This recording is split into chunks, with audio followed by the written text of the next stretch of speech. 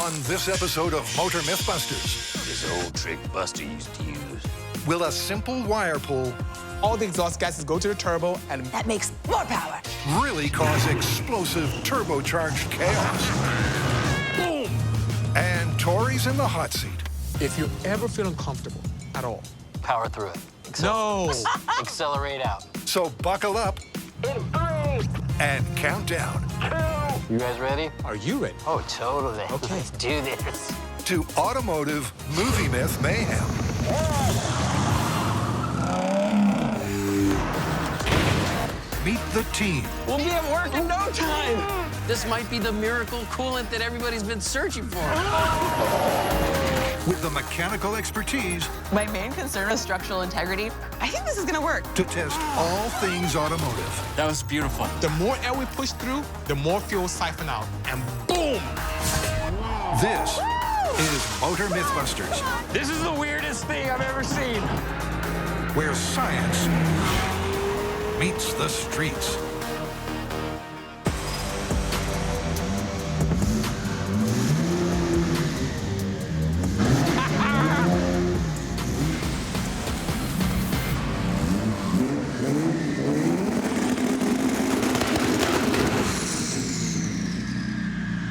Dude, this car is sick. Thank you. Did you build this? Is this Yes, one of your... it's one of our 935s that we put together. It's a lot of fun. 900 horsepower, runs on ethanol. So shiny. So, Bisi, you brought this car in for a reason, I'm I guessing. did. Not just to show it off. Not just show off. I love turbocharging. It's a great way to make lots of power. It's a great way to go fast. Also, use modern electronics to control my boost. However, there's this movie that's always bothered me. Fast and Furious. I love the Fast and the Furious movies. The 8th installment. Big Vin Diesel fan. Yeah, Vin Diesel's character, Dom, went to Cuba, and to win this race, he needed more boost. And to do that, he took the soda can tab and a baling wire connected to the vacuum line that leads from the turbo to the wastegate. You'll find this interesting. Pulls it, it increases boost like crazy, and mayhem happens. I gotta see this movie scene. There's no high-tech electronics in this automotive movie myth.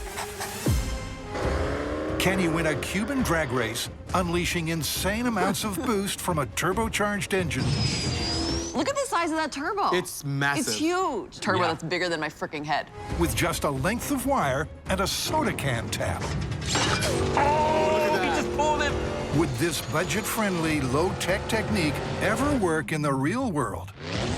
All right, what exactly do we need to do to test this crazy-ass poor man's turbo? Well, due to the Cuban embargo, they were not able to get any new parts. So I feel like we've got to stay true to the spirit of the myth, keep the car as true to the myth as possible. And look how big that turbo was. I mean, we're gonna have to find a turbocharger that looks the part like in the movie. Yeah, Absolutely. totally. And they also had a nitrous system. Think about what nitrous does. I mean, it's like a chemical supercharger. It puts a lot of oxygen into the mix, allows the engine to become extremely efficient and fast, but they also use a very cost-effective way of increasing boost by using a baling wire and a cola tab and pulling the reference line to the wastegate. Then we're gonna get crazy boost. Yes, because this shuts and nothing escapes, and all the exhaust gases go to the turbo and massive boost ensues. Or at least that's what the movie says. And that's what we're gonna test.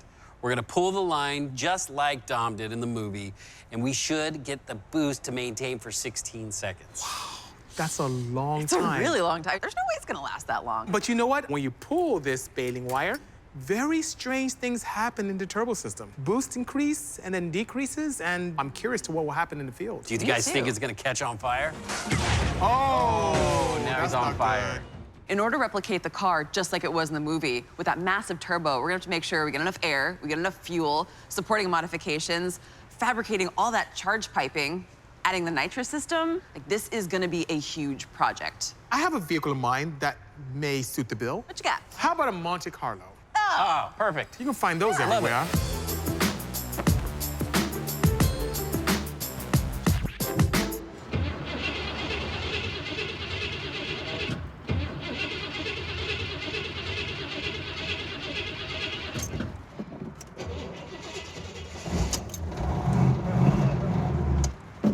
Ah, stop it.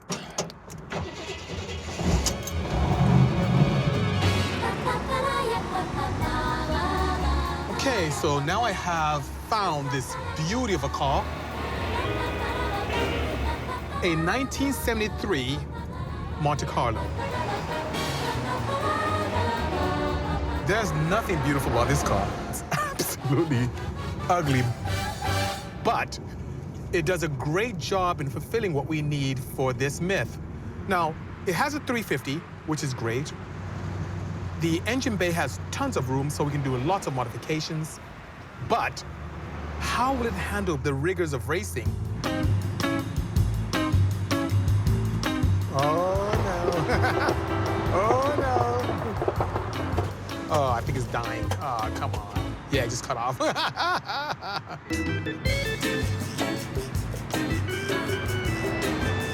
I'm gonna try and roll as far as I can. I'm keep going, keep rolling, keep rolling.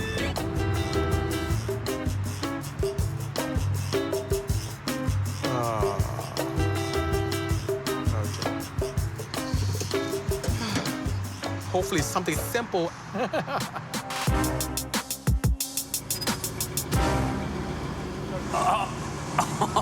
That is a beast. Okay. Tell me you didn't pay for this. Well, actually I did, and I'm quite proud of my find. Oh my God. I can hear you like a block away. Yeah, I That can was the smell you intent. a block away. No, It's burning rich. I know she doesn't look that great, but look under the bonnet. Under the bonnet, you say? Look at all that space. Well, definitely a little bit Giant. more space than I'm used to working with. That Could, is like a- raise a small family in here. Look at this engine. This 350 is perfect. How's it run? It runs actually quite nice, and sometimes I it don't stops believe on its you. own. I don't believe you. I don't believe It's like you. autopilot, you know? Yeah, right. Great. All right. So what do you guys think? Do you think this is a good candidate for what we're trying to achieve? I'm not saying if it's gonna work. I'm saying could we actually build it the way they did in the movie? Yeah, we can build it the way that they did in the movie. I But think we build getting it to last that 16 seconds, yeah. a whole nother story. You know what? The foundation is there. The power plant. I mean, with that big turbo Right there. there. Absolutely. All right, so let's make a parts list. Well, Brand new engine? oh, stop it. Aside from that, All right. Either rebuild that carburetor or replace it. We probably need to find a turbocharger that looks the part like in the movie. Right. like a big giant one. Yeah, nice turbo. An intercooler piping, And Yeah. an external wastegate that we can control with our baling wire and our... baling wire, and a cola tag. For the sake of science, we're gonna have to like monitor everything on this engine to see That's a like good point. when exactly this thing blows Yeah. up and if there's anything we can do, driver, to prevent it from blowing up. I have a So- smashing idea. Yeah. Maybe we can have some kind of digital dash that can data log. Ooh. Important data things like logging. air fuel Exhaust ratio, gas temperature. EGT. Air fuel ratio. Boost. Yes. Very good. Power. Air temp. Yeah. Yeah. Absolutely. This is So awesome. if things do go awry, we're able to Find out why Yeah. I love as it. we analyze the data. You guys are missing the most important part. The car? The driver. Oh. Yeah. Oh. I am not driving this thing. I would love to, but I'd drive I may it. just give Yeah. Tory the opportunity to have fun with this thing. All right, so initial impressions of this thing, I'm definitely stoked for this project. And this is the perfect place to start from. I mean, small block Chevy, I mean, everyone and their mom has one of those, right? So fortunately, there's a lot of aftermarket support. Get our cheap turbo kit, find a nice turbo like they had in the movie. That being said, looks like this vehicle's been sitting for quite some time. And that's like never a good sign, especially for gaskets. You can see all the leakage that's happening around here. The engines want to be run and keep those seals nice and fresh. Another huge concern of mine is the fact that we've got this brand new master cylinder and brake booster. A lot of times when you cycle through a bunch of new brake fluid, you can end up flushing through a lot of garbage that was in the brake system, and it'll eventually cause your brakes to fail. Ask me how I know. I'm a little bit concerned that after we put a whole bunch of horsepower to this thing, we're gonna come across a stopping problem. And of course, keeping our beloved Tory safe and sound. But I'm just glad I'm not the one driving it. All that's gonna go away, so we can just work on the Okay, turbo. so while these guys are geeking out on how to turn this into a turbo, we have to do a few things. We're gonna have to rip off a lot of the parts. We're gonna have to find a turbo, and more importantly, since I'm gonna be driving, we hope it doesn't catch on fire and explode.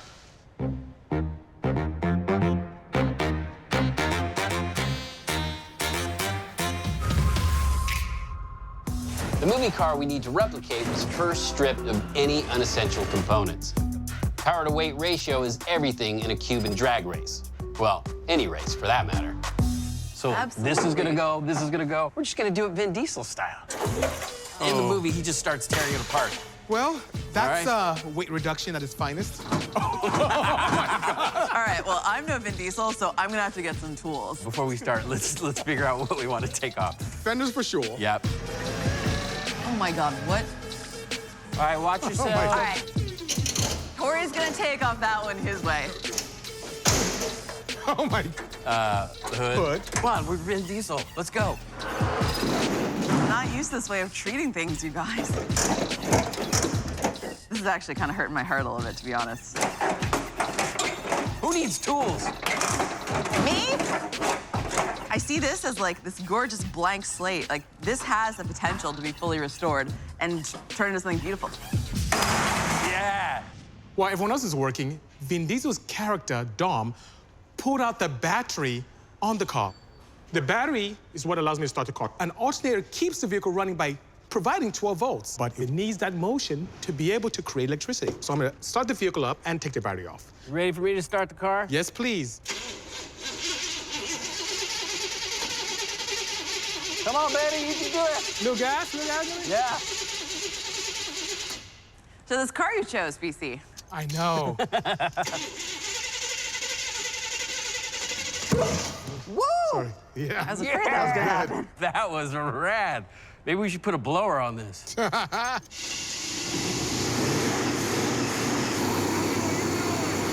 gonna take off the battery.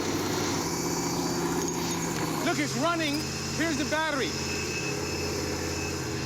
Okay, so that was a fun demo, but unlike the movie, we plan on using a battery for the field test. This is magic. But we still want to strip it down like Dom did to achieve a better power-to-weight ratio. That was awesome. Are we cool with taking the doors off? Oh, absolutely. Okay. What the? That's a fire. Woo! God. Carry on, don't mind us. It's like the 4th of July. Oh, that was awesome. Yeah! Building stuff. American made. Look at this, looks cool. It looks badass already. real. Fast and the Furious got nothing on us.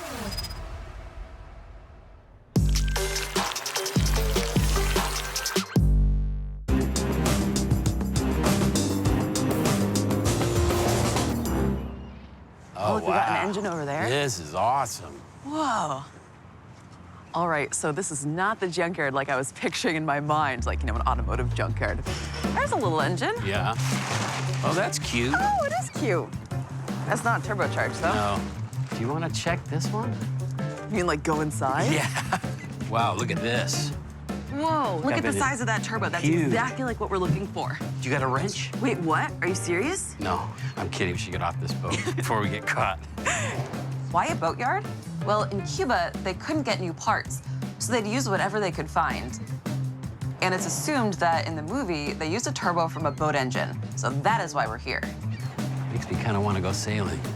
You know, I lived on a boat once. Yeah? And I realized I got incredibly seasick. Look down there. Hey, that might be the right size. It spins, but I mean, it's a little corroded. And it's got epic shaft play. The amount of work to get that thing working. No, that it's is not worth seized it. in there. There's no movement at all. Got a bunch of sailboats over here. Yeah, that's not gonna work. Yeah.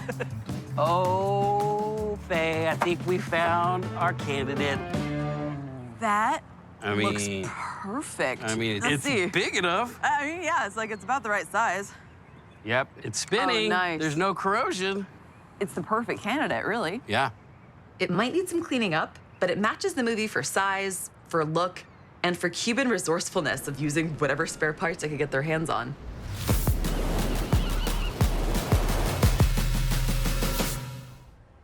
Look how big it is.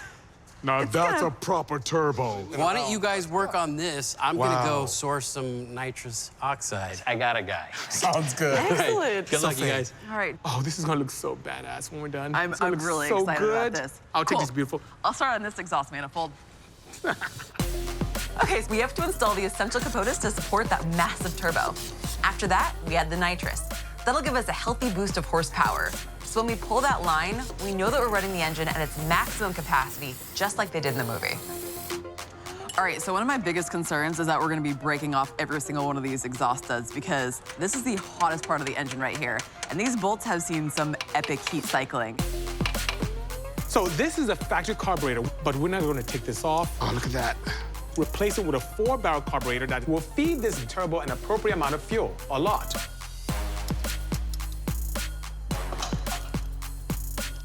Oh, thank you. Look at this. What? Oh my God. Thank you, Rose. Y'all are the best team. I've got a new distributor. Oh okay? my God. This is made of like billet aluminum? yeah. Gorgeous. The big cap HEI, the coil is already in the cap. It's favored in the hot rod world because it's so simple and it's got great current, so we're gonna have good spark. Not only is this efficient, it's beautiful. One wire, that's it. We just put one wire here and we've got good juice. Oh. I like that sound. I like it a lot. Three I like for three, that three for three, baby! All right, so I think I just finally got the last bolt off of my exhaust manifold. And the reason why I've got to get this off is because we've got to put a different exhaust manifold on in order to accommodate our new turbo. I mean, it's hard to say, but this is a leaking valve stem seal, I think. If you have this situation happen on your own personal car, you may experience like a lot of blue smoke at startup, like a lot of oil burning. It's so close. It's so close. Oh my God. It just wants to come. Yay! Look at that. The trophy. This is the passenger side exhaust manifold. And what I was struggling with here is actually one of the ports for a very primitive emission system. It's air injection basically into the exhaust. If I get an air leak, a little bit too much air in the exhaust, we could think that the vehicle's running very lean, and that could, of course, give us false readings. We don't want that. This is science. Almost. It's just such a little puzzle. Oh, yay! So we just took off both manifolds on bank 1 and 2, took off the carburetor. We don't need air conditioning. Now it's time for the hard work. Yeah, then we can start fabbing. You will just rip it? Oh, yes. Oh man, that thing's kind of heavy. Imagine all the weight we're saving with that.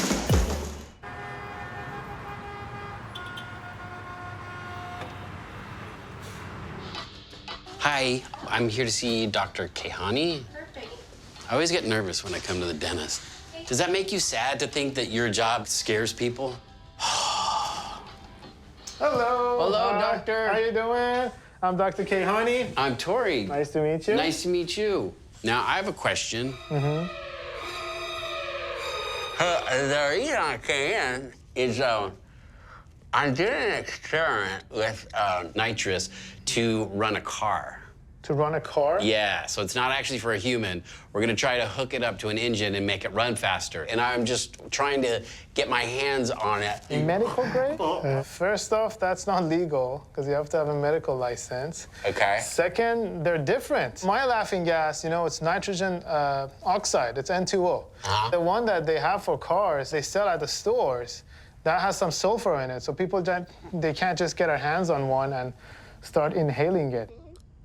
Did I get time? Why does nitrous make you euphoric? Yeah, so mainly what it does, it reduces anxiety. Yeah. And also it blocks some of the pain receptors, so you feel a little less pain. And on top of all of that, yes, it reduces oxygen to the brain. So if you do it for too long, You get that's why you lightheaded. get lightheaded and you need supervision. That's Yeah. why they come in 2 different bottles. I think we should try some out. No. Have you ever had it before? I've had it once, Yeah. but it came out of a balloon, Oh, oddly that's a enough. different story. Yeah. Oh, I think I found something here. Let me see. I thought you were just doing a cleaning. Can I get some nitrous now? No.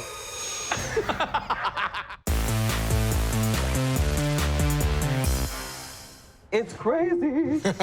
Oh my God, I'm Can you so believe stoked. it? Gorgeous, right? It's gonna be a shame to blow it up. Fuel, it's not gonna, it better not blow up. Fuel pump, exhaust manifold, or should I say turbo manifold. manifolds. We have every data logging equipment. Oh.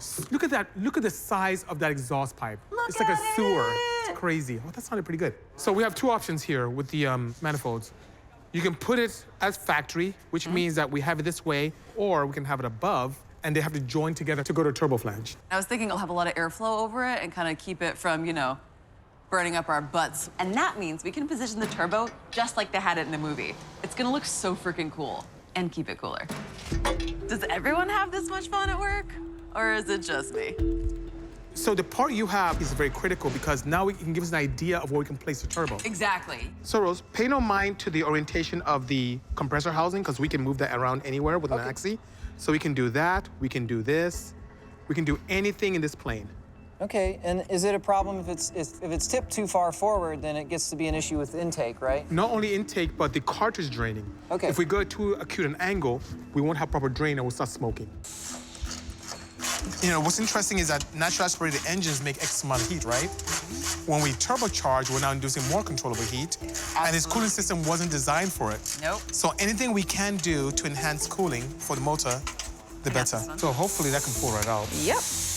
Hopefully. Okay, now we have the intercooler, and this allows us to cool the hot gases coming out of the turbo, which are compressed. And look at that. I love how massive and aggressive this thing is gonna look. That is good. This is sweet. So Rose, what are your thoughts on using these as mounting points off those tabs? They won't fall off.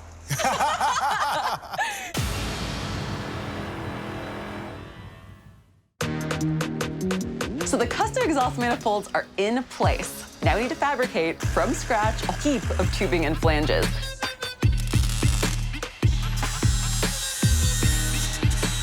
To get a head start, we roped in our lead builder Rose and her team, while Bisi and I do a little Turbo 101.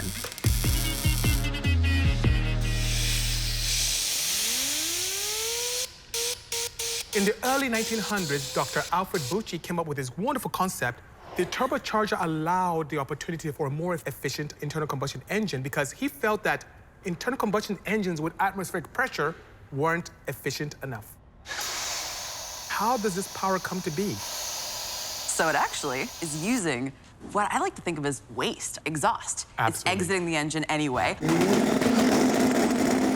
Why not harness that energy and use it to drive the air going into the intake? We have the opportunity to use exhaust gases to turn a turbine wheel, which is directly cogged to a compressor wheel, which then in turn creates pressure in the intake. We're creating a little bit of a vacuum, so we're pulling it in more, then we're compressing it, so we're able to make that air more dense, so we're getting more oxygen molecules into our engine. More oxygen. Yes. You can add to more fuel. Absolutely. And that makes more power.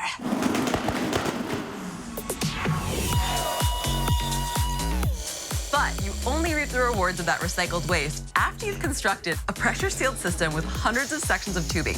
Perfect. So this is where we're gonna end up. You good with that? Okay. That's great. My God. That's awesome. Each pie cut and elbow precisely designed to combine the flow of exhaust gases from each of the manifolds back through the turbo. So this carburetor is extremely important because it allows us to give the appropriate amount of fuel for the amount of air that's not going to be ingested by the engine. If Faye and I were silly enough to keep the original carburetor on the car and try and force induce with that, we will experience a lean mixture, and that will result in an engine catastrophic event. In other words, we'll blow up the engine. Yeah. So this little ball was placed on the linkage of our old carburetor, and it fits perfectly into the end of our throttle cable. This is what is actually attached to the pedals, like, you know, when you hit the gas pedal, it moves this. This then in turn opens up the carburetor. So we basically are trying to put this on here, but these holes are too small. Now I know how they felt in Cuba. Yeah, with like how little that they have to work with. Yeah. That's what like amazes me too, is just like how creative they still get with cars down there, despite having nothing to work with. I read something once that in Cuba, because they didn't have brake fluid, they used shampoo. I don't know how true that is. Get out. I'm serious. That wouldn't work. I can't believe it. For brake fluid? Yeah, yeah. I'll try and actuate that. Wide open throttle? Oh. Really? She's showing off now. Look at that. Oh, yes. Nice. Isn't that beautiful? It's so beautiful. It's absolutely gorgeous. How awesome is that? So, on top here, we have created this wonderful pipe that's going to allow us to put force-induced air from our turbo into the engine. And these small little 4 holes here are venturis. The more air we push through, the more fuel siphon out and create amazing reliable power for us.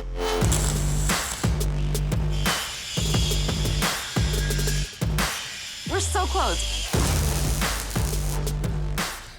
We've sourced what we need, a turbo. We've installed the manifolds, the carburetor, and the fuel pump. Bisi will pressure test the charge piping, and as soon as Tory gets back with the nitrous, we hook that up, calibrate the sensors, tune it up, and fire it up. Now, I'm about to perform a very critical test when putting together a turbocharger system, and that is checking for leaks. So this is a smoke leak tester, which what it does, it pressurizes an environment inside this contraption, heats up coils with a nice viscous fluid inside to create smoke, and that will go into our turbo. If we have any leaks, guess what? We have a ton of inefficiencies. Oh, I see some smoke right here. So we're getting some smoke in between the compressor housing and the back plate. So we need to fix that. Yeah, I see it right there. I love turbocharging. I picked this myth because it is true and dear to my heart, taking something that is unloved and creating something absolutely spectacular from it. I mean, this was on a piece of paper a few weeks ago, and now it's come to life. It's so exciting. Okay, I sealed up the compressor housing, tightened up the hot side very nicely as it joins to the intercooler, and now look, we have no leaks. Everything is active. Now, all we have to do is start this thing up. What I'm programming now will allow me to see everything that's important to the running of this engine: boost, vacuum, RPM, fuel ratio, and we'll be able to see it real time and record the data as well. And if something doesn't look right, I'll be able to shut down the car ASAP.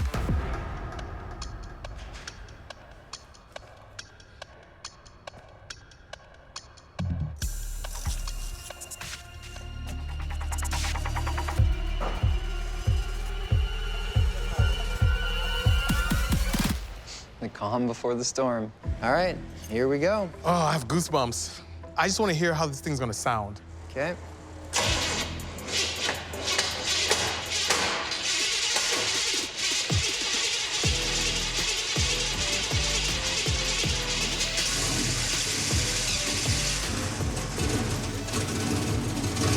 High oil pressure.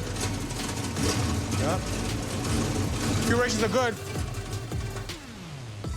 It started. That runs. It started. It worked. It That started. runs. All right, okay, let's try again. Here we go.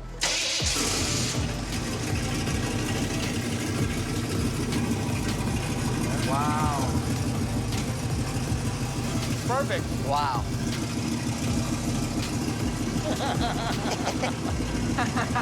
This sounds great. That's perfect. Pretty amazing. Is this true? I'm in disbelief. Pinch yourself. Yeah, Make sure you're I not. got goosebumps. It's amazing.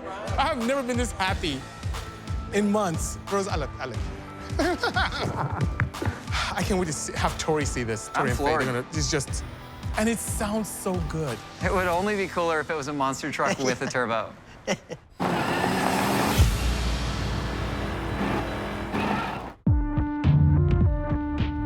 With the hard work done, Tory finally returns with the nitrous. All right, so I went and got some nitrous from the performance shop. Oh, that works. That'll work indeed. How much horsepower is this gonna give us? You know, I'm thinking about a 50 shot. And when I mean 50 shot, 50 horsepower. So how is it gonna be connected in? Well, we have this distribution block right here that goes right into the intake. And one port has fuel, and the other port has nitrous. So we're gonna take that bottle, mount in the rear, and you activate it and hits a button. It's gonna energize 2 solenoids. And that'll send it straight into here, and we'll get our charge. Yes, straight into there. And then the oxygen would disassociate and go into the intake with an appropriate amount of fuel, giving us a lot more power. Because the key to making power in an engine is getting as much oxygen in there as possible with the right amount of fuel. So fuel and nitrous will go right in here, go into the engine, and oh, hold on. It's gonna be a fun ride. Boom! NOS, or nitrous oxide. It's all about volumetric efficiency. We have a set volume in each one of the cylinders. We're gonna burn more fuel more efficiently by adding more oxygen. The nitrogen actually releases from the oxygen molecules, and when liquid turns into a gas, it also cools the temperature of the cylinder. What happens when it cools down? More density, you can jam more molecules of air and fuel into the cylinder at the same time. More fuel, more air, more boom, more power, like freaking awesome. Right. With the engine built to the specs of the movie, it's time for the myth-critical maneuver, the poor man's turbo wire pull. All right, so the most important part of the myth is the tab, high-tech equipment. There you go. And the baling wire. Ow! No, I'm kidding. This old trick Buster used to use.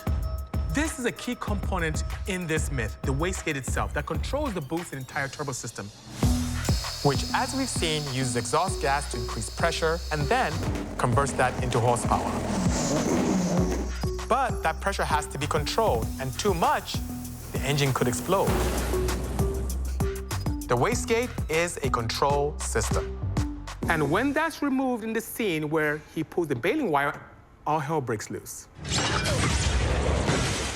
Okay, ready for a dry run? Yes, sounds good. All right, here we go. Starting the engine. I'm flying 45 seconds into the race. I hit the nitrous. The engine's holding up. Now I pull the vacuum line.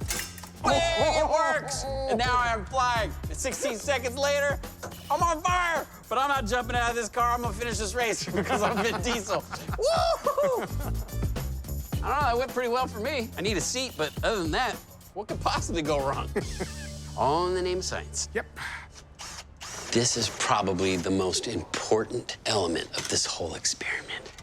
If I crash and burn, I want to be put out. Now all we got to do is start it up. It's been quite a project configuring this turbo to work with an almost 50-year-old engine. And our build team has really stepped up, so I'm excited but also terrified at the same time because anything can go wrong. Also, on the same token, a lot can go right. I like the headlight. It's like the Cyclops. The Cyclops? Yeah.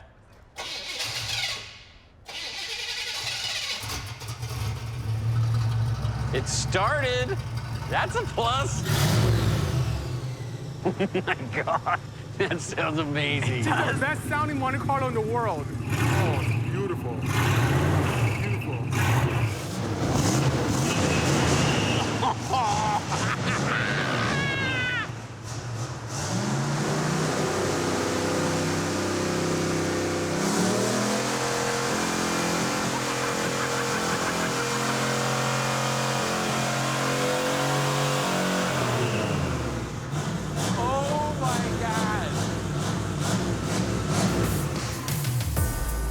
My heart rate just went like through the roof.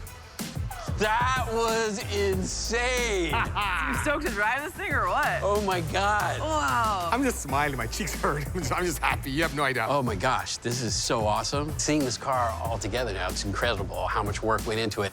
I know, right? Everything is set up now. We have the nitro system put in. The fuel ratios are impeccable.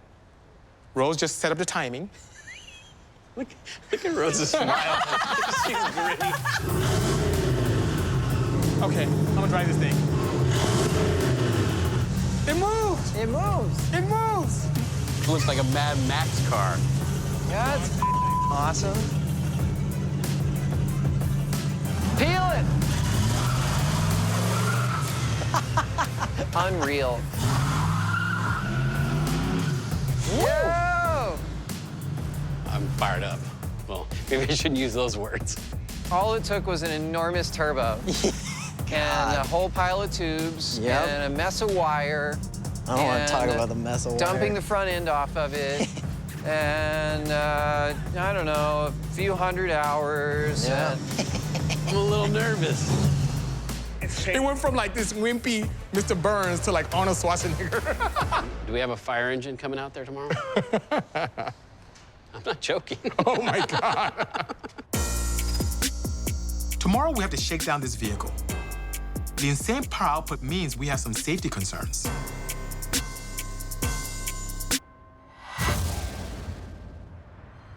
Oh, I've been waiting to do this since we got this car. Does this old car have the structural integrity to handle the horsepower? We're going to ease in to make sure there are no surprises when we take her to the track for the real test. So, Tory, take it easy, okay? It's not my vocabulary. Good luck. Thank you.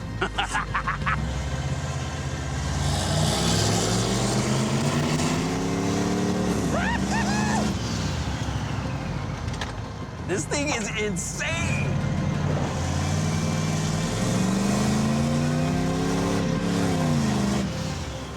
Yeah, so when I took off,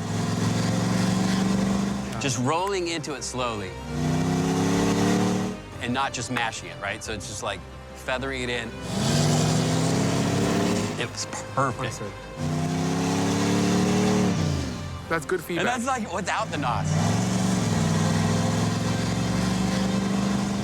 Yeah. Imagine we do that. Ugh. Oh, it's gonna be on. Forget it! Ugh, I got chills. So a ton of work, and the Monte Carlo looks solid. How it's gonna handle the movie myth race conditions on the runway, we're about to find out.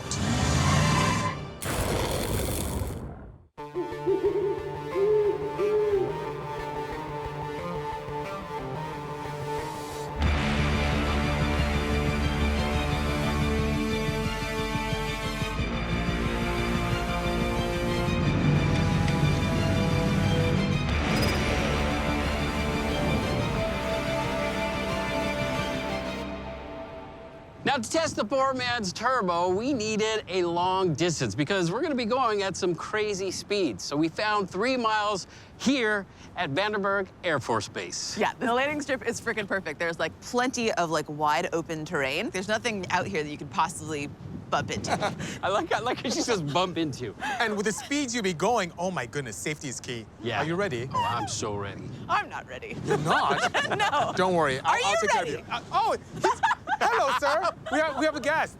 Hello. And what is your name, sir? My name is Lieutenant Schuler. I'm a responsible engineer for the Space Force out here, Vandenberg Air Force Base. I'm an irresponsible one. That's why we're going to shut the wastegate as Tori's driving down your beautiful tarmac. So technically, you're an actual rocket scientist. Yeah. So Wow. It's rare that you meet like a real one. What do you think of our car? I think it's awesome. Surprisingly enough, it's not all too different than some of the stuff we use on rocket engines. Oh, do tell. We have things called pre-burners, and those kind of help generate some exhaust gas that go through turbos. And then instead of pumping air, we actually pump our liquid fuels into the main combustion chamber. Wow. So after this test, you think maybe we should strap some rockets to this? I think if you can make it go faster, the better, right? Yes, I like this guy. You guys ready? Ready. All right, let's do this before Faye changes her mind. With this method, data is key, and we're monitoring important parameters for the engine. We're measuring the exhaust gas temperature. You know, you saw in the movie that it glowed red hot. Red We want hot. to capture that data and see what happens. We're also taking air-fuel ratio, which is Right really there. important because we want to know, like, can the engine actually handle exactly what we see in the movie? And if so, what's our top speed? Perfect. And we have lovingly named this beautiful car the Monte Carlo. It's like the little sprinkle.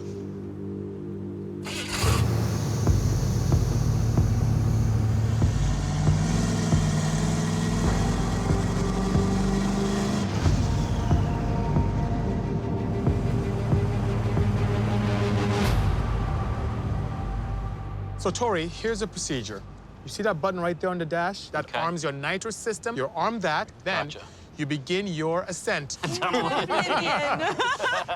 Then I'm just gonna smash it. I'm gonna Yes. smash the accelerator. Yes. And when you're full throttle, Yep, that's when you hit the nitrous button. yep. And pull the baling wire. And then keep your foot on the floor. Wide open throttle is very important. And we gotta for hit 16 seconds. that is. seconds. All right, If you ever feel uncomfortable at all, power through it. no, Accelerate out. let off. All right, It's safety Yeah. is key. you guys ready? Are you ready? Oh, totally. Okay. Let's do this. Okay, so what is a successful poor man's turbo gonna look like? Purging. Yep, that's it. Done. Well, after Tory pulls that line, the boost pressure should rise way past 3 PSI, keep on going for 16 seconds until the excess pressure sets things on fire. Hopefully the fire trucks are on standby, right? Oh my God, I'm so nervous. Don't I'm be. so nervous He'll right be now. okay. He's a good driver. I feel like I'm gonna. No, he's a good driver. He's good. All right, here we go. In 3, 2, 1.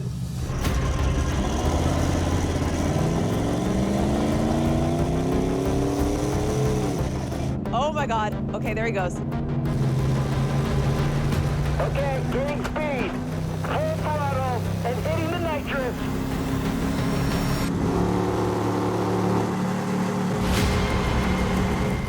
Feeling a little more power. He seems to be picking up speed pretty fast. Still picking up speed. 115 miles an hour. Woo-hoo! He going so freaking fast. Oh my God. Standing at 115 miles an hour. The engine is maxed out. This is it. Countdown to poor man's turbo. Here we go. I'm about to pull the line in 3. He's freaking hauling. Oh my God. I hear the turbo spooling. 2, 1. Monster! What's happening? It's slowing down. Badass accelerating. Yeah, it's slowing down again. Boost! But now I'm losing boost. I'm getting boost, and then it slows down. Oh man, I thought it was gonna be taking off like a rocket. Hey! So I hit the nitrous, Yeah. felt the kick, got a little more top end speed, kept my foot all the way down, but when I pulled the line, I just started losing power. I would get these intervals of boost. I'd be driving and it'd be like, brrr, and then I'd go back to slow and it'd be like, brrr. I know what it is. What's that? When the line was pulled with this boost leak, the pressure is escaping. It's not going to the Absolutely. engine. Yep. It's coming up. The turbo spools even faster to compensate, and it spikes up, and then it leaks right out again. All right, so you know what? I feel like we pushed this engine hard enough today. Maybe we go back to the shop, look at the data, and see if there's anything we could do to make this system work. Yeah, Okay, that sounds sounds like a like a good plan. idea.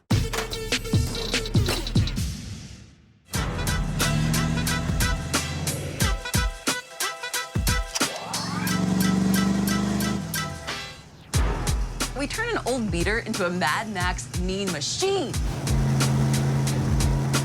But the question is, what exactly happened when we pulled that line? And in science, repeatable results are crucial to confirm your hypothesis. I've never had a car this interesting on my dyno. So we brought in a dyno, we're gonna put the car on it and recreate what happened and see if the car behaves the same way.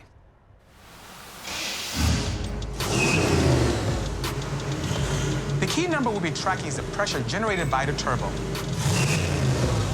Ready?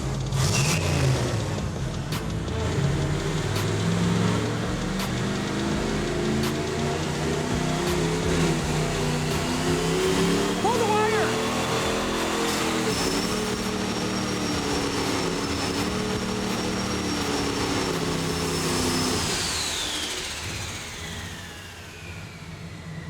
What happened? So this was a great test. I saw you cruising at 2 PSI. Yeah. When you pulled the baling wire, though, it was oscillating badly. It jumped to 6.7, but it kept going 6, 2, 6, 1. Interesting. You didn't go faster. You went slower. I feel like we did everything just like in the movie. We found that badass car. Oh, the perfect car. And we found a massive turbo, which is like perfect, just like the movie. And we lightened the vehicle up just like Dom did. You even ripped off the fender. Yeah, we put in the nitrous system. We got it out to the track. I floored it, hit the nitrous. But when I pulled that vacuum line, we did not get any crazy boost. In fact, it did the opposite. It just fizzled out. I feel like we gave this car the best possible chance of working, and it didn't. But if you think the team is giving up, you must be new around here. Cue the ingenious MythBuster method to ensure movie magic is made a reality.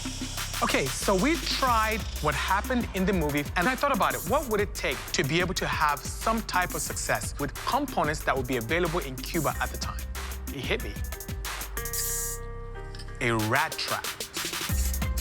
Using a rat trap to control boost. When Tory pulls his baling wire, look at that, a proper pinch. Now there's no boost signal going to the wastegate, and it cannot vent to the atmosphere, and it gives us the perfect sealing opportunity.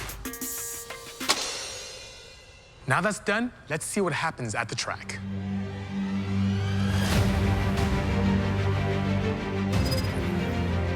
This is it. We found another airstrip to do our final test. This is my favorite part. After busting a myth, coming back and seeing what it would take to actually get it to work. What did you do? Well, in the spirit of Cuba, I used something very clever. A rat trap to pinch off the signal to the wastegate. Genius! Thank you. So, Tori, get ready. It's gonna be a wild ride.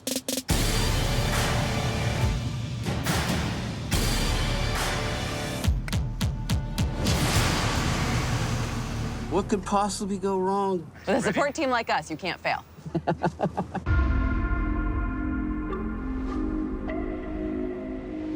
Nitrous, it's good to go. Okay. I'm leaving you now. Have fun. Thank you. Oh my God, this is gonna be amazing. We'll see you at the end of the track. All right, starting the engine.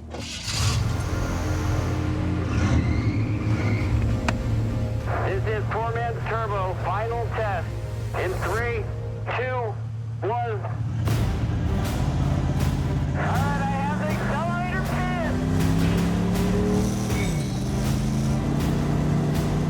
What? There he goes. Oh my God!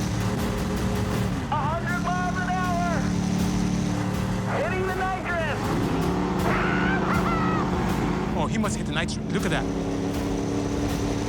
Pulling the rat trap. In 3, 2, 1.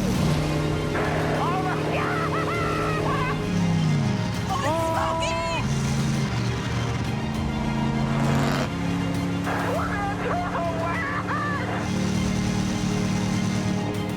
He did it! Please don't catch on fire. Please don't catch on fire. Please don't catch on fire.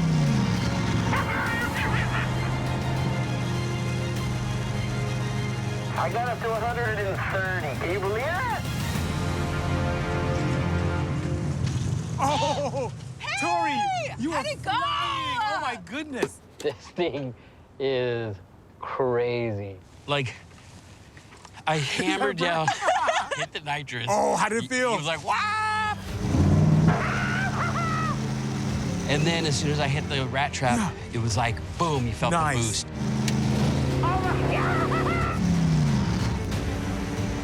That was the ultimate finale to this whole myth. Look at that. So you start off at almost 3 PSI, 2.8 to be exact. Yep. Look what happened when the rat trap just shut. Boost spiked up and hit the 7 and stayed. 7 the entire time. PSI. That is respectable with that size turbo. Who knew we just needed a rat trap? Wow. I know. Oh, if only they had done that in the movie. It's not exactly what happened in the movie. That's what happened in real life and should have been what Dom did in Cuba. All right, so this one's still busted. Yes. But we were able to replicate the result. Absolutely. In the Cuban spirit, exactly. Nice work, Thank you guys. So Hollywood's not so fake after all. Ish.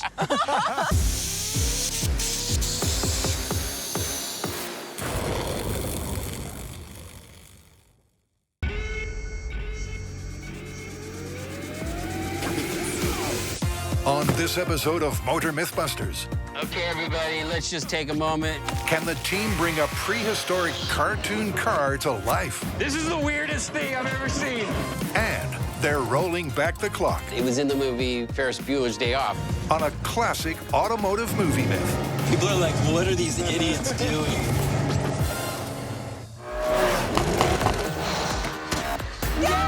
Meet the team. There's a potential that I could get electrocuted. With the mechanical expertise More oxygen, more fuel. That makes more power. to test all things automotive. It's almost like surgery. If I make a mistake, we'll blow up the engine. This is Motor MythBusters, This is our job!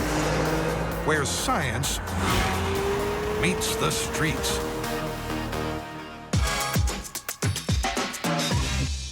Now, when I was a kid, I drove across the country with my parents to the Grand Canyon, and we stopped at this Flintstones amusement park. Wow. It was the weirdest thing. You walk in, and it's like you're in the cartoon, but it was like super creepy because it was just me and my sister. The place was empty. They had actually fabricated a Flintstones car. Wow. We got in, tried to push it, but it was, a prop. It wasn't going anywhere. But ever since then, I was like, someday I want to build that Flintstone car and see if it would work. That's what we're going to be testing in this myth. Do you remember that cartoon? But it might be before your time. I don't think I've ever seen it, but some pictures are like ringing true in my mind. All right, so carry on. It was the first animated sitcom. It beat The Simpsons by like 30 years. It was basically set in the prehistoric times. You had cavemen, cave women. And it was a prehistoric fantasy land, but was infused with tons of modern technology that couldn't have existed at the time. Okay, so according to the cartoon, the Flintstones car was made of 2 giant stone roller wheels, a tree trunk chassis, and a convertible canopy. That's a heck of a lot of mass. The first part of this myth is to test if a heavyweight vehicle can overcome friction and inertia using foot power. And if it does move, the second part is to see if a rock-wheeled vehicle can handle running at the highway speed shown in the cartoon series. Fred was a really big guy. He was the biggest character in the entire series.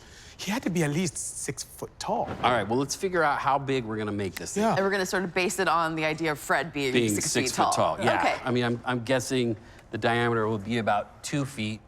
So then it would have to be about 10 feet long. All right, so it looks like in the cartoon, the wheels are made of stone. Time out.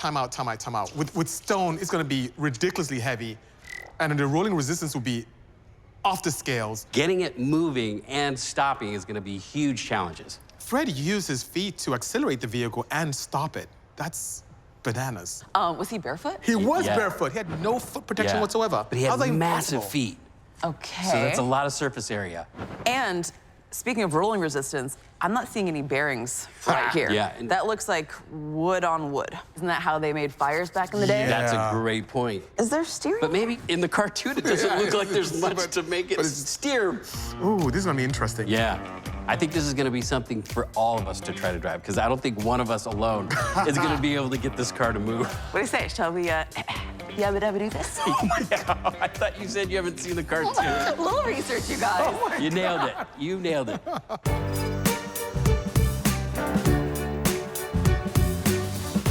Before we can road test our foot power and see if this thing will actually move, we need to build it. So Tory sourced some prehistoric materials. Oh my goodness. I got the perfect material for the wheels.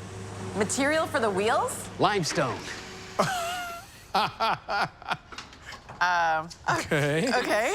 It's gonna be perfect because it's gonna be soft enough where I can actually, carve it into the shape that we need. Right. But it's gonna be durable enough that we can use it as wheels. Oh, all right, sure. So I'm gonna reinvent the wheel here. Literally. Fair enough. All right, what's up with these? The crystals? Oh. These are actually my tools. I'm gonna use the quartz because it's gonna be hard enough. I mean, I figured back in prehistoric times, they would have had primitive tools. Right. So the quartz would, I could use them as chisels to carve my shape. What do you think? Keeping with the prehistoric materials? I feel what you're trying to do, but that looks like a lot of work. We gotta be purists. And also, I don't know, you might put some bad juju into the environment with these. Are you feeling the energy on those? I'm feeling the energy. This is not gonna work. Too much work for Tory. No, this is gonna be awesome. Okay. So right now I'm just gonna do like a test just to see if I can cut a wheel shape and see if we can get going on this Flintstone I like your vehicle. vision. Oh, this is gonna be so awesome. Oh, that poor crystal. Poor Tory. Tory, you have your work cut out for you over here. It's gonna take him years to get that going. He's gonna be there forever. All right, so it's taken him a while. We don't have a freaking month here, and I don't know if I can find a piece of limestone that big. I hear you, and we need to work smarter, not harder. That's true. I think we should consider using concrete as an analog for limestone. That's And actually a really good idea because Why, we can thank mold it you. in whatever shape we want to. Very We're not true. gonna spend all day, shaping this thing with our hammers. And if we do something simple like a mold, we can get to a hardness that's very similar to that of Tory's limestone. Wheels are, what, 24 inches? So maybe a 24 by 24 would be ideal. Yeah. But our Tory, ever the purist, isn't giving up without a stone-aged fight. So I went back and watched the old Flintstones cartoons, and it turns out they had modern tools. So forget the old stuff. I'm going with modern technology.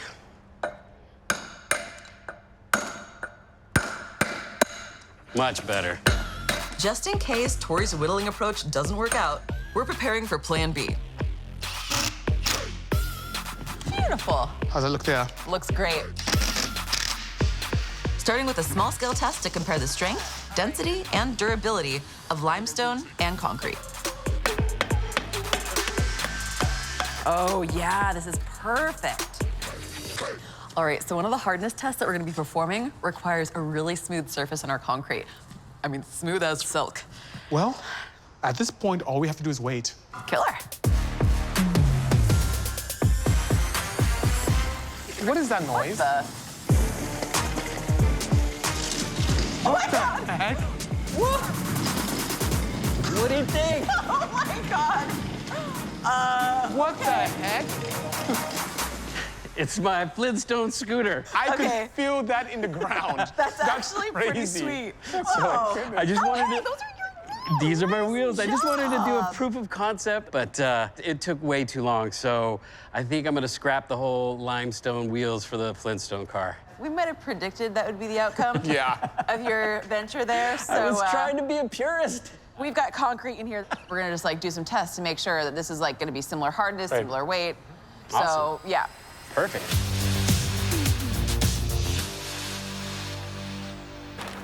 So now that this test block of concrete is finally cured, I can actually start performing some tests, and I'm gonna start with the Mohs scale of hardness test. This is just gonna give me like a good baseline of comparison. All right, limestone is first up. This simple test, using tools scaled from 1 to 10, increasing in hardness, is used by field geologists to measure and compare the surface resistance of rocks and minerals. Okay, very obvious to me that I'm scratching the limestone with the 4. Now I'm gonna use that exact same procedure on the concrete. This is a very definitive 4. So the surface hardness is just about the same, but how will they compare under compression? So the next test that I'm gonna be performing is the compressive strength of both of these materials with the Schmitz hammer. This is actually a pretty sweet tool. I'm stoked on this one. And there's a ram inside of here that's gonna be reverberating this little piece off of our surface, and it's gonna measure the rebound strength. That penetration resistance will tell us if either of these materials are likely to crumble under the weight of our vehicle. All right. So I was expecting these numbers to be a little bit more different, but they're really not. All right, our concrete mix matches the limestone perfectly and will totally give us consistent results for our full-scale test.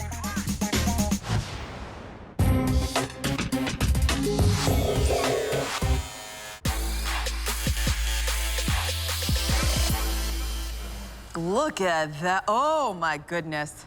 So right now what we're doing is we're setting up for the build of our wheel. So we have construction tubes, they're cardboard tubings, one for the axle and then one for the actual wheel. I just want to check and see if this is going to be big enough.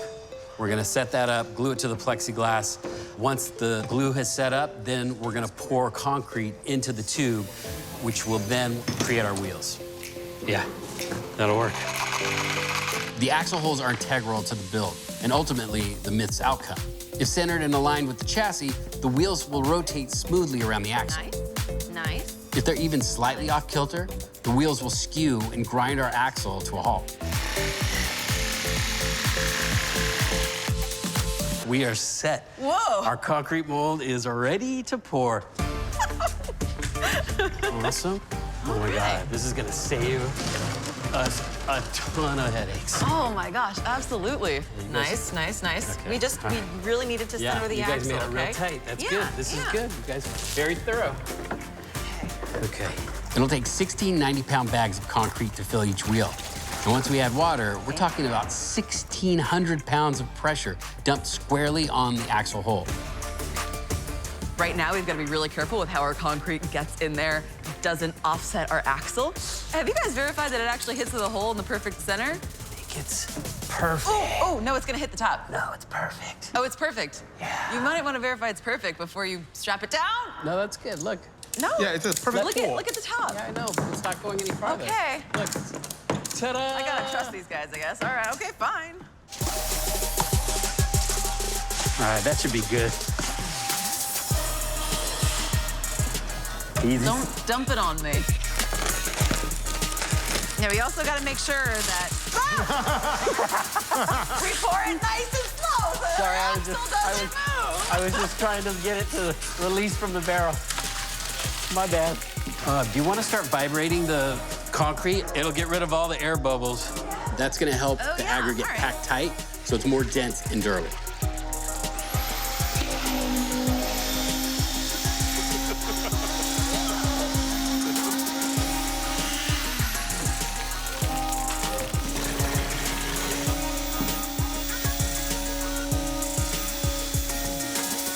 All right, this may be the last pour, and then we will have our prehistoric wheel set. Number 1.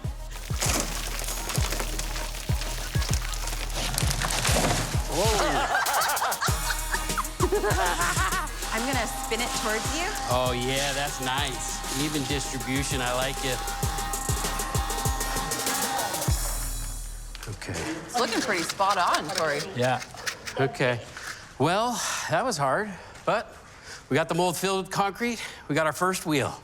1 down, 1 more to go. Yeah. Whose idea was this? I'm gonna wear a tarp next time.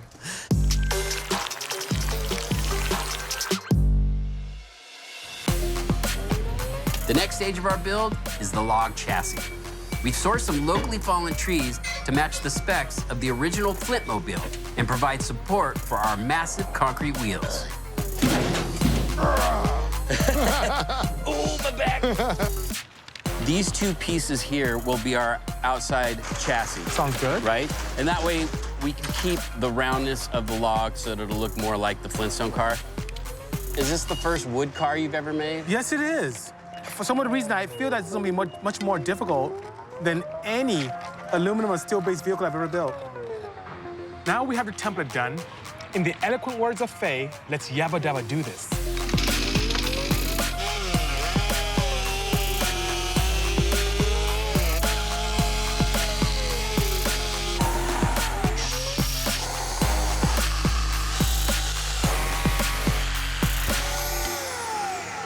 So the Flintstone car is coming together beautifully. We have the 2 main pieces of the chassis shaped.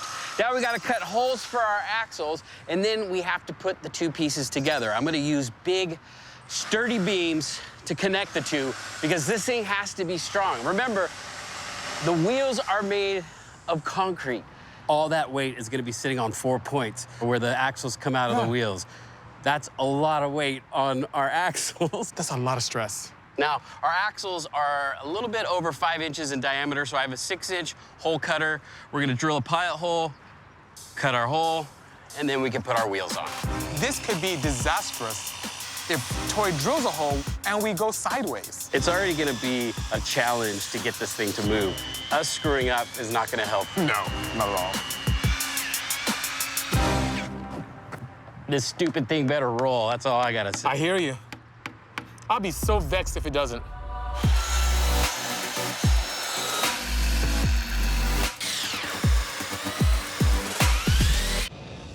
Something really bad happened to me not too long ago. What? I bought this car, and it had 50,000 miles. The paint looked great, interior was beautiful. What was the problem? I found out it had 350,000 miles. So they rolled back the odometer 300,000 miles? Yep. And around the world, people lose millions of dollars a year to automated fraud. Huh. So I had to figure out, okay, how do they do this? So I put this contraption together, and as you see, I go forward, right? Yeah. And it's counting, it's going upwards, yeah? Right. But I go backwards. It's not going in reverse. It's not, so No. how did they do it? I don't know. What do you think? I don't think it's possible. Well, why don't we do this? Why don't we get a bunch of different cars, put them in reverse, let them run, and see if the odometer rolls back. That may be a good myth, actually. Can we turn back miles by going in reverse on a car? Well, here's a classic myth. Want to shave some miles off your car? Simple. Drive it in reverse. I mean, it's so much in our culture that it was in the movie Ferris Bueller's Day Off, where they had a bunch of miles on their car and they thought, let's put it in reverse and we'll get those miles back.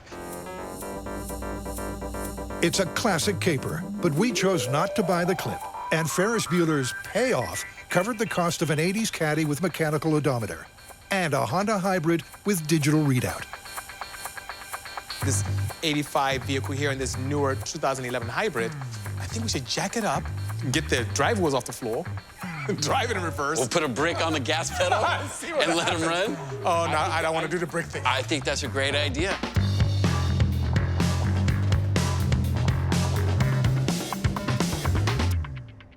All right, so we have all the odometers recorded. I say we just start up the cars, put them in reverse, let them run. How long are you thinking? Half hour. Sounds good. All right, are we sure that these are front-wheel drive? We'll find out in a second, won't we? That's hauling. That thing is fast. I'm going into CRZ. Cool.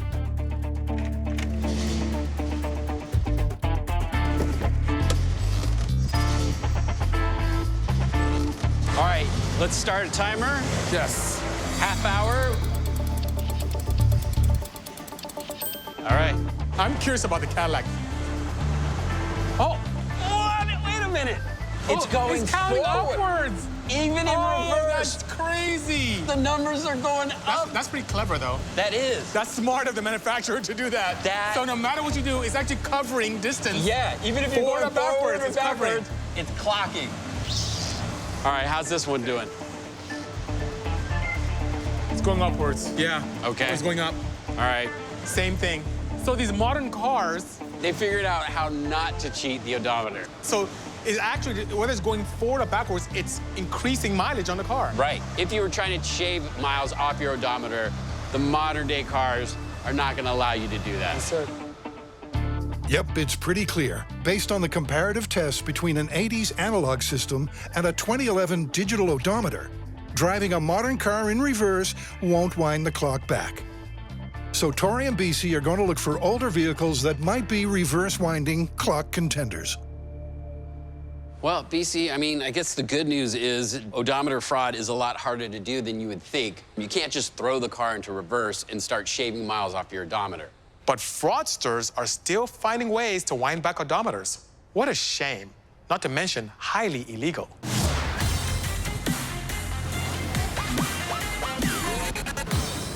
You know, every day millions of people drive their cars and they look at their gauges, they see the speedometer, the odometer go up. Right. And they have no idea what's going on behind the scenes. So this is a perfect representation. So we've broken what's down. in the car. And this is a transmission out of an old van. That is correct. All right, and so now right here, this is the cable that's connected to the odometer. Yes, and there's a reed wire that goes all the way to the odometer. Yeah. And as it spins some assemblies inside the gauge cluster as well. So as this is rotating, it's actually spinning this cable, and that's turning our odometer. Yes, it does. You know what is shocking to me is the fact that they're using plastic gears to spin that cable. You know, forces are not exerted on those gears, and it's much more cost-effective for the manufacturers to use such components. Yeah, I just feel like something as important as knowing the miles on your engine.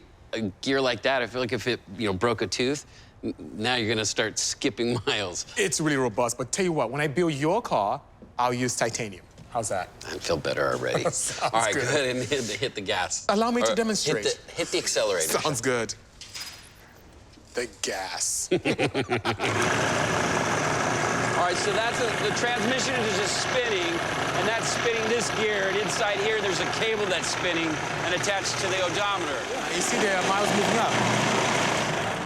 It's painful. All right, well, why don't we see if we can actually break into an odometer and roll back the numbers? Remember these words, folks. It's illegal to roll back your odometer. So there's basically two types of odometers, digital and mechanical. I want to explore the electrical side of things. Okay, and I'll look at the mechanical. Sounds good.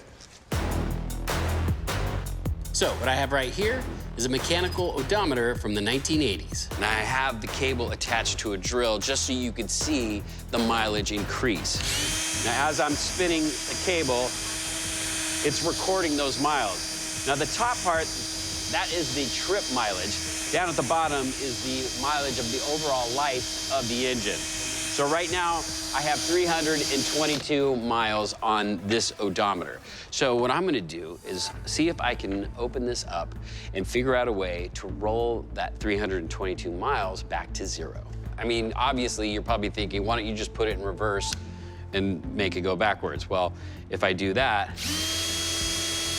you can see what's happening here. That little lever, as it's rolling forward, it's pushing this gear forward. But when you go in reverse, that arm lifts up. It uses a gear-free wheeling ratchet that rotates and spins the counter up when going forwards and idles when going backwards, just like a bike does. Pedal going forward, freewheel when not pedaling. One other thing you can look for to know if your odometer has been tampered with is if you pop this gear off, the numbers will never line up completely. All right, as you can see, I've got it back to 0. Now I'm just gonna put the odometer back together and see if we can detect whether or not I've been tampering with this.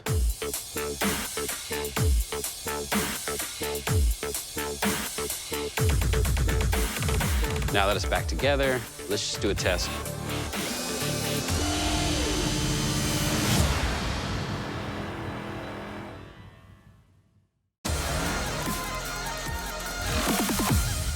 So while Tory is investigating the mechanical odometer, I'm going to use this specialty tool to look at how easy or challenging it would be to modify a digital dash display.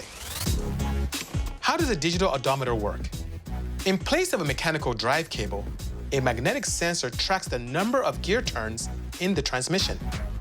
Then it is conducted by wires to the onboard car computer, which interprets and converts the information into a mileage count. So what I'm going to do is I'm going to attempt to change the mileage on this vehicle. This tool is actually a professional tool that allows for odometer calibration in the event that you may have an odometer that went out and you need to correct it, or you had a vehicle that had a discrepancy and you want to get it back to the original format. What's interesting is that this particular device only allows for kilometer measurement. So I'm going to convert my mileage to kilometers and have the opportunity to put this back when I'm done. So we're now at 106,264 miles. Let's knock off a good 30,000 off this. So 70,000 miles. So I'm going to go ahead and put this in. There we go. Enter. There's a bunch of checkered lights coming on, some flashing of the dash itself, and now it says my adjustment is complete. And look, it gave me 69,615 miles, so it's slightly off. So now let's put it back to its original mileage. Okay. This is a professional device. Not everyone can get access to it, but where there's a will, there's a way, because unscrupulous characters can actually change your mileage. So what could we do to prevent you from getting a vehicle that has been tampered with? Well, vehicle history reports are one good place because every time a vehicle is serviced or registered, that number is put into the system. Wear items like the pedals. Do you have a low mileage car that shouldn't have any pedal wear whatsoever, but the pedals look like it's been stomped on for hours and hours and hours? That's a dead giveaway. The headliner, are there rips and tears there? How easy is it to bring down the visor? It doesn't have that nice tautness to it. Check the manufacturer date on the tires. Does it match the mileage of the car, or have the tires already been replaced when the car has very low mileage? There's so many ways to look at that. And yeah, protect yourself.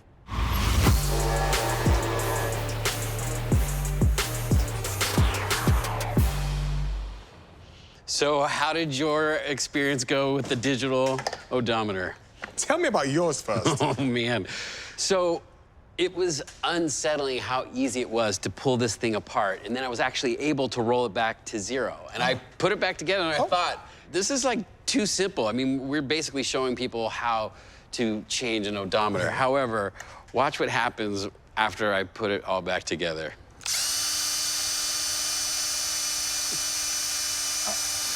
Tory is going up in 1,000 miles, not 1 mile. Exactly.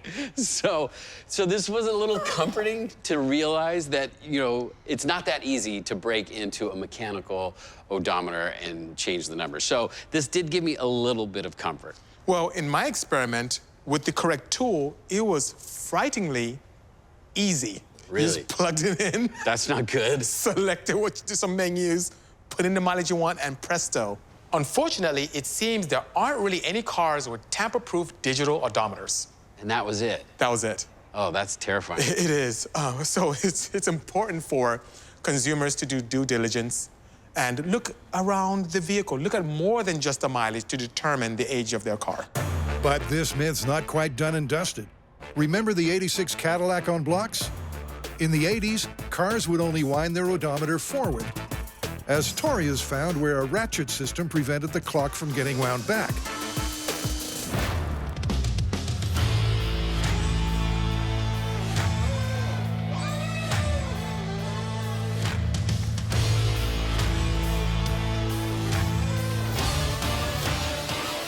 I can't believe the producer's letting us drive his car. Backwards, no less.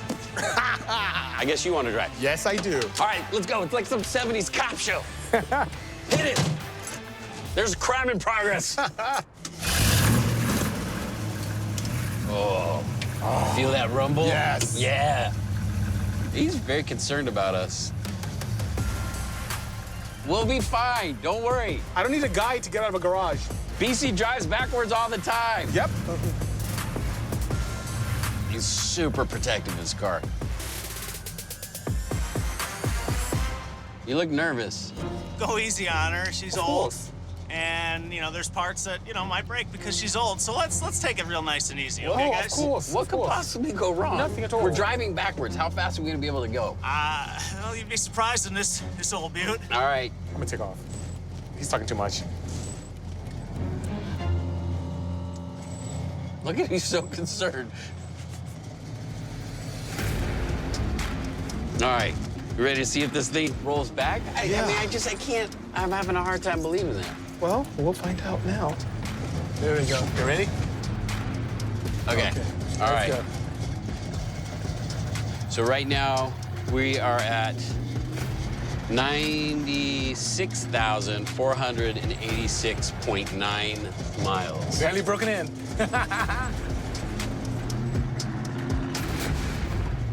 I mean, this could work, but I mean, what a pain in the butt. I know. Is it even worth doing this? This would be for miles and miles and miles. This would be so annoying. The amount of money we're gonna spend on fuel doing this Right. with this V8, it won't even be worth No. the advantage of the price.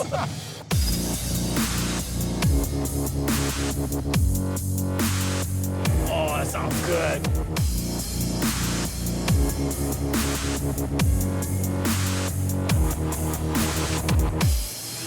Oh, he moved back. Right now, we are at... Oh, it's moving quite a bit. Like, how many times have we gone around this block? Quite a bit. Yeah, this is not... It is done an efficient way. Well, let's see. We've been driving, I would say, about 15 minutes. And we probably consumed 8 gallons of fuel doing it. Yeah, this does not seem like the most efficient way to get miles off your vehicle. Not at all.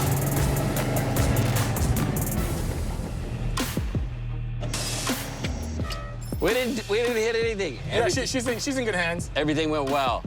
Yeah? She runs like a grizzly bear. Yeah, Smells like one, too. okay. Yeah, thanks. Everything's fine? Yeah, and it's actually, we've shaved a couple of miles off your odometer. Yeah. So these pre-70s old-timers will wind the clock back in reverse. In the GTO, the fixed gear system with no freewheel cassette means the odometer is mechanically connected directly to the drive shaft. Reverse and 1 mile traveled means 1 mile off the clock. And then that cable drive was universally replaced by the 80s. Electromagnetic sensors count each drive shaft rotation as additional mileage. Forward or back, the miles go up. All right, Bisi, when we drove that GTO in reverse, we were actually able to shave miles off the engine. So, how are we gonna call this myth? Well, we did test vehicles from the 80s and then 2000s, and it seems like going backwards didn't make the numbers go down. It's painfully obvious that manufacturers went out of their way to make odometers a lot more sophisticated. All right, so cars made after the 80s, it's not gonna work so much. However, old school cars from the 60s, like the GTO, can. So I think we're gonna have to call this one plausible. I agree. Plausible it is. Sounds good to me.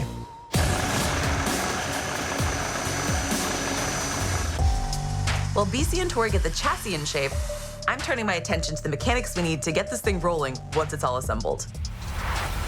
I still foresee a problem with the axle setup. Now, So on a typical car, you have like an axle that goes into a hub. What's in the hub? A freaking bearing. A low rolling resistance bearing that allows the car to move forward smoothly without causing excessive friction and heat. We've got a problematic situation here, which is like the wood on the concrete. So I've got to come up with a solution for that. You know, ancient peoples have been using leather for quite some time, and in place of our wheel bearing grease, I've got some lard. All right. The way that I'm installing this is with the nice, smooth, chamfered surface, so that as the wheel rolls forward around the axle, it's just gonna smoothly go over that lip. That's the hope, at least. Now for the moment you've all been waiting for, the lard. Ah, I actually think this is gonna work awesome, now that I'm feeling it. Oh, wow, I actually think that's making a difference. Let's see, I haven't put the bearings in the other one yet, so side-by-side comparison. Oh, a lot of friction going on. Wow. Bisi, what are you doing? You know, What are you doing? I'm experimenting to see what Fred did, if I can mimic that. I came out here, I see Bisi, he's like taking his shoes off, and I'm like, what the heck is this guy thinking? But he brings up a really good point. Fred Flintstone wasn't wearing any shoes. So for us to actually get this to work, we have to do this bare feet. Try leaning forward a little bit, Yeah, you might get a little bit more leverage. Yeah, that's good. Yeah, there you go. No, that's good. I didn't get much up to speed, didn't have good adhesion to the tarmac. And they just went, Yeah, just like, yeah. But I don't have much traction. Okay. You know what we should also test? This is a braking system. No, stop, Okay, stop. break. No, I'm not, ow, no, No, I actually refused to use my bare foot to stop. He must have had calluses this thick, but with this, with the toe shoes, see? Look at that. You're feeling better. Traction. Look, I like his approach. He used those little weird toe shoes. And with a little help from Tory's push start, not only was I able to get up to speed, I can see that we need a solid leverage point to help overcome the rolling resistance. And brake. All right, brake. I was able to stop properly. Hey, That wasn't bad. that worked better than I thought it was. This is the way to go. This is much better than going barefoot. I'm definitely not doing that again. Yeah. You know what, though? I was watching the cartoons, and it got me inspired. Oh.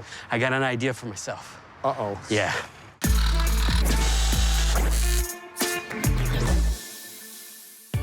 Fred's feet are ridiculously large, and I think that could be the secret power we need to drive the Flipmobile. So I got some clay. I'm gonna sculpt a foot, make a mold, pour it in rubber, and then I'll have some ridiculous Fred Flintstone feet. This is gonna be hilarious. By molding a pair of feet to match the girth of Fred's, I'm increasing the surface area. Yeah, I'm gonna have the worst case of bunions, but I'm hoping to increase traction for acceleration and braking. I've been sculpting since I was a kid. And then, when I was working in special effects, we did a lot of sculpting in clay, making molds for body parts. And I did a little research, watched some of the cartoon, and it turns out Fred only has 3 toes on his feet. So I don't know if that was like some evolutionary thing, or maybe the cartoonists were just lazy and only wanted to draw 3 toes instead of 5.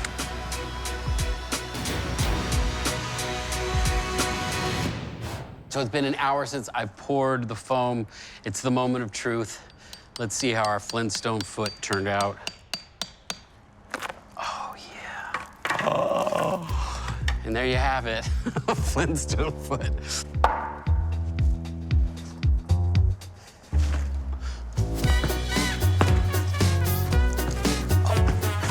I got so much foot power right now.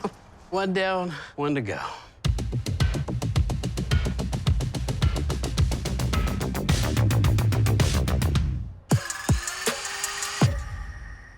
Take it nice and slow. Now it's time for final assembly before the Flintstones car can make its debut on the street. Keep going. Right there. These concrete wheels must stay in the molded tubing for protection until our maiden voyage. Look at this for a second. It's awesome. It's coming together. Oh, my goodness. But the chassis and the axles need to be pre-assembled and the wheels aligned. In the cartoon, it looks like it has like 2 rows of seats. Yes. So Yeah, the back they carry row people. and the front row. Yeah, it was a prehistoric sedan. In the cartoon, the illustrators occasionally adjusted the car to suit a scene. It could be a 2-seater, or sometimes it carried 6 passengers and a dinosaur. For our test, we'll all sit up front to maximize the available foot power. And we're gonna have a steering wheel and a dash, so we'll have something to push off on. Right?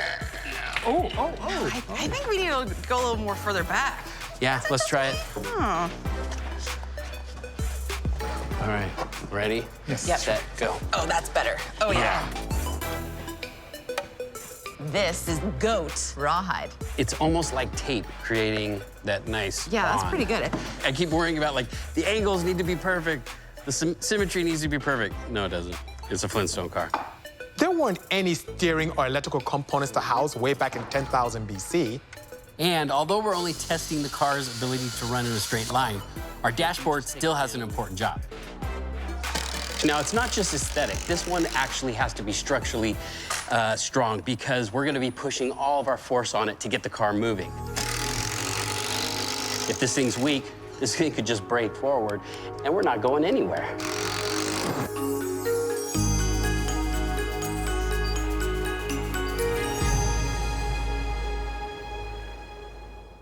Okay, I'm good over here.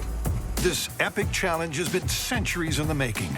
Nice. A classic cartoon caper. That's good. From Tory's childhood visit to that creepy amusement park to this, a full-scale 2-ton Flintstones car with working wooden axles and burlap sunshade. Childhood memories are just flooding in right now. So let's cut the cardboard tubes off. Yes. Is the Flintmobile a plausible possibility or a glorified prop? Woo-hoo-hoo. Here it is in its glory. Tory, it looks amazing. Look at this thing. We did it. I We know. did it.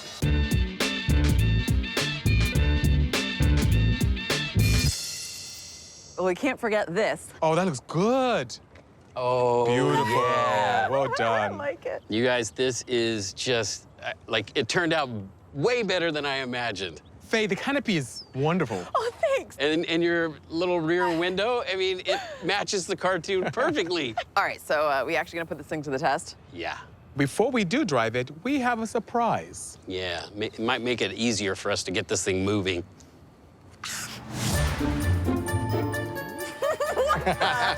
What do you think? Are those to scale? Pretty much. After watching him experiment with those ridiculous shoes, it gave me inspiration. I thought, hey, what if I made actual giant Flintstone feet? It would give us more surface area and maybe help us move this vehicle. Who wants to drive? Well, you can drive since this was your childhood dream. Yeah, thank you. For Myth Part 1, the guys will attempt to overcome the friction and inertia of that 2-ton Stone-aged vehicle using foot power. All right, you guys ready to test this? I'm gonna count it down. Here we go. 3, 2, 1, go. Oh my God. Okay, now do I say I told you so? Maybe let's rock it. Let's see if we can get momentum going. Okay. 2. We're moving.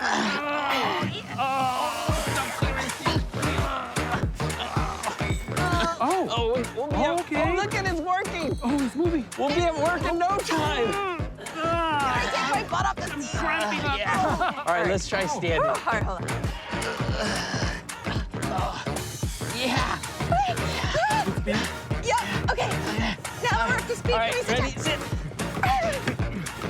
Look at it, it's perfect. Oh my God, it's amazing.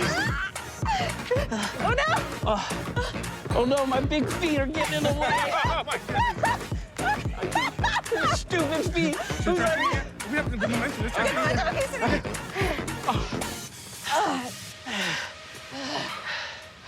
That's a good workout. Maybe the cavemen were in much better shape. I'm gonna swap out these big, ridiculous feet because they're literally just getting caught up in the wheel works. You know what we need is like the U.S. bobsledding team to help us push this. 3, 2, 1.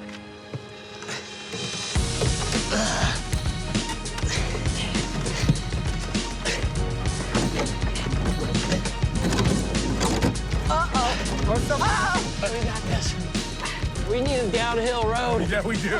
It'd be so much easier if we were going downhill. You know, this is not an efficient means of transportation at This is all. not an efficient means of transportation. But it's a great form of exercise. By the time we get to work, we'll be ripped. Okay. All right. Okay. All right, let's coast. Isn't that nice? Oh, I feel that. A few seconds of coasting. Oh, That was heaven. Faye, do you feel that burn? My legs Yes, are. my quads. Yeah. They feel like they're on fire. Okay. We should have picked a better route to work. Yeah. We should have chosen one that was all downhill. Yeah. All right, you guys. So, what do you think?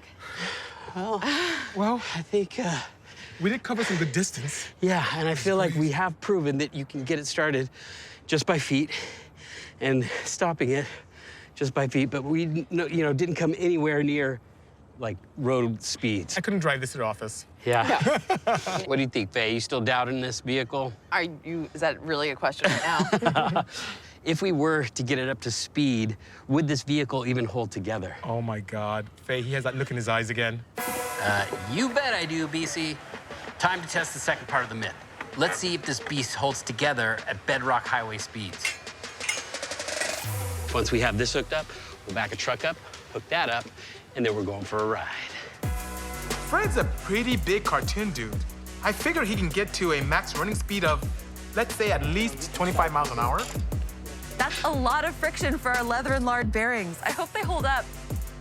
All right, say hello to our cave busters. Since this is too dangerous for us to ride in, we're gonna have our busters driving. This just got like 100% weirder. There! We good? All right, so we have our towing hitch attached to our Flintstone car. We're gonna drive down the road and see if this vehicle will even hold up under those types of speeds. I'm smiling because I think the undulations in the road are gonna destroy this thing, but we'll see what happens. We'll see. Do we place bets? I'm cautiously optimistic. Okay, everybody, let's just take a moment and just realize this is an historic moment. This is the first time this car has ever driven like this in 30,000 years. She's holding together. What speed are we at? 7 miles an hour. We're looking good. Look at 10 miles an hour. like throwing up debris. Yeah! This is the weirdest thing I've ever seen. 15. What's that back wheel? This thing's bouncing around like crazy. It's so apart. Look at the wheels moving. Slow down, slow down. Let's stop and take a look at what happened. So, this thing was bouncing around. Okay. What did you get up 15. to? 15. Oh, we lost our backseat driver. Oh. That's the problem. Maybe that's what That was happened. the problem. 'Cause So, this thing was bouncing around like yeah, because we lost one of our crazy. busters. So our backseat driver got dislodged and got actually stuck underneath the back wheel. And that's when the back end of the car started Sorry, bouncing. So we're gonna remove him and go for another test. It's working! This is it.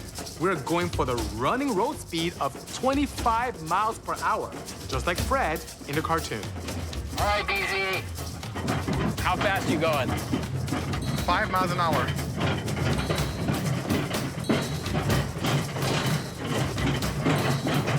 10 miles an hour.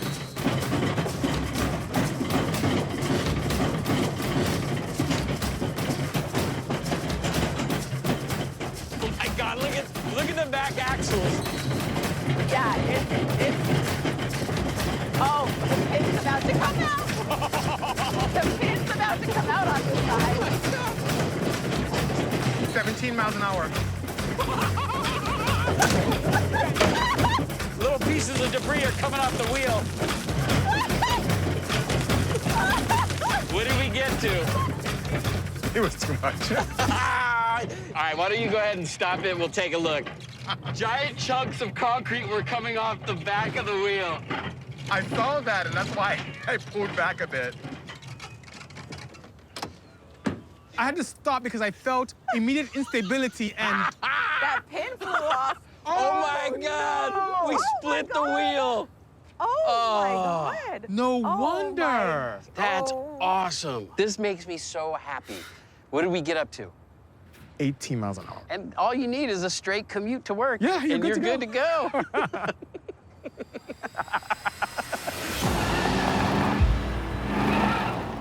That was so much fun. I can't believe we built the Flintstone car, and it was better than the one I saw when I was a kid in Arizona. Yeah, this was no prop. No one's as surprised as I am. I did not expect that thing to roll at all. And your bearings, they work perfectly. So what do we think?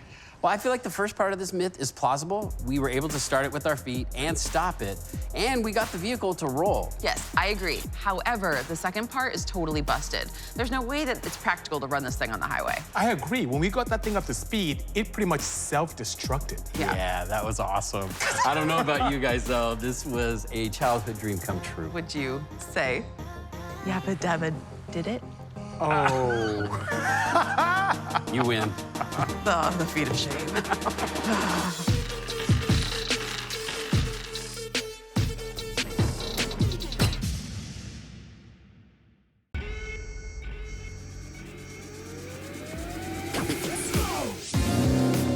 On this episode of Motor MythBusters, It sounds cooler. Yeah. can a turbocharger Oh, boy. I hear that turbo working. make a hybrid more fuel efficient? 3, 2, 1. You gotta wait till we say go.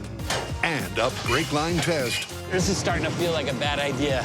that goes down to the wire. Oh, shoot.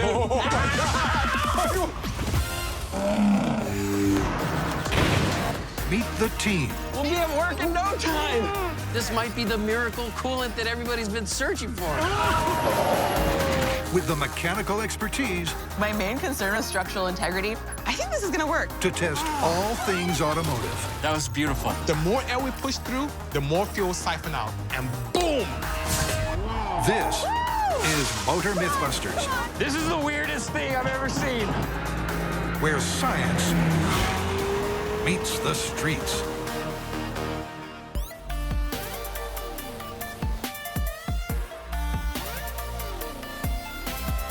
Did you buy another car? Of course, it's a disease, but I love it. What is this for? I brought this beautiful hybrid in to put a turbo system on it. Oh my God. What is the point of putting a turbo on a hybrid? I've been searching the web, and I found out that some people have claimed that putting a turbocharger on a hybrid can improve fuel economy. That's the myth. Yes. More fuel efficient? Yes. Interesting. Yeah. Okay. You know, I love putting turbochargers on things because it makes me go fast, but the fact that we may be able to improve efficiency, I'm really curious. Manufacturers do it all the time. So I said, you know what? Let's try it here, see what happens. And then maybe we could do a couple of different tests. We'll run the car as it is, just stock hybrid. We'll measure the fuel, how much fuel was consumed, and then you can put your turbo in, and then we'll measure it again and see which one's more fuel efficient. Strong baseline for this beast. that. Yeah, and we can build some kind of a fuel cell that we can pull out and measure, so we can see exactly which one is more fuel efficient. I like it. I like this too. How do you like the look of this car? It's pretty crappy. It's like they tried to not make this cute. better. We want to hot rod this thing. I may even have the turbo come out the hood. Yeah. It's just going to be the ultimate hot rod hybrid. That's what All I right. want. Do you think anything to do with hot rods when you look at this thing? It's a different hybrid from most manufacturers, what they would do. This is a 2011 hybrid. So this technology has been around for quite a while. It has an electric motor sandwiched between the engine and transmission. The system automatically switches back and forth from gas and electric. It can turn on at any moment when it's charged, but will usually activate if there are undulations in the road. It has a DC battery pack in the rear, which adds power during acceleration or climbing hills. But during easy cruising, the engine powers the car. When the vehicle is decelerating or braking, the electric motor becomes a generator and converts the kinetic energy into electricity and uses it to recharge the battery pack. So it acts as an absorption unit, as a generator, as a starter. Yeah. Listen to this. Check this out. Listening? Ooh. Crazy, huh? Yeah. So That it's is once just again using screaming technology. hot rod, that Bisi. is I so- don't know. yeah. That's like, It doesn't, Just got my blood pumping. All right, we're well, gonna need to do something major to this. yeah. Yeah, so I want to see what we can do to spruce it up a little bit and also make it more efficient. The team is going to test the myth that adding a turbo to a hybrid engine will make it more fuel efficient. Will this modification give it better mileage, or will the extra boost turn it into a gas guzzler? All right, I'm just gonna start pulling out this plastic sounds and good. seeing what we're working with. Faye and I are removing some components so we can access the car's stock fuel tank. There it is. Okay. Nice. Oop, get that gasket. Thank you. There we go.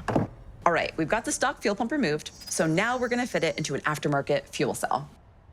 So we're going to cut a hole in this that's similar to this. Yes. This is gonna be pretty easy. So the reason why we're going with an external fuel cell is so that we can easily take it in and out of the car, because we're gonna be measuring our fuel consumption by weighing the gas before and after our tests. We need to modify the fuel cell to fit the stock fuel pump so we can still talk to the car's computer and not give us any issues when we put it back in the car. Okay. That looks Is beautiful. that a good circle? Oh, that is a Okay. perfect circle. We are gluing this down with some high-strength epoxy so that fuel and fuel vapors do not escape. I love it. It looks just like factory, It and now we does. can use the same fittings for the feed Yeah. and for our evaporative function. So to allow us to have accuracy with our own experiment, what we're going to do is use the weight of fuel The weight. as our means of measurement. So we need to weigh the modified fuel cell without any gasoline. Wow. 10.5. This fuel cell will hold 8 gallons. And the weight of the gas we're using is 6 pounds per gallon. So if we filled it up, it would weigh 48 pounds. But we don't need that much gas for our tests. How many pounds would you like to use for our experiment? Probably like a nice round number. I like that. Like, it's easy to remember every single time and they're not like, 18.67523. Sounds great. I mean, we could use any number, like 20, 25, 30, something like that. 30 So pounds. 30 pounds it is. Okay, well, Nice round number, including the weight of our cell. Yeah. 30. We're ready to throw this thing in our hybrid, connect everything, and get this thing started. Faye looks good. It really actually does. does This look really looks- This good. looks pretty good. I'm excited because I've never done this before. This is weird. I mean, why This put is a pretty fuel cool. cell in like a hybrid? This is cool. No, it is cool. It's cool. It's a fuel cell. It's cool. I agree. It's cool. All right, so we're gonna be taking a measurement of the weight of this vehicle with our full fuel tank, just to get a good baseline. What is the weight? 2,518 pounds. Not bad. Time to get on the dyno. Before we take the hybrid out on the road, this is our control test. To see how much fuel it's gonna burn, we wanna get a baseline of its miles per gallon on the dyno. Lower and low red. We've decided to set the cruise control at 45 miles per hour and travel 14 miles, because at that speed and distance, it will allow for enough fuel to be consumed to see any obvious changes in the fuel economy. All right, we are off on our trip to nowhere.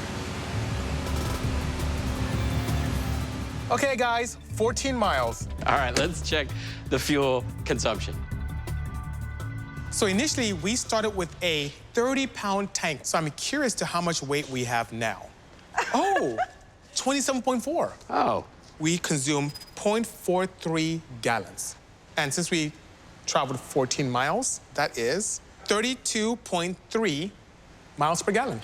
But that is a terrible amount of mileage for a hybrid. Is it because we're on the dyno that it's not kicking into the hybrid mode? You're absolutely correct. I did not initiate the electric motor whatsoever. This is purely on petrol. Right. And for a petrol setup, that's not bad at all. For 1.5 liters of Fury, yeah. Yes. But guess what? Speaking of Fury, we need to take this on the road. Maybe we should do 2 different kinds of roads. We'll do a flat, straightway. Yes. And then maybe take it into, like, hills. Oh, something maybe, mountainous. Maybe we go up to the mountains. That'd be great. What do you think? Do you love this spot? It's beautiful. Good choice. Yep. 24.4. And we're just gonna take it up to 30 pounds. That is correct. Wow, you're good. Yeah, That's good. look at that. We're gonna put it back in the car, drive for 14 miles, come back, measure it again, see how much fuel we burned. And they're off. This scenic flat road means this little 1.5-liter engine doesn't have to work hard to maintain a cruising speed of 45 miles an hour.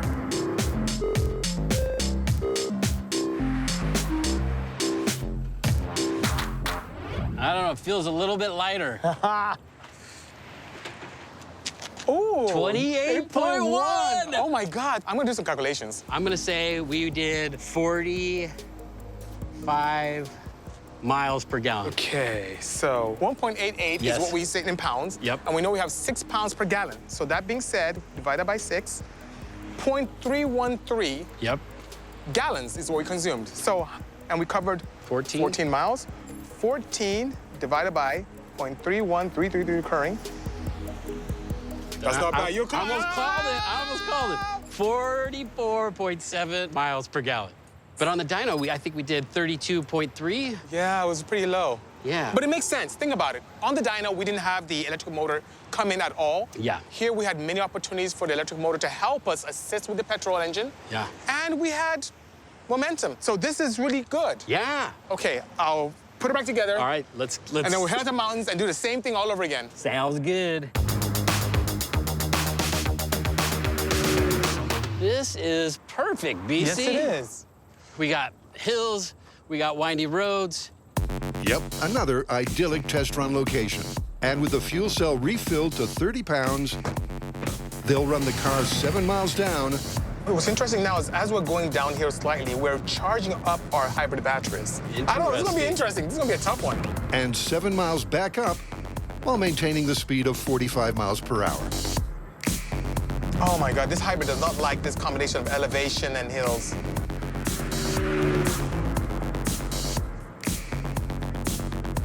We are back. How much fuel do we burn? Wow. 27.5 That's 2.5 pounds we that we've consumed. consumed. Here it is, the moment of truth. How many miles per gallon? 33.59. So now we have a baseline for a level road. We have a baseline for a hilly area. Yep. I think we need to go back to the shop, slap a turbo system on this thing, and do it again. Yeah, let's slap I a can't turbo wait. on this.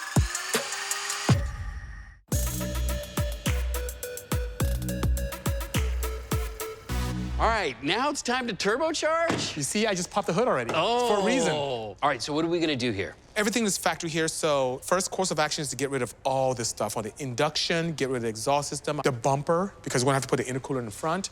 And I'm thinking about, since it's gonna be a hot rod hybrid, placing the turbo right here. Okay. I found the perfect size that can allow us to have a nice boost, even probably double the power on this. I could just see the excitement in your eyes right now. Like putting a turbo on a hybrid, like is this like the best day of your life? I would put a turbo on a bicycle if I could.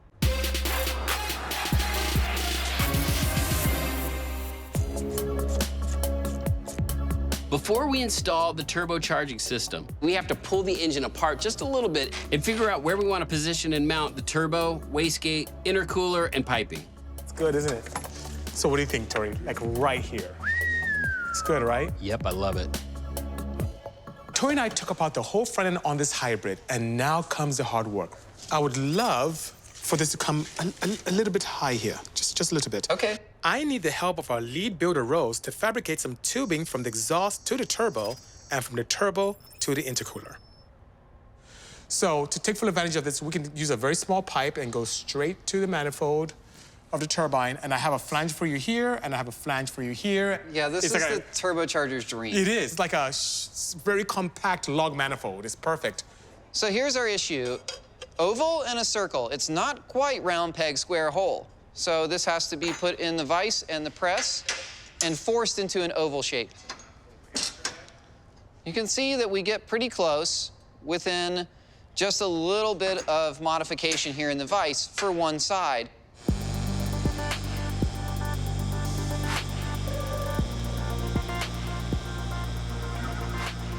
Here it is. Now we've squished it into this shape. No worse for wear. And there's the flange all the way around. 4 cylinders into one 3-inch tube. It's beautiful. All right, let's snake it back in. Oh my God, it's gorgeous. Smashing job. Thank you. The turbo is in position, but now we need to come up with a creative way to snake the tubing to the intercooler. Oh, that went in so nicely. It's gonna maybe take 2 pies in this area to get there. I guess let's just start with a slice here. So right now, Rose is doing something very special. She's creating pie cuts into the aluminum tubing to give us a tight radius to go from the turbocharger into the intercooler. Oh, look at that, it's perfect. Look at that. Nice. The exhaust rods fabricated between the turbo and intercooler fits perfectly. Just a few more adjustments and then we're this close to the very first startup. Okay.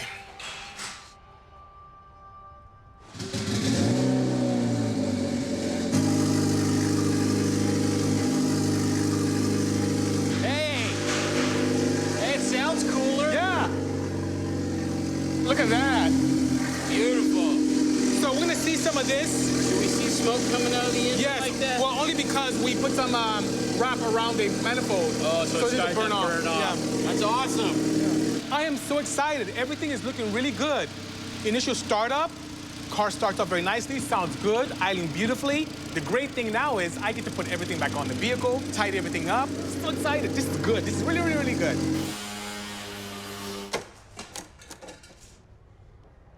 I'll tell you what, just adding the turbo alone has made this hybrid a million times cooler looking. Well, thank you. Not only does it look cool, it sounds really good too. All right, well, I guess the question is it gonna be fuel efficient? Yes, but before we do that, maybe we should weigh it and see what it weighs compared to before. Okay. All right, the car's on the scale. Yes. So before it was 2518. It's literally the same exact weight as before. But that makes sense. I mean, we pulled parts off and then you added parts. I mean, it's just amazing that we hit the exact same weight. It really is. Now it's time for the dyno. I want to tune the engine as well as find out how much performance we gained with the turbo compared to the stock engine. Looking at the dyno numbers, the stock engine torque was 89.10 pound-foot to the wheels. And with the turbo jumped up to 127.43. So the torque increased by 38.33 to the wheels. The stock wheel horsepower was 84.87. But with the turbo, it jumped up to 133.58.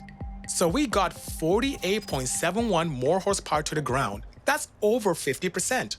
Now that Bisi has tuned the engine, we're gonna do another quick test on the dyno and see what data we get with the turbo installed. Once again, because it's on the dyno, the electric motor will not automatically engage. So this will only be testing the combustion engine. My guess is we're probably gonna be burning a lot more fuel. All right, 14 miles, here we go.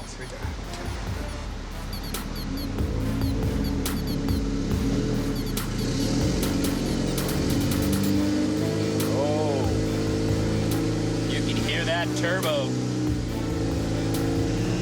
There we go. All right, we made it. Did the turbo make it more fuel efficient or less? Okay, 6 pounds a gallon. Yeah. And we consumed 2.3, so we got 36.5 miles per gallon. And the last time we got 32.3. So we improved our gas mileage. by 4 miles.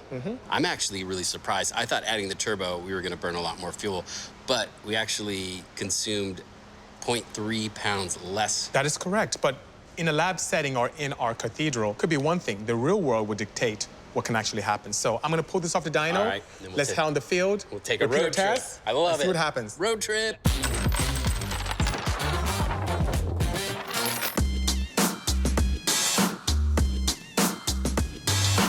Tory, I love minivans. I mean, it's comfortable, spacious. I can modify them. They're just not as cool as they used to be. I mean, back in the 70s, they had such cool vans. They had like wall-to-wall carpet. They had like swivel chairs inside. Right. You could have a bed in the back. It looks like I love newer vans. You love old school vans. We both love vans. Oh, you know what? Do you remember that movie Strange Brew? Of course I do. That thing is a classic. In the movie, the bad guys tamper with the brake lines, and he says specifically, I've made it so that these guys will have 2 stops, but then the 3rd time will be no brakes. Oh my goodness. So I don't know if that's even possible. That's what I'm wondering. What if we tested that? That sounds really good. Because in my mind, I'm thinking once you crack the lines, you don't have brakes anymore. I think so too. So maybe there's a way we can modulate it to some extent. I don't know. But I'm down to test this. All right, I'm hungry. Let's get some tacos. It's a cult classic from the 80s. Strange Brew takes the familiar movie trope that cutting brake lines causes catastrophe and gives it a little twist, literally. The myth is a calibrated slow leak will sabotage the brake system so precisely you get 2 stops. But the hydraulics are compromised enough so by the time you need to brake again, well, it turns out that the 3rd one was kind of necessary.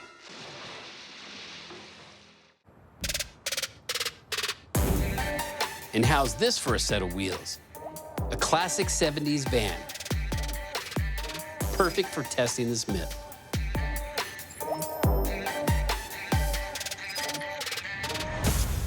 We need to find out what that PSI number is that will no longer stop this van. All brake systems operate by hydraulic pressure, or PSI, in the brake lines. So when you apply the brakes, it increases the pressure, forcing fluids in the brake line to squeeze the brake pads and bring the vehicle to a stop. So Bisi has been setting up our brake lines with some sensors. Yes, I took the liberty of rigging up something very clever where we're monitoring all the brake pressure in our entire system. And what it does for us is I have this great logging dash that could show us minimum, real time, average, and peak. That's perfect. All we need to do is find that number of PSI that will no longer stop this van. And that data I will have for you. You ready for a crazy ride? I'm ready.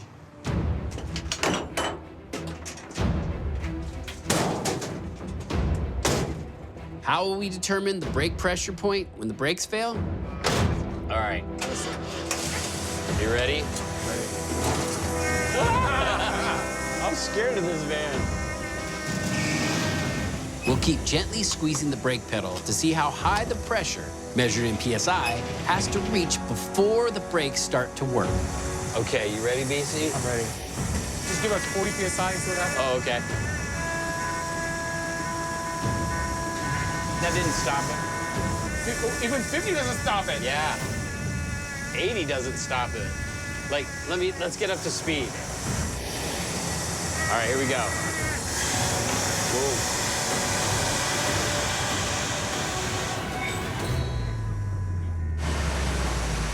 Wow. That is not stopping. And we got as high as 208 PSI. I think that's our magic number. That's incredible, 208 PSI, and it's still not bringing the van to a stop. Absolutely. So we found our magic number, 208 PSI. Only at that number or above will the brakes work enough to stop the van. So I think we should build a rig, maybe on a table that had all the components of a braking system. That we can play around with. Right, and then cut or crack open certain parts of that system and see what we can do to get to the magic number. To get to that magic number after 2 hard pumps. All right, I love it.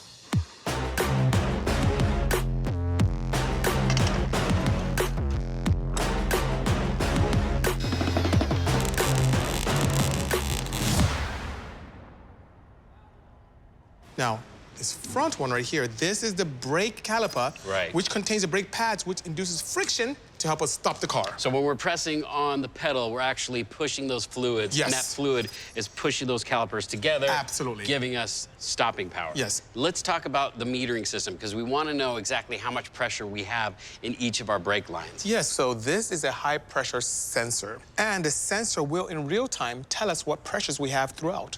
And we'll place that sensor in the van when we go full scale so that we can monitor the pressure we're getting when we apply the brakes. Now that we have meters, we can dial in the pressure and see if we can recreate what we saw in the movie where they press the brakes twice and then the next time they had no braking power. Absolutely. Now we're not going to have to replace the line every time. We just have to loosen up the connectors. Good point. So All right. why don't you hop on in and then you'll pump and we'll look at the pressures real time. Yeah, let's put your lines to the test.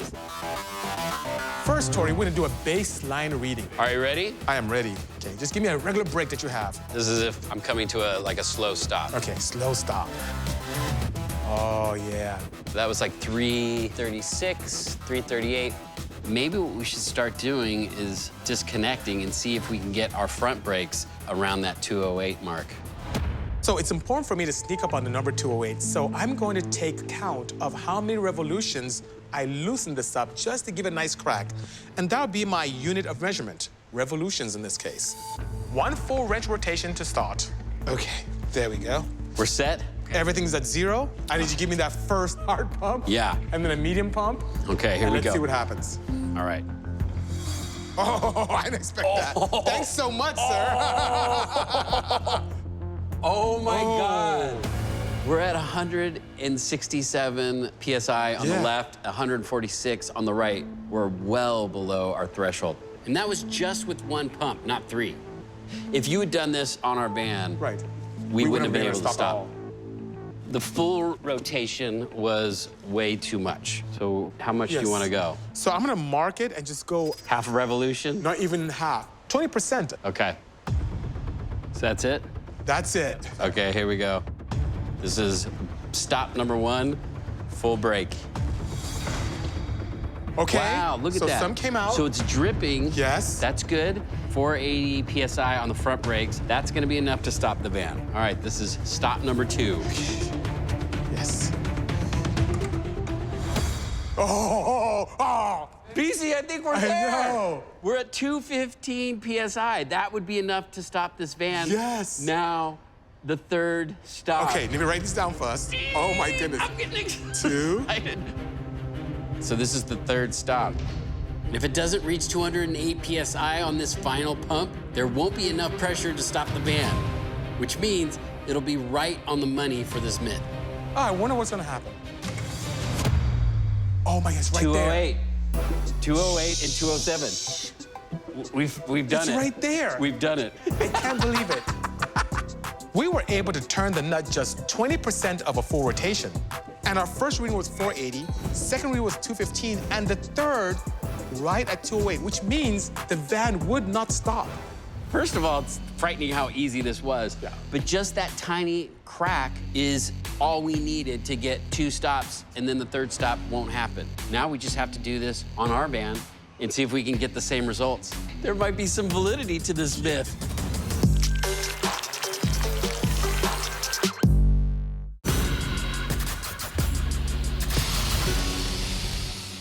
Okay, you know, I had a thought about this. This could be a death trap, considering we're trying to make the brakes not work. And if we're driving and the brakes no longer work, there's a possibility that we could crash. And we could be in trouble because we have this crazy engine right here next to us. Yeah. And we have to be driving this and pushing the brakes the way they did in the movie. And that could be a big problem. I mean, we have so much room back here. Yeah. What if we just push everything back so that way, if we do crash, we have a huge crumple zone in the front, and then we'll be okay? I think that'll work. You know, we'll just have like a really long, ridiculous steering wheel, and like the pedals, we can just have extenders. Let's do it. Wow, that looks cool already. Pretend like you're driving. Yeah, that feels good. Yeah. So we have right now just this pipe that extends, and that's gonna be where we put our foot pressure on to use the brake. But what we wanted to do is, in case we crash, we're using nylon threaded rod in here. So if we do crash, this shears, and then we don't get impaled by our brake and steering extensions. All right, we're gonna test that. Oh, Yeah. that feels good. Perfect, all right. And it returns beautifully. Good. Here, this is the pedal for you there. Here, this slides up. Now, this is the most dangerous one. This is the one that really needs to be able to collapse. Yes. That's just gonna be a big harpoon right through your chest. All right, try that. Oh. It looks good to me. Yep. How are we gonna shift this thing? Maybe something we triangulate down to the floor. Yeah. Oh, yeah. Oh. This.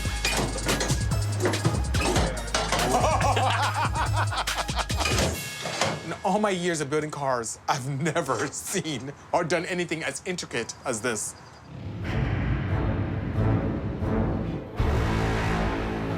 All right, I think we're ready to test this baby. I'm excited, I'm ready. Look at everything that we've accomplished here. Yeah. Oh, this is good. Oh, yeah. This is the life. This is gonna be so weird driving. So to test this myth safely, we've come out to a parking lot where there's hardly anything to crash into. We're gonna drive around the course a couple of times, make 2 stops, and then hopefully that 3rd stop won't work. So in order to stop, we've set up some water barrels that will stop the van safely, similar to what you would see on a freeway. We have our braking system, we got our steering and our accelerator. We have this emergency brake here, plus we have our shifter. And the best part is we have a kill switch to shut off the engine, and in order to start the engines, we got our start switch right here. Now, above and beyond that, this myth is chock full of data. So just like we did on our test rig, we are going to monitor the entire pressure in the hydraulic system at all times. So we'll know exactly at what point, which was 208 PSI, Understood. where this van won't stop anymore. Yes, but you know what? I may just stay here because this is so... Yeah, it's very plush.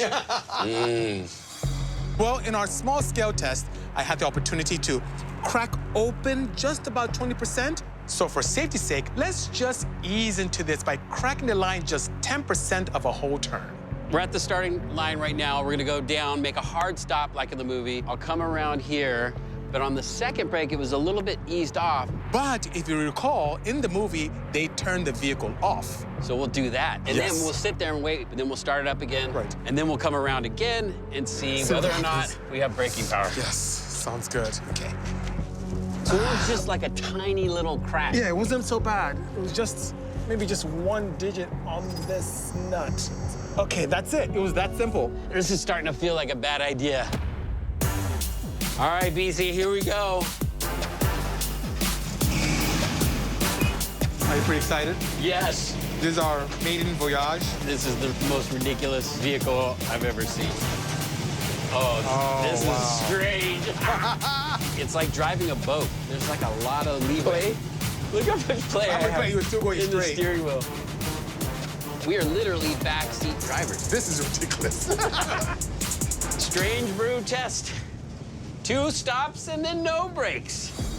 Okay, so this first one, once again, was abrupt. Yeah. So I'll get You are at speed, 25 miles an hour. Okay. Oh, that's good. We got that's one good. stop. And let's take a look at how much we had there. Okay. We are at wow, that's a lot of PSI. 784 Okay. PSI. 20 miles an hour. So I'm gonna clear that up. Keep on trucking. Okay, nice. Okay. So the second one is a not so abrupt stop. Right. They eased into it, and then they actually stopped the engine. Okay. That's good. Let's see how much we had there. 260. Okay, so now what I'm gonna do is I'm gonna turn off the engine. How does it feel? Does it Yeah, no, feel it's spongy or? It does. It feels good. All right. Feels good. We're ready. Oh boy, Here she we wants to go. I'm kind of afraid. All right, so this is it.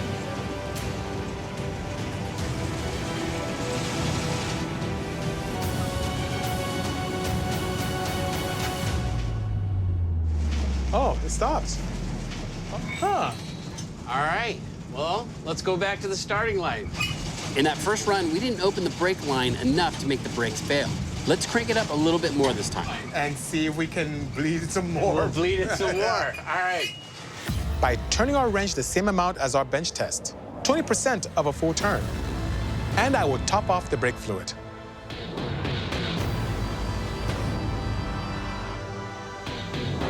I'm kind of nervous. I just got a little nervous myself.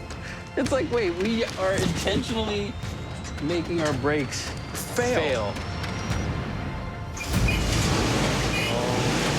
Why are you revving? I don't know. Oh my God. I'm excited. Here we go. Okay.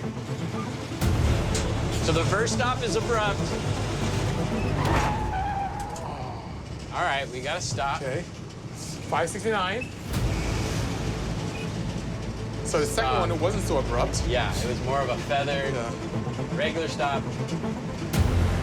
What was that? Oh, we're at 223. Just 15 PSI above the failure point. Yeah. How does that feel? Feels pretty good. Feels good still? Yeah. So So then they stop their engine. Right. So now this is the last attempt to see if we can stop.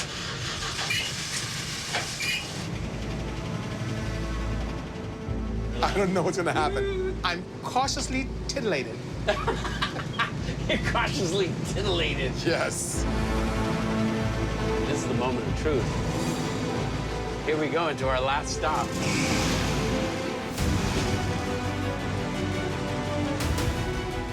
All right, here comes our stop. This is it. This better work. 24 miles an hour. Oh, shoot. Oh, my God.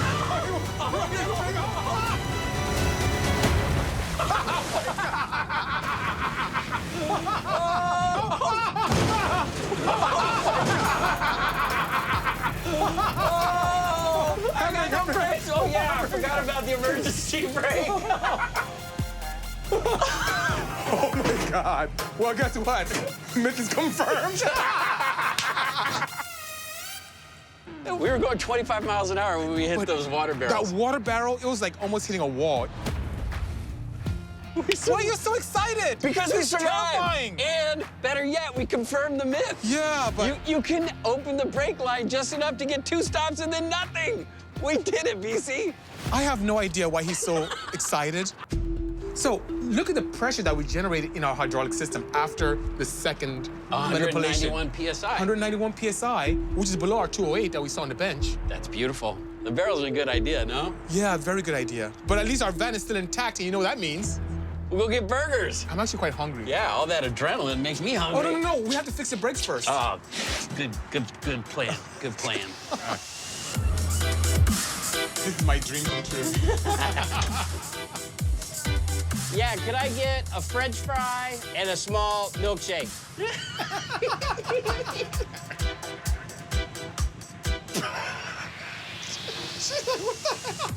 How much? What do you think of our van? So when you were ordering, this guy.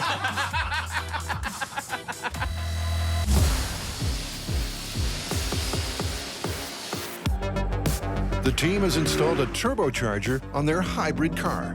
So it's time to test the myth and find out whether it improves fuel efficiency or turns it into a gas guzzler. First up, on the 14-mile flat road run.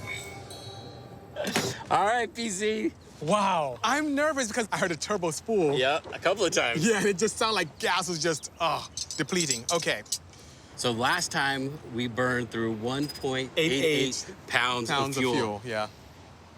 Oh, that's so close. Oh, 1.8 pounds. 1.83. So we got 44.7 miles per gallon on the run without our turbo. Yes, and now we're at 45.9. Almost 46 miles Almost per 46. gallon. But wait, Bisi, we did figure that here on a flat ground, it was probably going to be close. Yes, that's because correct. We're not really using the turbo. It's so close. We consumed 1.88 before pre-turbo. Yeah. With a turbo, we improved. Yep. 1.83. I'm impressed. Well, we still have to go up the hill, so we'll see what happens. Yeah. Oh, my goodness. All right, this is Mountain Roads test hybrid with a turbo. Yep, 7 down, 7 back up. Here we go. I feel like this test is going to give us the answer we're looking for. See, we got a little uphill climb here. Oh, boy. I hear that turbo working. Oh, not good.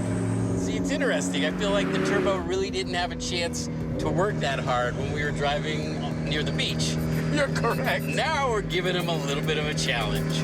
Plus, that little hill we did right now, all of my assist is gone from the electric motors. My battery is completely depleted. Oh. So I need to get some downhill to charge it back up, but we're all petrol engine right now. So on this downhill, you could start charging. So I am charging, so I got 1 bar to my battery right now. Good. So any of the energy I'm using for engine braking and throwing away, or energy I'm using for braking, goes back regeneratively into the battery pod. Yeah, that's the beauty of the hybrid. Yes, it is. But now we've added a turbo that may have negated the effectiveness of the hybrid. We'll see. Heading back up the hill. Now the hard part. Oh boy, okay. I don't think anything's gonna prevent us from consuming fuel on these hills. We've literally been going in turbo mode this whole way. You hear it? Yeah. Will the turbo make a difference on the hybrid? We are about to find out. I'm afraid. Tory, that was really nerve-wracking. You know what, though? One thing I did notice, our fuel gauge went way down. Yes, that makes sense Yeah, it because does we're make going sense. up and down, but how does it compare to the pounds of fuel that we consumed last time we were here pre-turbo? Okay, 27.2. So, what do we get miles per gallon? 29.9 miles per gallon. Pretty much 30 miles per gallon. Yeah. So we lost a few miles. All right. Why do I feel that you're so excited about these results? Well, I had a feeling that adding the turbo, we would consume more fuel. And this actually confirms what I was saying. But this is hard because it's like on a perfect driving situation on a flat road, it was confirmed. Putting the turbo in the hybrid actually made it more fuel efficient. But out here in the mountains, closer to even normal driving with undulations going up and down, we actually consumed more fuel, which doesn't really surprise me. Overall, the aftermarket turbo kit removed restrictions in the intake and exhaust that allow for better breathability, which translates to more efficiency. On the dyno, the stock engine did 32.3 miles per gallon. With the turbo, it improved by 4 more miles per gallon. When the turbo was in the real world, it only spooled on the flat road, and the electric assist did not kick in, so we saved 1.3 miles per gallon. Here in the hills, the turbo was very active, and the electric motor also engaged multiple times, but compared to the stock engine, it lost 3.5 miles per gallon. Yeah, so I'm guessing maybe we meet in the middle and we call this one plausible. I agree with you. But you know what, though, BC? This is called hybrid hot rod, Yes. and this hybrid is far from a hot rod right now. Yes, I agree. And adding a turbo is hot rod, and it gave us a gain of 85 more horsepower. I think we should take it back to the shop and do a little bit of work on it. I have an idea, too. Just something else I want to play with on this vehicle as well. Oh, yeah? What's that? You know, I haven't touched the hybrid side, as in the electric side, so I need to play around with that a little bit. All right. And see if I can eke up a little bit more power and make this even more enjoyable.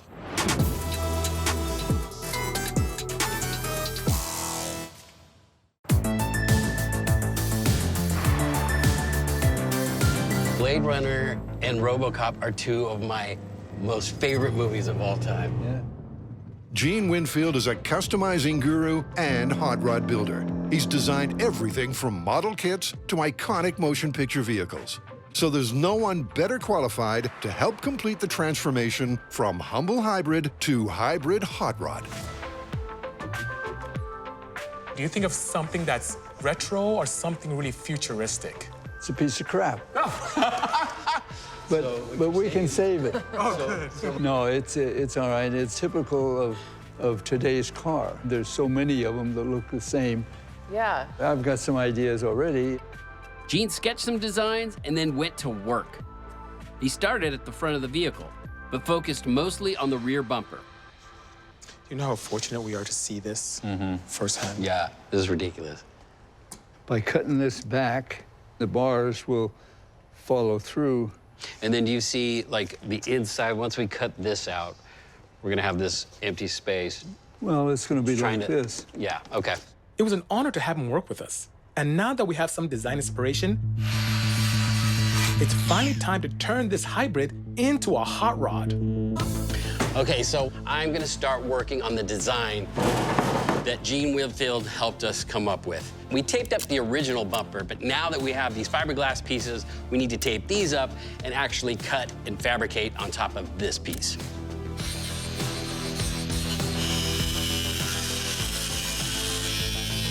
The hood is a little bit wacky with this giant hole and the turbo sticking out of the top. So we're gonna build in a hood scoop. So this is kind of an Ed Big Daddy Roth thing. Big Daddy would use plaster, and he'd have a chassis with the engine and the transmission, and he would just kind of throw like a drop cloth or something over it, and then he would just start loading plaster and sculpt the top of it. So for us, we're just gonna throw this tape all over it and cover the critical components. Rose and Tory are making great progress on the bodywork, so I'm going to turn my attention to unlocking more power in the electric motor. Now, I want to use a try-and-true tuner secret, which is using resistors to trick the factory ECU into doing things we want. In this case, I'm going to put together what is known as a fooler system so that the high voltage system can think that the current it's receiving is less than it actually is. And by doing that, we'll get a nice boost in electric power. The scoop is taking shape. Give it kind of a shell so it gains some height, a little bit of clearance. We covered the turbo. We went from the center to the back of the hood to make this transition, and that's kind of what it's saying to me. It's saying, make it small at the front and open it up at the back. Wow, that's it. So now I have the ECU out. I'm gonna open this up, modify it accordingly with simple resistors to give me a nice boost of electrical power. The design's coming together perfectly. We just need to add a few more bars across just to complete the grille. Gene would be proud.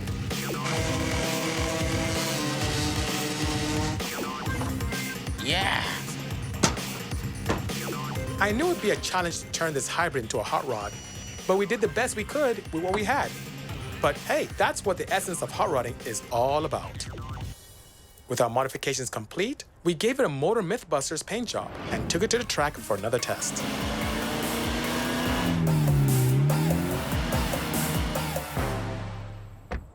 Look at this, just take a step back. I mean, look at how beautiful that is.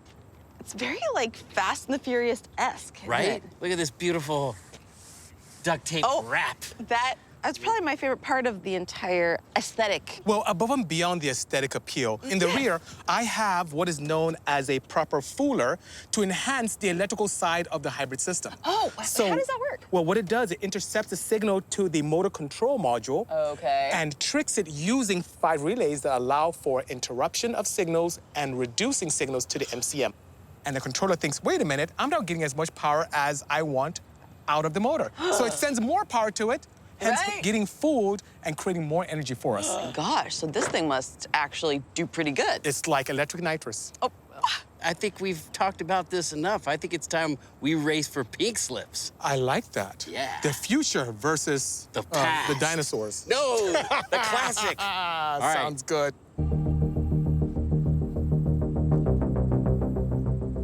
All right, and it's tradition. The time has come to christen our Hot Rod Hybrid. Now, this clearly isn't a very even drag race. 3, 2, 1, go!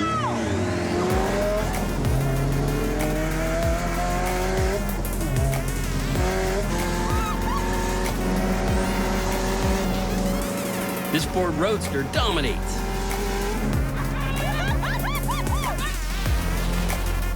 Nice work! But Bisi was so excited about the modifications, we wanted to give him a chance to show them off. So, to make sure that everything is set up, in this car, we have the gasoline side and electric side in perfect unison, but I want to optimize everything. So on the gasoline side, I'm gonna put everything in sport mode, and for the electric motor, I have this fooler setup that acts like an electronic boost setup. So with a press of a button, it's gonna send more energy to electric motors, and I'll have a nice amount of boost of power. Are you ready, Bisi?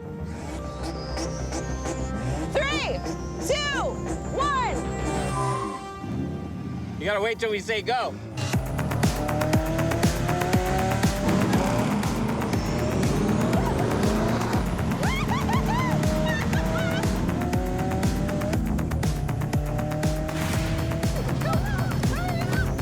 Time to hit the electronic boost. Here we go.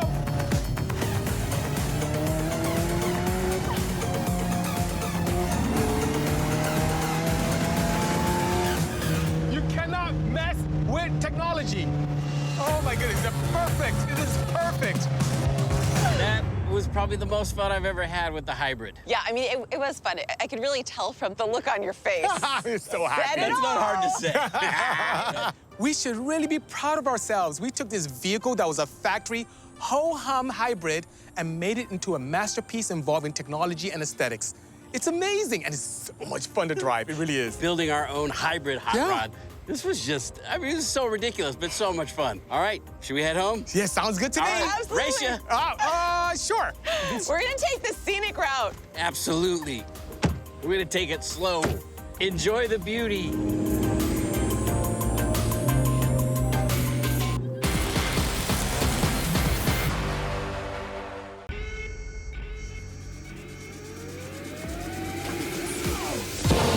On this episode of Motor MythBusters. Wow! When UFOs cause automotive mayhem, are the assumed array of physical effects Magneton! based on a scientifically feasible foundation? And It started overheating, and then steam just started coming out. a radiator rumor. I was thinking about peeing into it. You know, that's indecent exposure, right? Can a leak This is so gross. really provide emergency relief? Full urine steam ahead. Meet the team. There's a potential that I could get electrocuted. With the mechanical expertise More oxygen, more fuel. That makes more power. to test all things automotive. It's almost like surgery. If I make a mistake, we'll blow up the engine. This is Motor MythBusters, This is our job! where science meets the streets. BC! Yes? Our radiators are in for the truck. So I got two of them. Because I went online and I saw there was one guy, he peed into the radiator, and that was enough to get him 2.5 miles to the gas station until it got fixed. Huh. Well, So I thought, let's get a couple of them. We'll test, could you use urine as coolant? okay. You're liking this myth, I can tell. Yeah, kind of, Here, you want to sorta. grab one? So, the myth is you're in the middle of nowhere. Your engine's steaming, radiator leaking. Don't hesitate to micturate. Question is, can pee really be used as an emergency coolant? I feel like most people think when you fill up your radiator, you're filling up the entire thing like it's a big tank.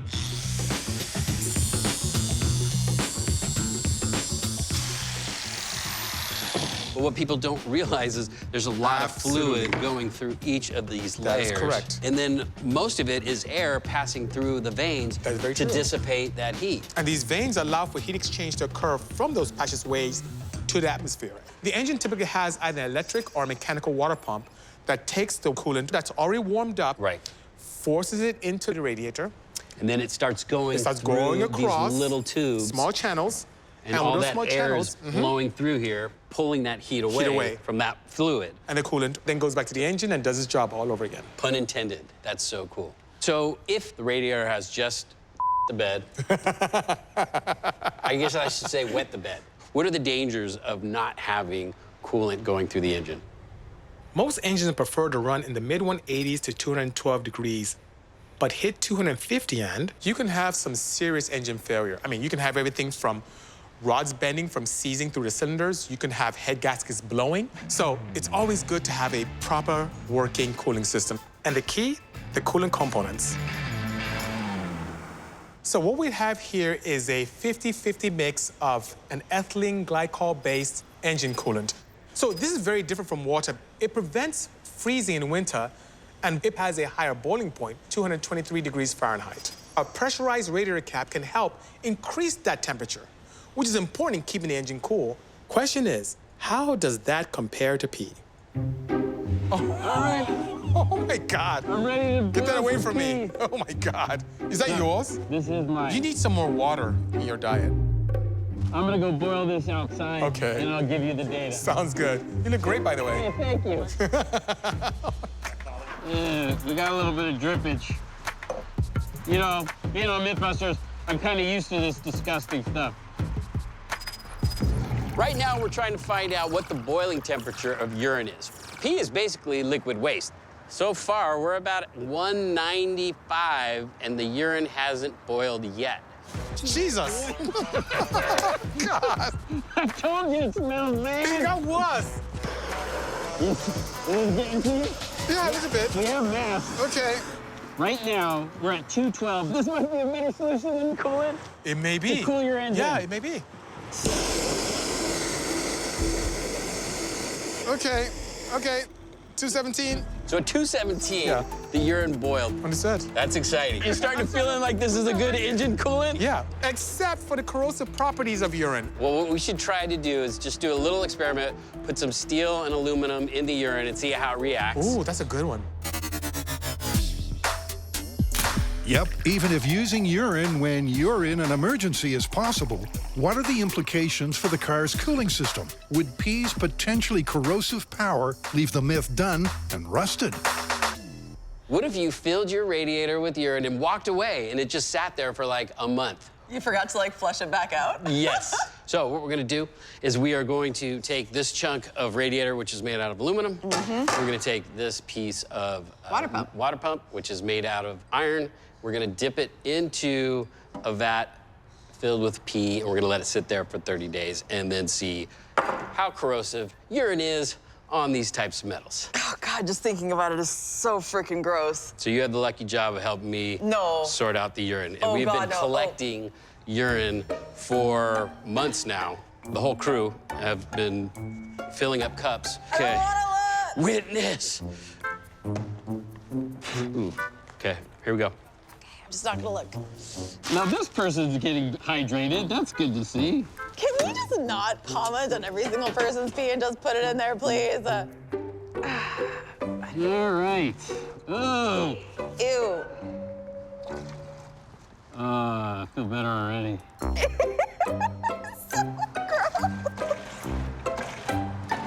Trust me, it's just as gross for me as it is for you. Oh, yeah, okay. So the urine is in there. We have the aluminum radiator. We have the iron water pump. Now we're just gonna let it sit and see how much corrosion happens. While the cooling system sits back and soaks up the pee. Next up, Tory and Bisi continue collecting data by relieving the radiator. What a lot of people don't realize is that even when you have a leak in your radiator system or if it has a fracture, you want to evacuate all of the cooling liquid out of it. There's still some left in the crankcase, the heads. Inside the engine, you have a ton of fluid still left. Well, I guess first things first, we got to replace the broken radiator. The one beauty of working on older cars is that there are a lot of bolts that are rusted. So I have the last bolt that's holding the radiator in place. Okay. Ready? Yes. Wow, this thing's pretty heavy. All right, let's put in the new one. Okay. And then just to find out how much fluid is in the entire system, we fill it up. We're all filled. So when I filled it up, there's so many crevices that contain air in the motor. Now with the vehicle on, the water pump pumps and all that air is evacuated. Good. You can turn it off. Then we're going to use compressed air to push the rest of the fluid out of the engine cooling system. Here it comes. Measure that. That's a good idea. And then at least we have a starting point of what we need. Wow. Jeez. That's a lot of fluid. Yeah, that's 3 gallons. There has to be a way for us to determine what was just in the radiator versus what was in the entire system. Well, you know, we could just fill up the other radiator. Okay, stop. There we go. Stop. And then subtract that. That means another 1.5 gallons is left inside of our engine. Absolutely. So, how much can you pee? Bisi, you thirsty? Tory, what are you doing? I was thinking maybe what we do is we drink a bunch of water and we see how long we can hold it, as if we were on like a really long road trip and you were holding it till you got to the bathroom. And then we can see how much urine an average person, if they hold it for a long time, can go. Okay.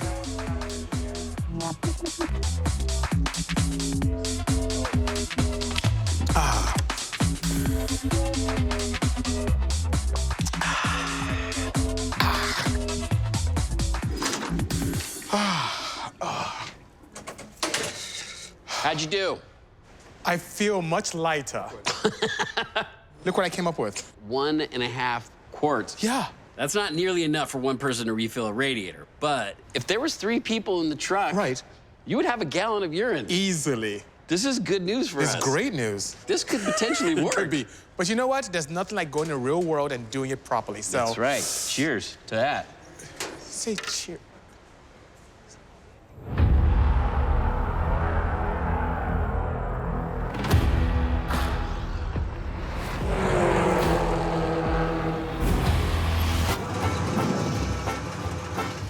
Well, here we are in Willow Springs. Beautiful Willow Springs. Does this racetrack bring back memories for you, Bisi? It does. This is the first place that I honed my skills as a road racer here. In the vehicle we're gonna be testing this myth in, that. That's right. All right, so we are trying to figure out if urine works as a coolant. Well, this is a perfect place to test that, and most vehicles exist between 182 to 212 degrees Fahrenheit. If we exceed that, let's say 248 degrees Fahrenheit, we need to call it because that's when engine damage occurs. Yeah. Do we have sensors in this? Oh. So we can measure the temperature? Plenty of sensors.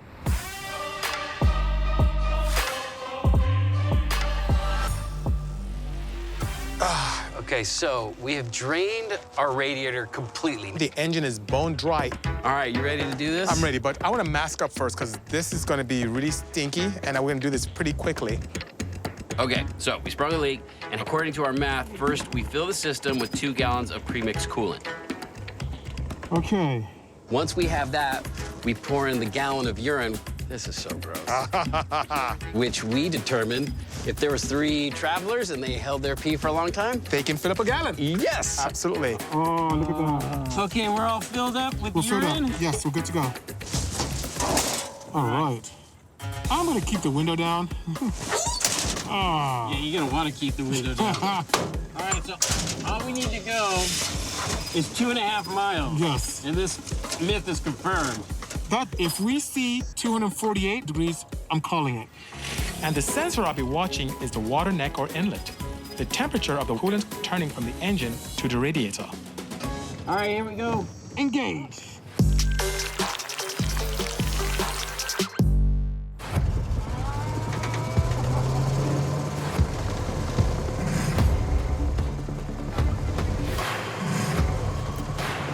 Hey, do you smell that? Oh my God. Starting to warm up. Oh, yeah? We're at 175 degrees yeah. right now. So far, so good.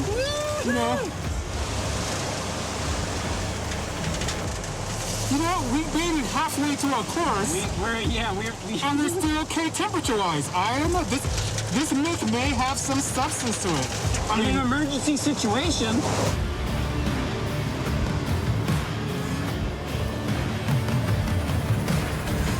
At the myth-specified 2.5 mile mark, the pee coolant mix is clearly coping.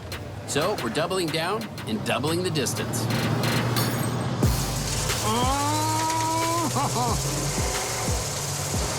Yeah, it is starting to get a little... Yeah, a little funky.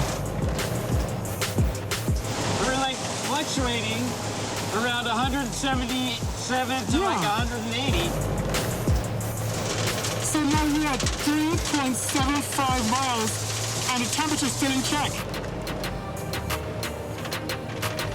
This is This is amazing. Yeah, 5 miles. We've done 5 miles, Bisi, and it's still not overheating. Yeah. This is incredible. Urine, a motor coolant. Wow. Yep, in an emergency, a top-off by a trio of travelers will get you 5 miles home. But the guys aren't done yet.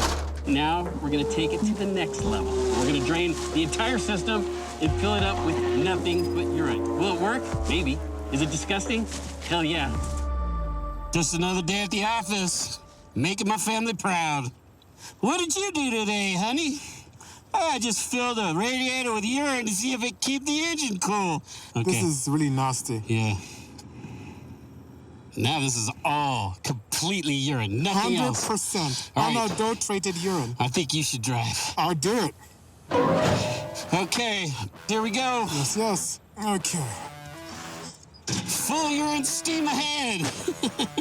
Get it? Full steam ahead.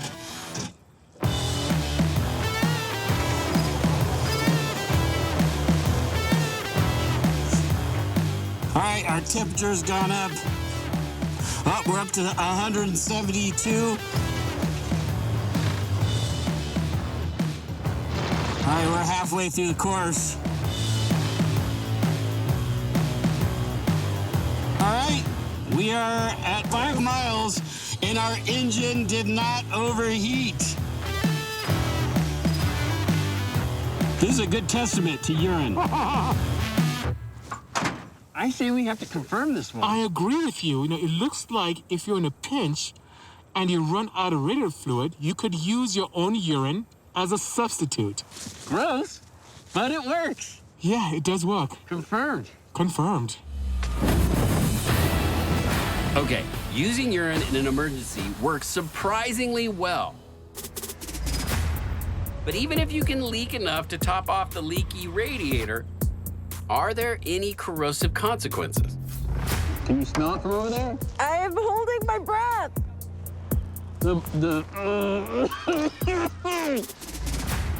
There's definitely some corrosion. Woo! That is wicked. So the iron water pump has definitely gotten some corrosion. So you don't want to be leaving urine for too long in your system. Okay. All right, now let's take a look at the aluminum. You ready, Faye? No. Well, the aluminum doesn't look so bad. Ugh. No. There's like no discoloration whatsoever. Yeah, from here, I can't tell where like the P line even went up to it. Like there's no change, you know? All right. Turns out urine doesn't really affect the aluminum so much, but the iron, it definitely corroded it. Okay. So in case you needed someone to tell you, don't do this, okay? Don't pee in your radiator and then leave it. Despite that caveat, the myth remains confirmed. But it got me thinking, what if you had a leaky radiator, so ketchup, And non-Newtonian fluid. but you didn't have to take a leak? Milk, maybe you've just been out to the store. Shampoo, There we go. maybe we should add some conditioner. Alcohol? And using my shopping list as a randomized sample, I wonder what other weird emergency coolants would get you home. I mean, theoretically, if you put ketchup in there as the engine. So it doesn't transfer heat very well. No, so we're not even gonna test ketchup after that test. Alcohol is gonna be bad on so many levels. So the fact that it has such a low boiling temperature, all right, 175, and that it's so flammable, so we're not even gonna try that. If anything, it's gonna give your radiator a healthy shine. An engine runs most effectively up to 212 degrees Fahrenheit. So, to provide effective heat exchange, that's the benchmark for our potential replacements. Just a couple of dudes boiling shampoo. Remember when we first put it in, it was very pretty thick. Yeah, we had 210. It's completely liquefied. I say 210. shampoo is a good option. It's not bad. We're at 200. And it's still not boiling. What is this magical juice? We're at 212. 212.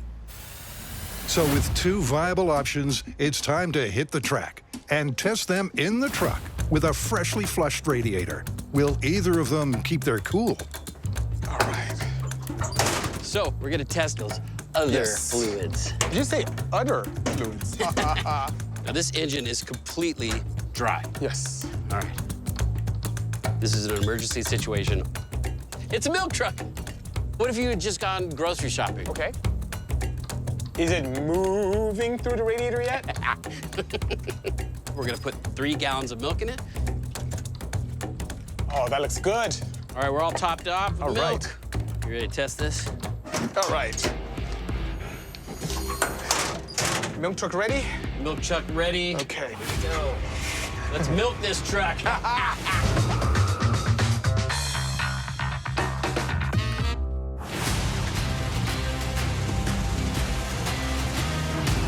You think we'll match the P's 5-mile marathon? My feeling is the milk is gonna cook and it'll clog up the engine. 162, doing about 45 miles an hour, that's good. It's kind of holding, but we're only halfway through the run. So we're staying put at 174, mid-170s. Ooh, is that milk I smell? Like a latte? Smells like burnt milk. I'm picturing big chunks of cooked milk and Big fat globs just clogging the system. But nonetheless, so far, we're almost at the finish line. Bisi, this is The like milk is blowing holding, my I'm mind. telling you. But it's actually working. So you know what that means? If you are somewhere stranded and you don't have enough urine, you can put milk in your cooling system. Milk does an engine good. Sure does. I'm impressed. That was crazy. Milk worked. It did. Yeah, this one's confirmed. Confirmed.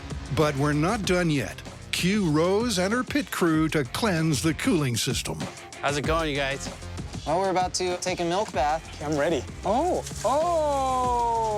Woo, that is rank. That's not bad. You know, I expect to see some chunks and coagulation, but that's all it inside held the up. engine, BC. After the flush, the radiator is replaced, so Tory and Bisi can repeat the test with the second of their store-bought liquids. Let's say you're on your way back from the mega marts. Okay. You may have a ton of shampoos. Right. Oh, I don't know about this, Tory. We're gonna be here forever. Excuse you. Sorry. It smells good, though. You know, we've come a long way since urine. Thank God. How do we get it in the radiator, and how do we get it to flow? All right, I'm gonna start the engine to see if we can get some shampoo to drop in. Is that helping? Yeah. And we need 3 gallons of this stuff. Yeah, a little agitation, Yeah. we're good. We're blowing bubbles. Oh, that's good. I say we go for it. BC, what do you think? Yeah. But if this exceeds 248 degrees Fahrenheit in the cooling system, I'm calling it. The engine smells so fresh. Here we go.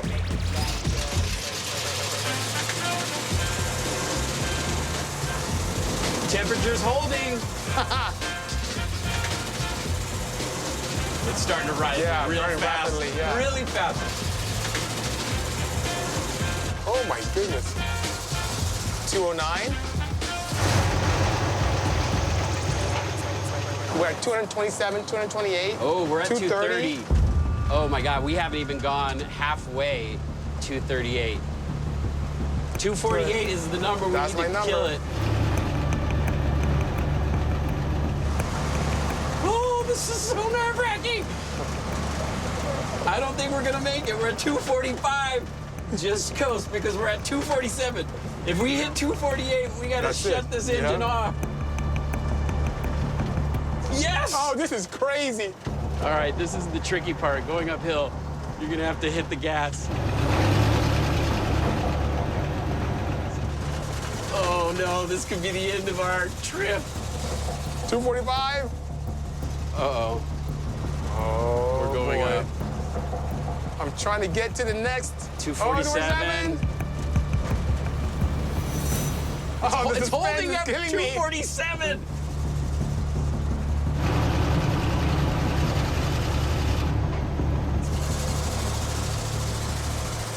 Ah, 249. Yeah, we're done. All right. We're done. I hear bubbling. I see steam coming from the engine. Shampoo is not a good option. Nope. Smells good. Smells great. Oh. So it's painfully obvious, Tory, that shampoo is not a good substitute for proper engine coolant. I had hopes for it when we saw it melt in the shop. Yeah, this is totally busted. Yeah, I agree. Good luck rinsing that radiator. The cooling system clearly couldn't cope with the shampoo goo. But milk and urine proved successful. Well, Tory, you know what we have to do now to get this back to the shop? Tow it? No, we gotta pee in it. Oh man, I'm fresh out of pee.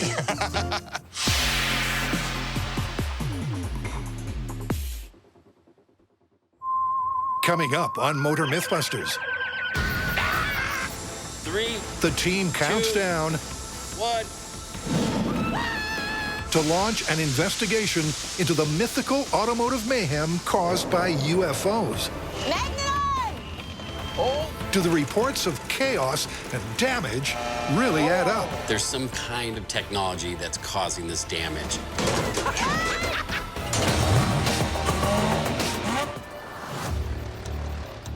Spielberg is like one of my favorite directors. I haven't seen this See since that? I was a preteen. You guys finally found a way to force me to watch a movie. Bring the movie to the shop. Yep. Close Encounters is a classic. Yeah, I've never seen it before. You've never seen Close Encounters of the Third Kind? It's really good. Look how cute this truck is. Oh, boy. Everything's flying out. Look at the gauges. Look at the gauges. The rate. Oh. I mean, what do you guys think could have caused the gauges to react that way? I think some kind of magnetic force. An electromagnetic field is the most common explanation for the myth of UFO-induced automotive mayhem. So to ground this test in real-world physics, the team will start there. I think, Faye, we need to find an expert to give us more insights on this phenomenon. All right, while you're working on that, I have another idea that I think might give us the same effect that we saw in the movie.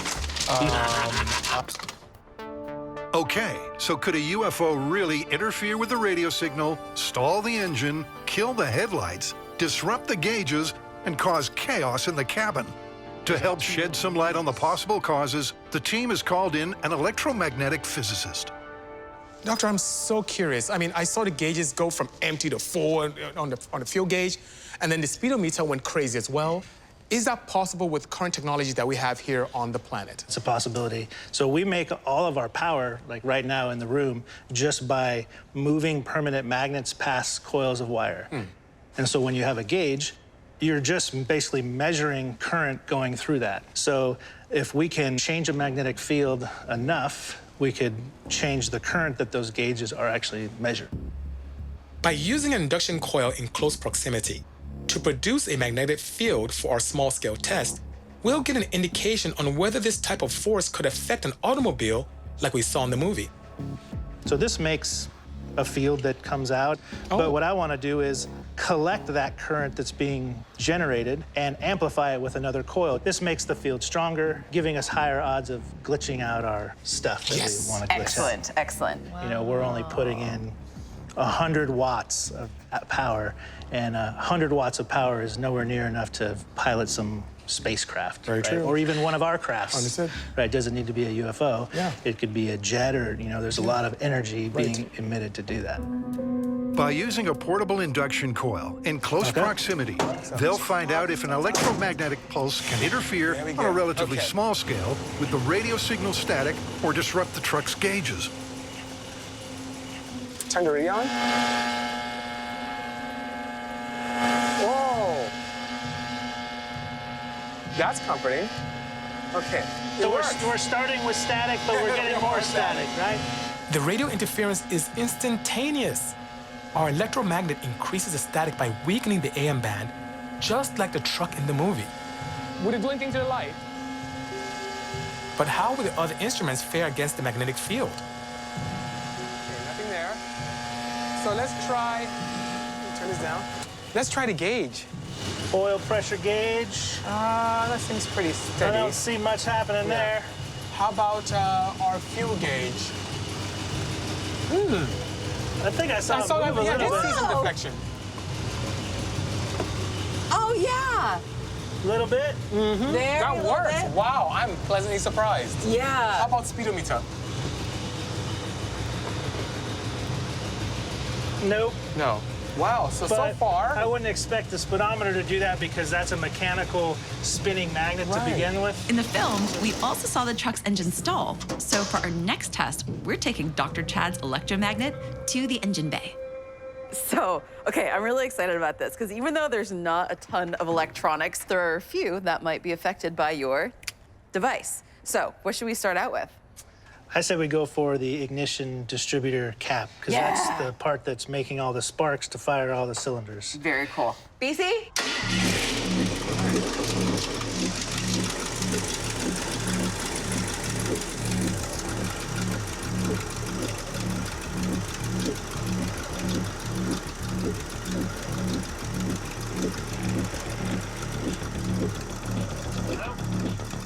What about the wires over here?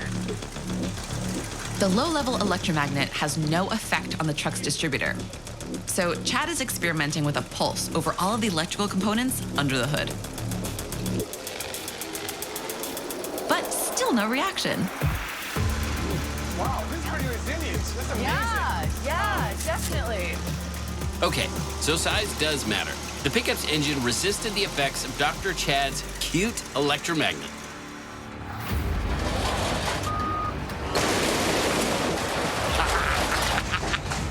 So, for our full-scale test, we're trying to match the out-of-this-world movie specs. So, Faye, this is what I was thinking. A giant magnet. Oh, yeah, that thing's freaking huge. 54 inches in diameter. It could lift 5,300 pounds. Oh, my gosh. So it could easily lift up the truck, is what you're saying. Wait a second. But we are not going to lift up the truck. The plan is to not destroy this vehicle. The plan is to put the magnet directly above the engine, just kissing the engine. And then we're gonna turn the engine on, turn the radio on, turn the lights on, and then we're gonna hit the magnet and see if it affects the engine in any way. Oh my gosh, I hope it doesn't actually damage anything because we can't. Because in the movie, it didn't the damage truck survived perfectly. Okay. Yeah. So to match the movie, the magnet needs to kill the engine, but without harming it. A mythical oxymoron, if you will. We're living on the edge. All right. We're ready to place the magnet. All right. Be gentle. This is our baby. Oh my God. To control exactly where our magnetic field is deployed, we'll position the magnet directly above the engine bay before we turn it on. Level it out. That looks good right there. Yeah. All right, I'm gonna start the engine. I'm gonna turn on the headlights, radio. Magnet on! Oh, it's definitely sucked down to the truck. Oh, it's affecting the radio. It's affecting the radio. Lights? I'm gonna go check the headlights real Check the quick. headlights. Oh my God. It's affecting the radio. Lights are still on. Oh. It shut off. What is? The radio? Is the engine off? Wait, the engine shut off? Is the engine off? Oh! The engine died! Oh! This is crazy.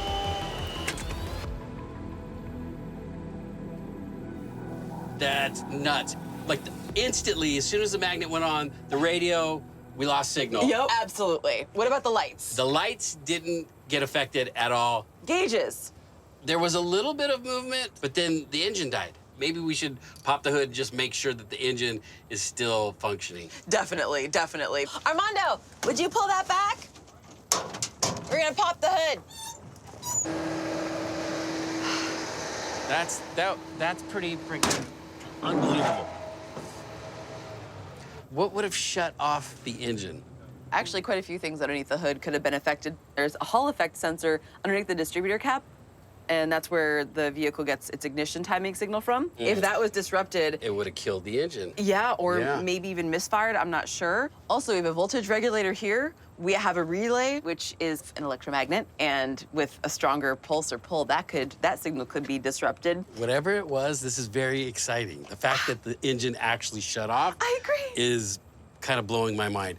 All right, why don't we see if the engine's still running? And I'll just monitor it and see if anything is running differently or anything is loose that I should be concerned about. So in order to call the myth confirmed, we have to replicate all of the conditions from the movie. And in the flick, the engine stalled, but it was able to be restarted. All right, Faye, here we go. Okay.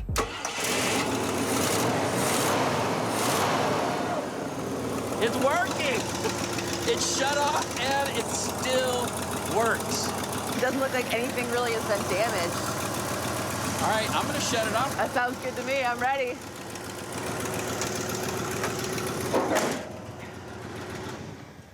That was impressive. All right. The fact that the electromagnetic field shut off the engine, I mean, you can't get a better result than that. No, I mean, that was exactly like what happened in the movie. Even to the alternator gauge, which may have been a symptom of the engine sort of slowing down and sort of like reducing the rotation of the alternator, but still, the gauge did move. It's a result. Yeah. So to me, the gauges, doesn't matter how it happened, it's plausible. Yeah, and the radio, for sure. I mean, the moment the magnet went on, we could hear squealing coming from the radio. That one's plausible. Oh, 100%. The engine's plausible. The lights? The lights, not so much. Maybe that one's busted. What do you think? Yeah, I would have to say that was busted. Lights busted, okay. One thing I did notice, I didn't see stuff fly up to the ceiling like in the movie. The change and the glove box. So maybe what we need to do is just move the magnet from the hood over the cab. It's amazing, all the cool stuff you can find in the junkyard. Put it right on top of the cab. Ooh, here we go. Here we go. All right, you ready? I'm so ready. All right, turn it on. It's working. Yes! It's working. Oh my gosh. Think it's good to stop? Yeah. It looked like it worked to me. Yeah, yeah. I'm gonna say metal things moving around. Yep. Up, down, sideways, flying around. Possible. Very much plausible. Possible, yeah. All right. With the Close Encounters of the Third Kind movie scene in the can, the team are keen to keep probing the theme and test a UFO myth of the second kind. So they're beaming in a visitor for some first-hand accounts. Hey, Earl, thanks for coming in. Are you familiar with any cases where the physical attributes of a car were modified by a UFO? Sure. There was one that was in 1964. The witness described a heat signature, and the paint was bubbled on the hood of his car. Wow. And back in 1979. This guy, he encountered a UFO. The windshield had been cracked, again, by the heat signature from this UFO. So I've had a couple of cases that have been similar. It's like this common theme of heat damage. Right. Where it's like cracking the windshield, Right. bubbling the paint. Yes. There's some kind of technology that's causing this damage. I'm really excited to see what you guys, figure out, So All right. do let me know. Cool. If you want to just beam back. Okay, where are you going to beam me to? Wherever you want. All right. Are you serious? You want to beam me out? You guys should. So the myth is Yes. the presence of an unidentified flying object will cause heat damage to the car, boil the paint, and crack the windshield. I like that myth a lot. And you know what? Unidentified flying objects aren't just alien craft. I mean, we have rockets, we have jet engines. Yeah. Those things could give us propulsion and heat at the same time. We have some model rockets that we could test, as if it was a jet engine. I think I need to find a car. See, you're starting to think like me. You don't always have to fix cars. Well, then I won't get a nice car, go to a wrecking yard, or good idea. I'll grab them from one of the producers. Get their car in here, daily driver. That's an even better idea. Yep, one hunk of junk destined for scrap gets to dodge the junkyard magnet and live out a final chapter in the service of science. All right, I have some model rockets, and I have them set just about above the top of the car, so it's about 2 feet off of the hood. Yes, that's nice. So I say what we do is we set these off as if the UFO was above the vehicle and see if we get any damage to the car. Wow, that's good. I want to see how this paint's going to react. We have the high-speed camera set up and a FLIR, so we'll see how hot the rockets are getting and how hot the top of the hood is getting. Wow, you're my best friend. You know that? You're so excitable. I love that about you, Absolutely. Bisi. Sounds good. The 3 solid model rocket engines pack a punch of 12.1 newtons with a burn time of 9 seconds each. Model rockets, test number 1 in 3, 2, 1.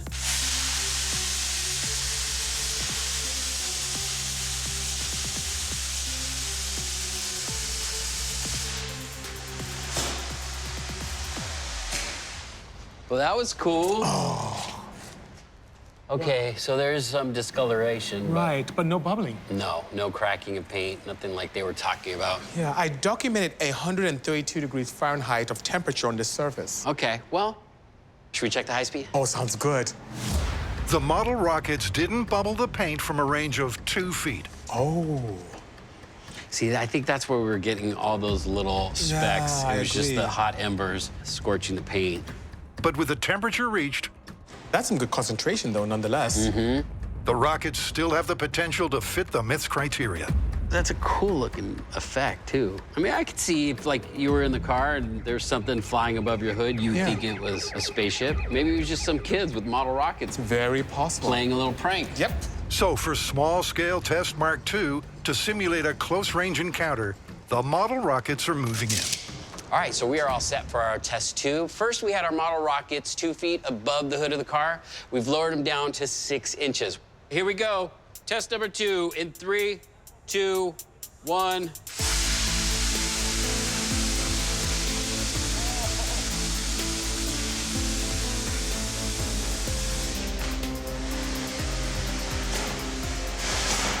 Did you see how red hot the hood got? I wonder what temperature it is now. Oh, there's bubbling. Look at the hood. Oh my goodness, that's over 400. That can definitely burn your hand. I feel the heat right now. We're losing the heat. But what we're trying to see is if we could replicate what they were talking about in their stories, and we have here. Yes, We've got we do. Warped steel, and we have bubbles in the paint. And we didn't have to use an unidentified flying object to make this happen. All right, now in one of the UFO encounters that these people talk about, they said that their windshield actually cracked. Now, glass is a lot more brittle, so it's gonna be interesting to see how it withstands the heat of these rockets. We've removed an old windshield to test the effects of our rocket safely on the bench.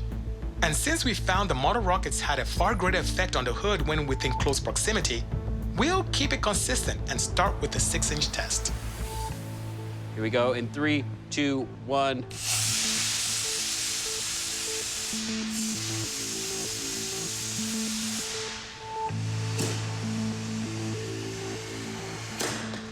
Oh. Oh! We only had 2 rockets go off. 333 degrees. Yeah, dude, check this. Oh! We got shattering at both sides, but we got a really big shattering happening right here. And, you know, those were just little model rockets, and not all of them went off. Yeah, only 2 of them. And we were still able to get a shattering just like these people were talking about when they experienced this UFO. I am curious to what the high speed shows. Okay. I'm sure that'd be quite spectacular. Small-scale success. Our rockets were able to match some of the visual accounts. It's so crazy. It looks like a plasma cutter. Yeah. But the solid model rocket engines did need to be in very close proximity to meet the myth's criteria for damaging automobiles. When we hit the hood of the car, do you remember how big the heat surface was? Where now it's more concentrated. Now, these rockets were cute, and they did allow us to get some of the results that these people were talking about in their story about UFOs.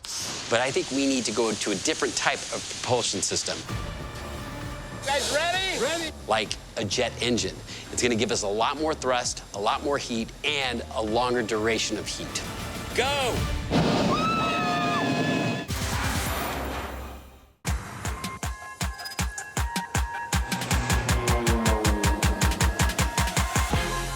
So to test this part of the UFO myth, we needed a jet car. I know, that's not a jet car, but that is. This jet was actually pulled from Lear Jet, and then they built the car around it. Now, it's been recorded at going over 300 miles per hour. It puts out 8,000 pounds of thrust. With a liquid propulsion system, it'll burn longer with a greater range to match the stories of a UFO flying above and not just sitting right on top of the hood. We don't even know how hot the afterburn is gonna be. What we're gonna do is we're gonna fire this up, point it directly at our car, and see if it bubbles the paint just like these UFO stories. But before we do, we need to put a leash on this thing. We're gonna have to make sure that the car doesn't just take off that way. Right. And our car doesn't just get blown that way. So what we're gonna do is actually chain our jet car to our burn car. Okay. So it'll be like a ballast. Should be good. What? Oh Yeah, my let's God. do this. All right. The jet efflux expels hot combustion gases and air at speeds over 1,000 miles per hour. So to avoid incinerating the test car completely and to replicate a low-level flying object, we've positioned it 40 feet away.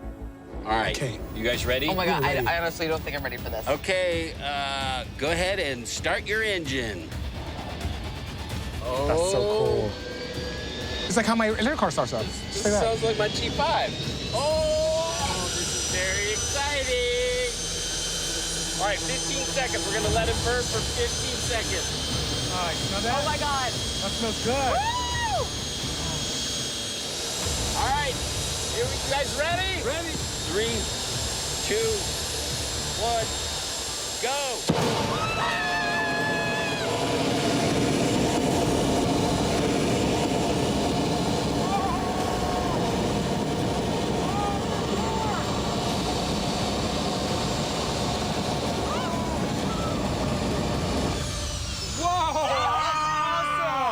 That was insane. Oh Freaking my insane. goodness.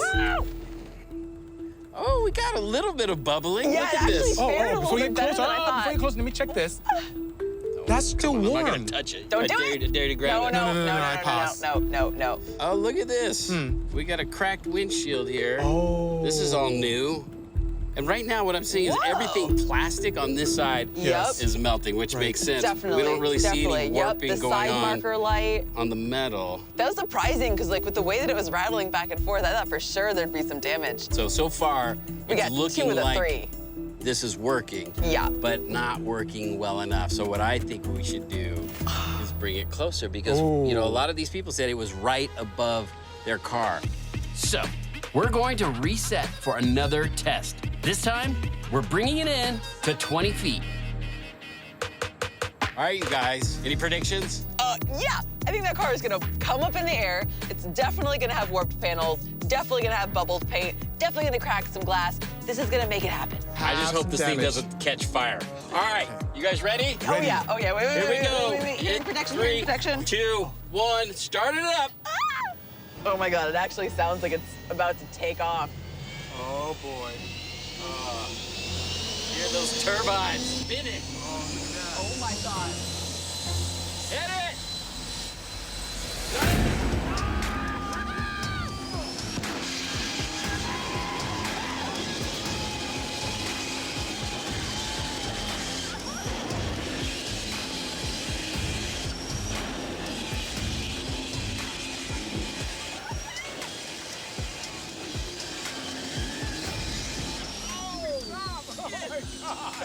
You went overboard. Wow, nice job. Oh my God. We got a fire. Pieces. Now that's what I call a close encounter. We need to inspect the aftermath and call them in. This poor thing. We might have let it go a little too long. Oh, what You was the think? harness? A little too long. Oh my goodness. Check this Oh out. my God. We got some warping. Oh, a lot we of got bubbling some too. bubbling. Yeah. I mean, I don't know what those people saw. We're not trying to say UFOs are from outer space or they're a real thing, but they experienced something and they had proof on their vehicle, and I feel like we may have overdone it. We may have like overcooked it. Just a little bit. No, you don't say. There was a point though, right before it caught on fire, when all that heat was hitting the side of the car, we saw paint bubbling, we saw metal warping, glass breaking. It looked like what these people were describing in their encounters. Absolutely. If a UFO had some type of propulsion system that could allow it to do what they typically are said to do, it's likely very similar to our jet engine, and the heat signatures would have done exactly what we saw. You know, I think Tori, how do you want to call this one? Gosh, I mean, I feel like we have to call this one plausible. Absolutely plausible. Absolutely plausible. Yeah, based upon the evidence, I concur. Plausible indeed. All right, should we go home? Yeah. Who's driving?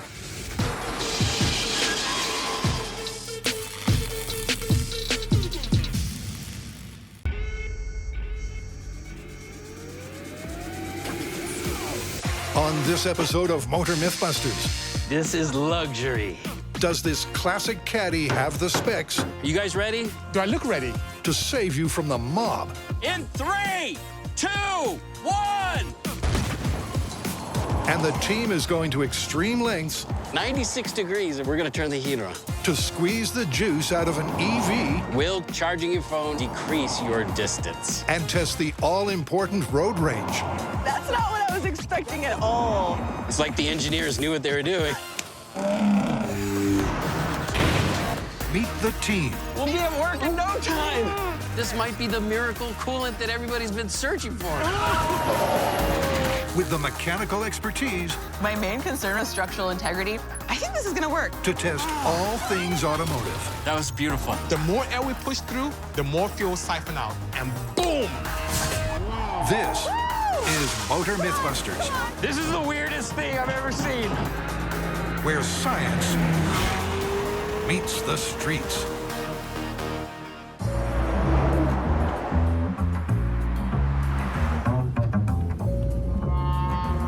This car says luxury to me. A 1981 Cadillac Eldorado Biarritz. You know who likes luxury? Mobsters. This is gonna be fun.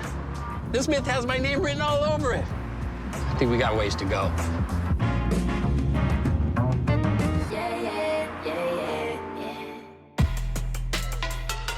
Yeah, this thing weighs a ton. We're gonna need some momentum. What is this? This is luxury.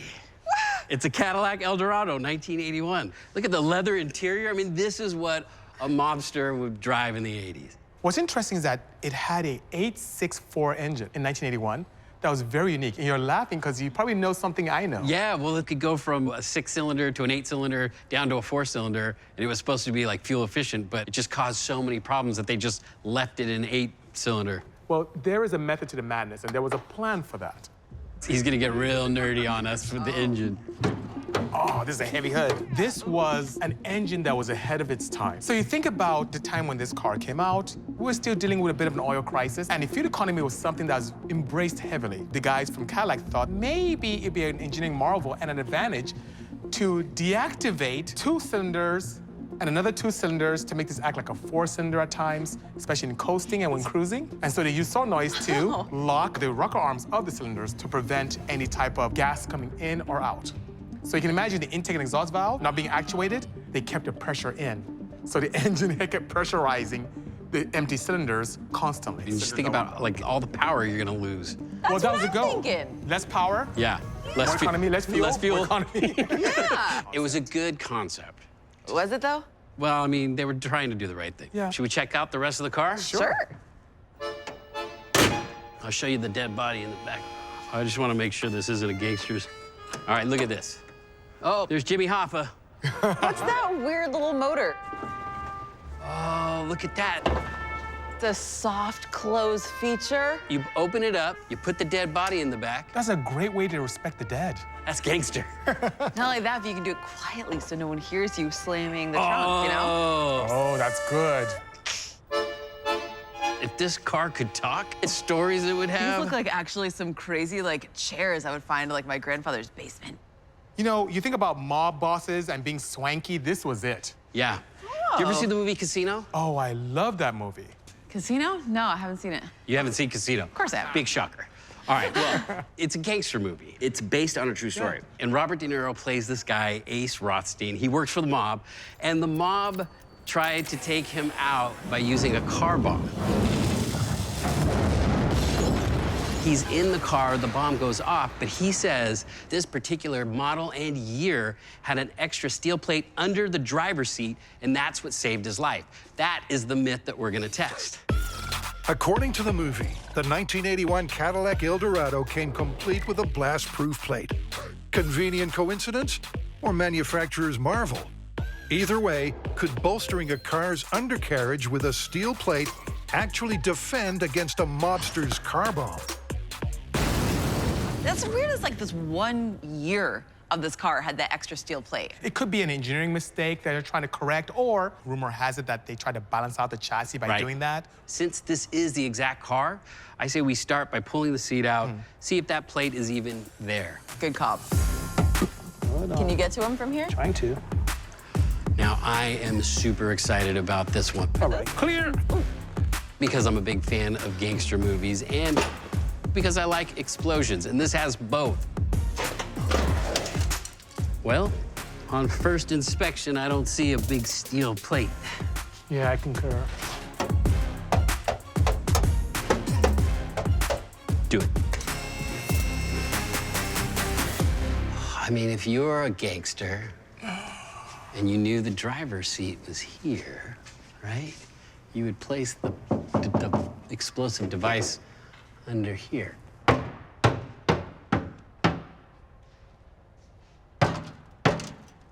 I hear a different pitch. Yeah, me too. We should drill through this. We definitely should drill through that. I like that idea. And to be able to find out where we should drill, I think I should bring the car down. Yeah, then we'll go. And then go from the inside. Right, so you right can be over sure. the seat. Exactly. All right. All right. The seat would be right here. Yes. And as I feel around it, I don't feel, it feels quite thin. Yeah. So does this, and so does this. Well, what if we did a hole here, and then a hole here?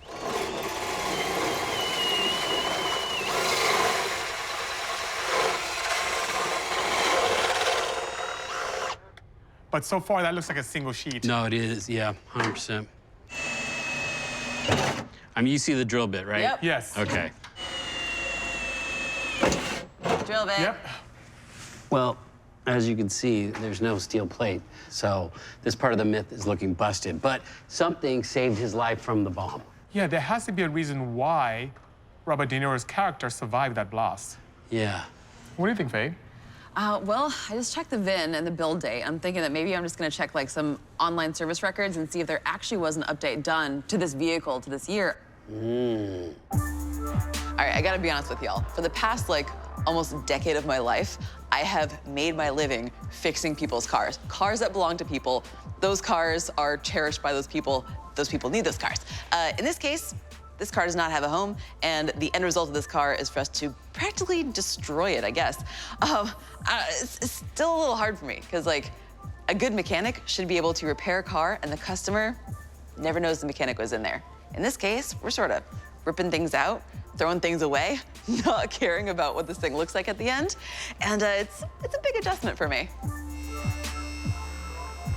Faye keeps saying she wants to save the car. I just want to blow it up. But I'm not wanting to blow it up just for the sake of blowing up a car. We are trying to figure out if there was something underneath his seat that would have saved him from the blast. So, you know, I don't know what to say. Science is brutal. Check this out. So this is an actual service bulletin from Cadillac Corporate to their dealerships. There actually was a suspension recall from 1980 to the 1981 model year. However, all that it was, these upper control arm nuts came loose in that one model year. So there was no mention of like a steel plate to balance out the suspension. And in fact, I went and checked out exactly what was required of this technical service bulletin, and all that it was replacing the nuts. There was never a steel plate. Absolutely, yeah. Cool. Just nuts. Nothing but nuts.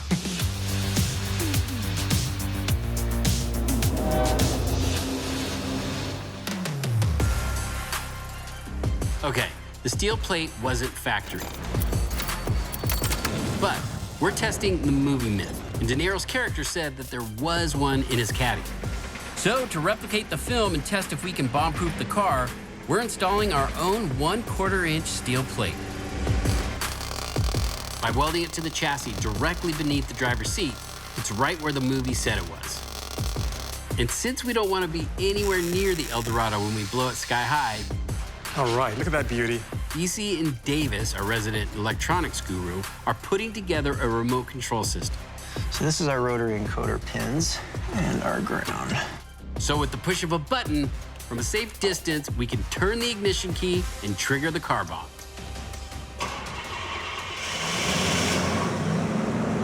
Well, we've got a working starter mechanism. I think we're ready to blow up this car. Beautiful.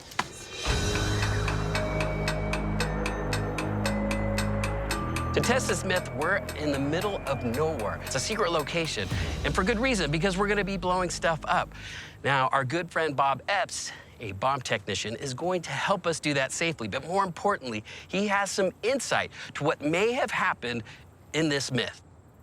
So, Bob, we're looking at the myth from the movie Casino. The Cadillac blows up, he survives the blast, and he says it's because of a steel plate under his seat that he actually survived. I've heard that. You've heard this story? Yeah. What type of explosives do you think the mob would have used to set up a car bomb? In that area, there's a lot of mining, and they do use dynamite for that. It would have been very easy for the mob to buy or maybe illegally acquire a few sticks of dynamite. Steal? Yeah. Or maybe You're a just gangster. take it. Yeah. You're not buying stuff. I think the easiest, most reliable explosives to get in that era, in that area, would have been some sort of dynamite. Do you think the car would survive a couple of sticks of dynamite? I think the damage there is consistent with 1, maybe 2 sticks of dynamite. But I'd like to find out for sure. But yeah, I think it is consistent with that. It comes in different sizes. So the most common dynamite people see is about 1 inch around and about 8 inches long. Right. So that's the stick I'm referring to. And I think the damage there is consistent with 1 or 2 sticks in the rear of the car. Yeah, because I mean, you wouldn't want too big of a device because then the person getting into the car would just look under and see it. So it'd have to be small enough where it would be hidden, but big enough to do the job. But they didn't want to take out everybody in the parking lot. And they were probably looking at destroy him and his car, but not everybody. So we bought a Cadillac Eldorado the same year, same model, and we stripped it down, and it turns out there was no steel plate underneath the driver's seat. That was a big part of his story. But now we want to see if you did have a steel plate in there, would it be enough to save your life from an explosion? So you got a car, Yep. and you put a steel plate in it. I'm thinking you want me to hook you up with some dynamite. That's why. Let's do it. That's why we came here. So you have the remote system? Yes, we just need to install it, rig everything up properly, and get going. Is this like your first experience with high explosives? Oh yeah, this is my first time. The most I've seen is like an M80 firecracker for like 4th of July. Oh, you guys are in for a treat. Oh. You'll never get used to it. See, I'm smiling. My cheeks are hurting already. Yeah, it's in anticipation. It's the adrenaline. It's unbelievable. All right, say goodbye to the car. Bye, Caddy. It's kind of hard. Yeah, I feel bad for it. We are all set to test this myth. I am super fired up. Bob studied the scene in the movie, and he's using his experience to rig the right amount of dynamite to replicate that explosion for us. Once connected to the ignition, mobster style, we can press the button. Then we'll be able to analyze the aftermath and determine whether the driver's side steel plate is enough protection to save your life from a car bomb. I'm excited to see how Bisi and Faye react. You never forget your first time.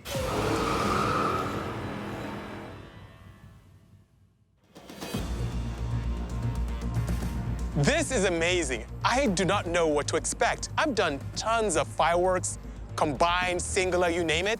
But today, to see an automobile explode is just quite exciting. I'm anticipating this crazy fireball happening.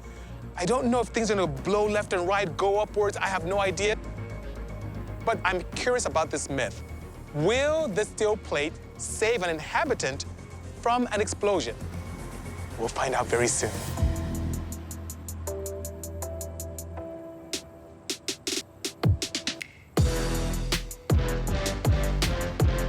Can a driver's side steel plate mitigate the blast of a car bomb?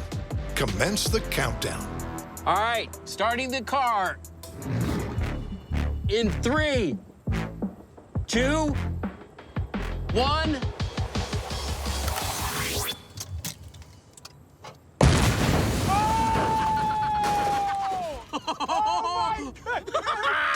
Oh my God.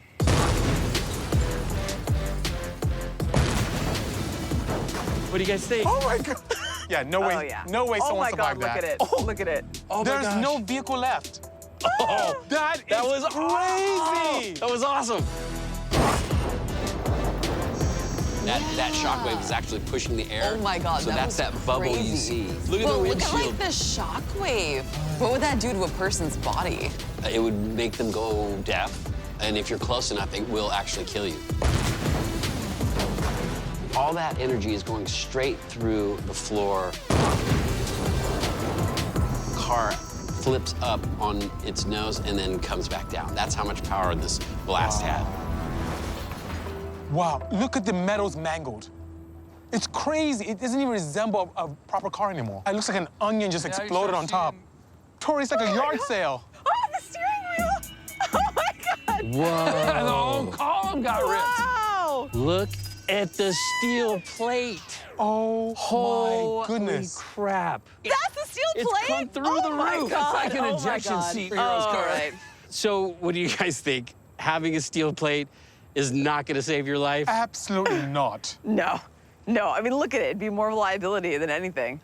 Wow. It's like, I feel like you picked the exact amount of explosives and the perfect type. And it really looks like the movie. Like, it looks like pictures in the movie. I feel like we did a really good job recreating this. Yeah. He survived, but it wasn't because of a steel plate. Nope. Yeah. Now you've experienced your first explosion. What do you think? That's pretty cool. Your reaction was the best. Like, you literally could not control yourself. I'm no longer a virgin, and it was the most amazing experience ever. It was crazy. I mean, I still kind of feel kind of sorry for the car. Like, I don't know. It didn't do anything to deserve it. So I'm like a little sad, but also like it was kind of worth it. It was well totally worth it. Now we know a steel plate under your car won't save your life from a car bomb. Very true. What would it take for someone to survive a blast of this magnitude? Are you saying maybe we can make some kind of bomb-proof underlying? We now know a steel plate alone wasn't enough to save Robert De Niro's character in Casino, but he did survive the blast. So we need to come up with a way to reinforce the steel plate and test if there's any way this movie myth is plausible. I like this. End of the world mobile? Down. I think we need to go back to the shop and choose some materials that could survive. You know, the steel plate went haywire, but it may be a good choice to combine that and some other materials. I like it. Are you saying I need to order more dynamite? Always. The answer to that is always yes. Bob, nice work. Seriously. Thank Another day in you. the office for a bomb guy. Right?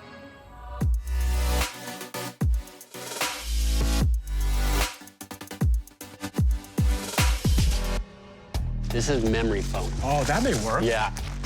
To see if we can replicate the survival scenario, we'll need another Cadillac. So Faye's searching the web for one that's destined for the scrapyard, while Bisi and I work on finding the best combination of known bomb-proofing materials and techniques. So this was giving me an idea. This is a helmet from a bomb suit. Wow. It's like a race helmet. This is the weirdest looking race helmet I've ever seen. Except it'll stop frag from killing you. Okay, let's see here. Oh, actually, it quite fits. See, look at that. Wow, this is pretty. Yeah. That is thick. Look, smells funny. Oh, yeah, because when you're diffusing bombs, you're sweating a lot. Oh, yeah. What is this material? So it's built of a few different materials. There's Kevlar, plastic, and foam. And so I was thinking, what if we took similar materials and we created our own underlayment underneath the car to make the driver's seat bomb-proof? That sounds good. These materials individually can withstand some blast, but when combined nicely. Yeah. If you had a chance to make your seat bomb-proof, what would you do? I would do what you typically see in a movie. Okay. Where someone would jump into a bathtub or cover themselves with a bathtub. Like a cast iron tub? Yeah, pretty much. Yeah, that's cool. Yeah. What would you do? I was watching this documentary, and this guy, he armored a tractor. But what he did is he built these steel, like, boxes and then filled them with concrete. So what I was gonna do is do a couple of pieces of steel and then a couple of pieces of the concrete infused board. Oh, that works. Should we start building? Absolutely. Before we attempt to bomb-proof our second car, we need to conduct some small-scale tests. We went around the shop, collected all different types of materials that we think might mitigate a blast, and now we're just gonna figure out what the right combination is. You know, Tory, where I'm from, our tubs have iron in the middle and porcelain on both sides. Oh, really? Yeah. Do porcelain on both sides. Why not? Okay. So you have multiple layers of concrete, I see. And 3 layers of concrete, and then 2 layers of steel. Aha. It looked like the helmet has foam, plastic, and Kevlar. So we have this nylon. Almost sandwich it with the Kevlar. Okay. Let's see if this works. Fingers crossed. I love this It's thing. nice. Man, they do not make them like they used to. Look at this, crank windows. Yeah. Yeah, road trip.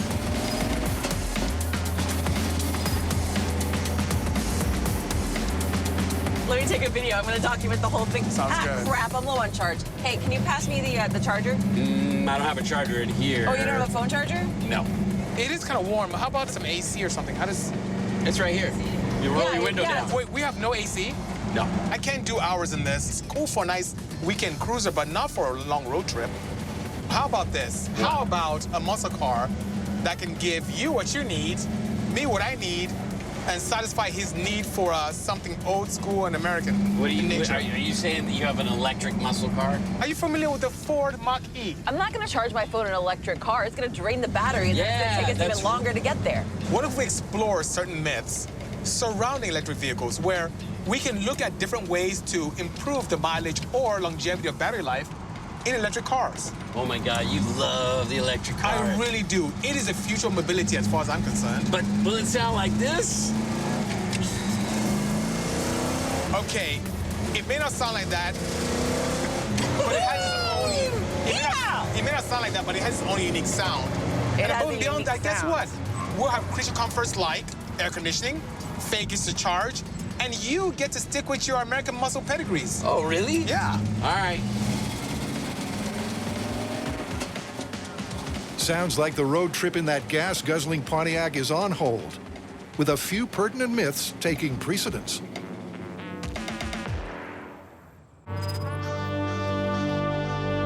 The team is hitting the track to see how battery life and EV road range can be affected while driving. And Bisi has lined up the perfect test subject.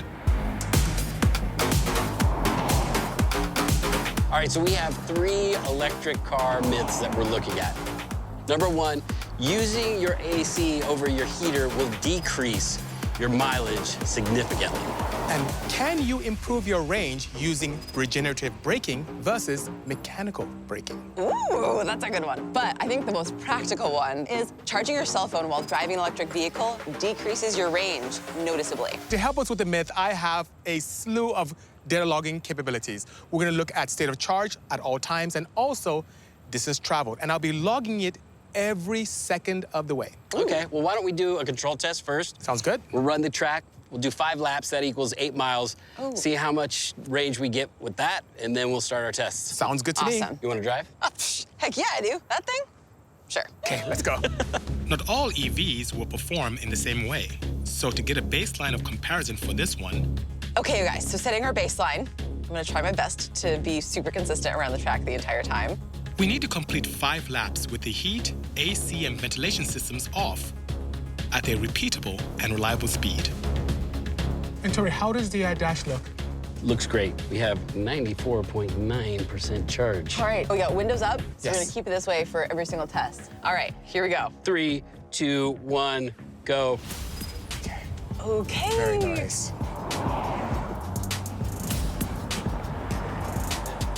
I'm not a particularly crazy fast driver. I like fast cars, although I don't really drive them fast.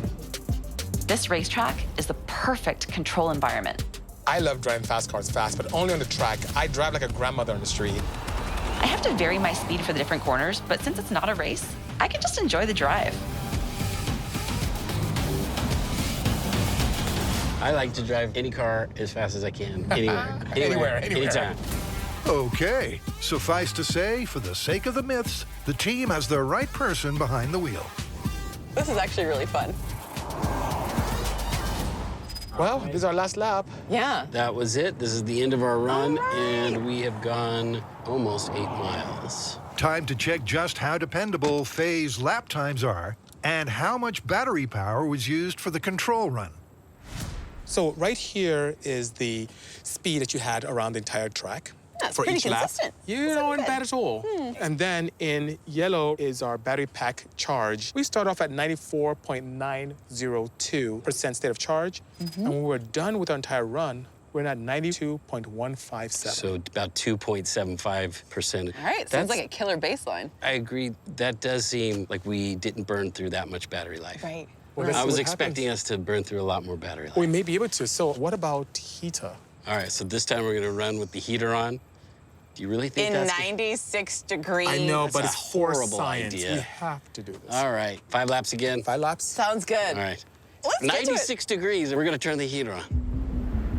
With the baseline set, it's up to Faye to maintain an average speed of 38 miles per hour to achieve an average lap time of around 2 minutes and 25 seconds and ensure the data for each test is congruent. Oh, yeah, feel the heat. Let's go ahead and begin. How are we doing with a 0 mile story? We are zeroed out. Good. The onboard heat in the EV comes from an electric heater. So it is possible to preheat the cabin using juice from the grid while the car is plugged into the charger. But we're testing the myth that the AC drains the battery life more than the heater while driving. Tori, only a mad person would do this. With an enclosed environment, full blast heat, in an EV. In the and desert. It almost feels like the seats, but did you turn the seats on? It No, feels seats like are not seat on. warm. It Oh my does God. feel like the It seat does. heaters are on. Oh, I'm sweating. How are you guys doing? I'm sweating too. Okay, wait a sec. I'm sorry. Girls we don't sweat. We sparkle. I'm very sparkly. That's good. I'm sparking my butt off over here. You're sparkling your butt off. I shouldn't have worn these warm trousers today. It's all right, Bisi. We only have 2 more laps to go. Yeah. 3 laps in, and Faye's lap times are perfectly consistent with an average speed of 38 miles per hour. Freaking dying in here. The cabin temperature tells us how hard the resistive heating system is working. That must be taking a toll on the battery life. Let's come up with a bunch of different creative words for hot. Okay, sizzling. Steaming. Sweaty. Scorching. Seared. Hot as balls. Oh my God. Here goes nothing. All right. Last lap. I am dying back here. Yeah, I'm feeling pretty toasty. Can we roll the windows down now? Yeah. Oh my goodness. How do you guys feel? I feel like I've just been tortured for the last 5 laps. With the data from the heater test stored, the team can run straight into the AC test and compare the results at the end. At least now we can do the air conditioning test. The myth is air conditioning robs more power, more range from an electric vehicle than heat. I've been looking forward to this one. Okay. We're going max AC. All right, Max AC. excellent. Oh, awesome. Oh, yes. Here we go. 5 laps. Here we come. 5 enjoyable laps. Wonderful, beautiful laps. Oh, this is so nice. Okay, 5 laps at the same consistent speed will provide them with enough data on the efficiency of this particular EV's cooling system to call the myth. Faye, I can tell you're getting much more comfortable with this electric vehicle. I will say that I'm gonna always have range anxiety. Sometimes gathering data can be tiring. Well, data doesn't lie. I'm gonna pull it and see what happened.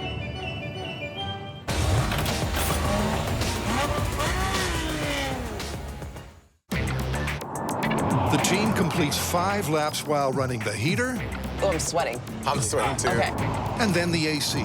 Oh, this is so nice. Bisi has pulled the data, and they're all set to compare the results.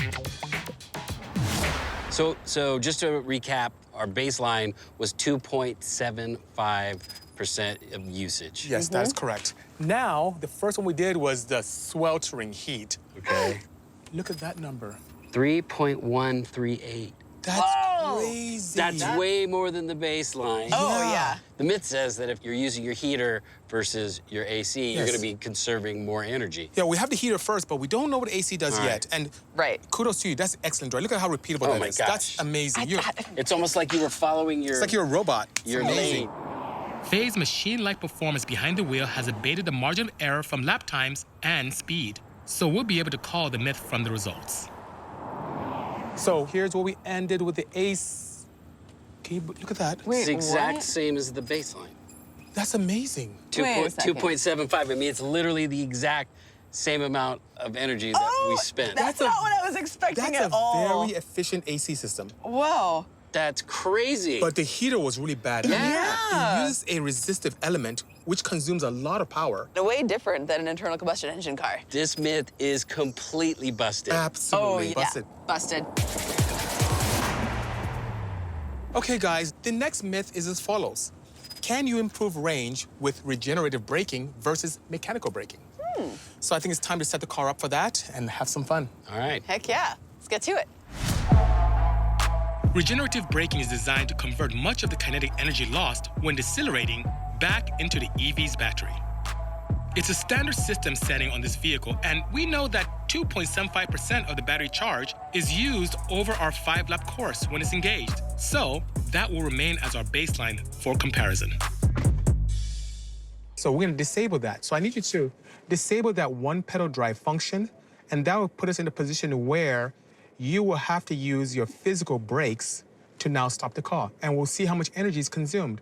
If the myth is correct, we'll find out that we will consume a lot more energy using our physical brakes. Right, absolutely.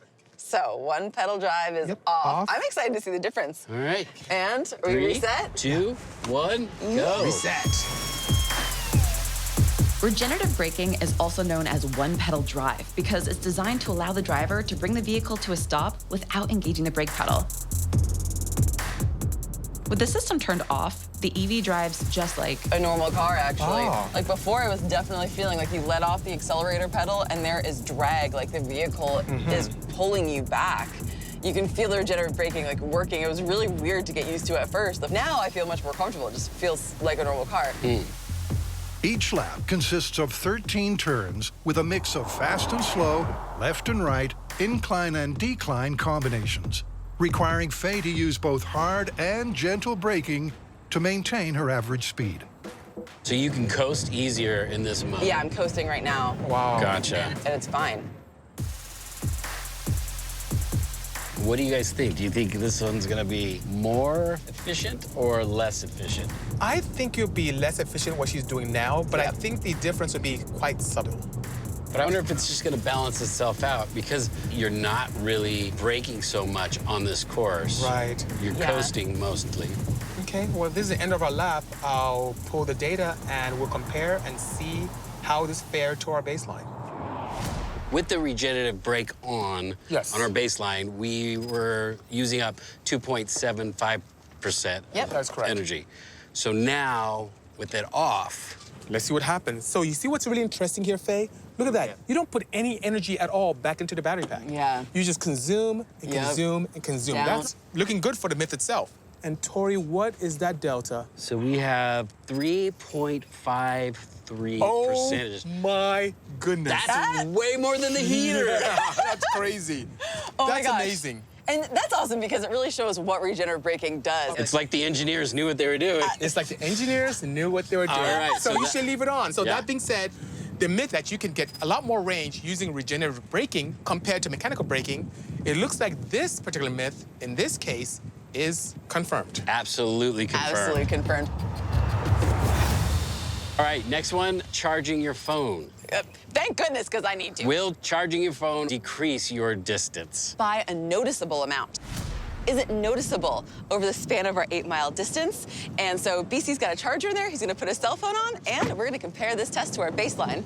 I have the perfect scenario for you. Oh. My phone is wireless charging capable. This is the way that I think most people are going to charge their phones. So this is, I think, more relevant to the test. Oh, there Yep, it is. it's charging. All right, we are set. 5 laps. Ready when you are. I'm ready. Let's go. Back to one pedal driving.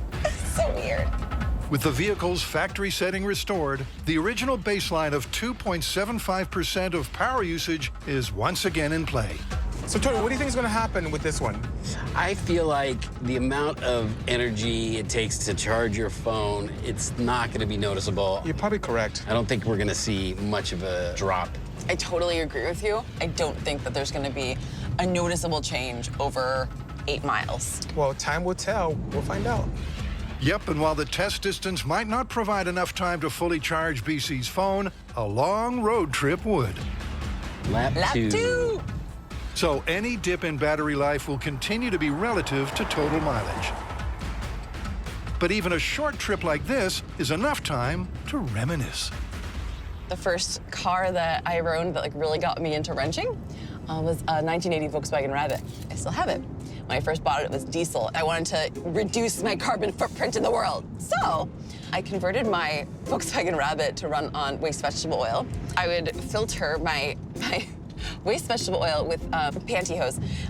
And I would, sometimes new, I would just buy them in packs. New. Well, you'd buy them in packs and then, I would just use them as filtration media just to get out the big chunks. And then I had a series of filtration units and heated coils and everything, cool. jacketed fuel lines, because I had the tank in the back and brought the fuel to the front. So I used to love going to the gas stations and watching people pay, for a gallon of gas. And I would just, get out my funnel and just pour in this disgusting waste vegetable oil in front of all these people and just keep on going and not ever, not ever spend $1 at the pumps.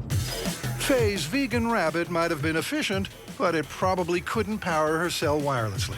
So after 5 laps in today's green vehicle, the guys are about to find out if charging up the cell comes at a hefty cost.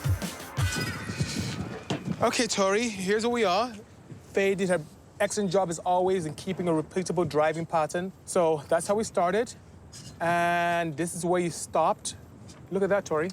3.135. That's noticeable. It is noticeable. Way noticeable. That's way more than I expected. And think about it. I did choose a charging method that is wireless. The wireless charging systems, they always generate a lot of heat. Absolutely. Still, it's a lot. Yeah. It's crazy. This one's 100% confirmed. I agree, confirmed But I'm shocked how much it's confirmed. Yeah. Not as bad as a heater. Not as bad as a heater, but it was significant compared to our baseline. It definitely is noticeable. Yeah.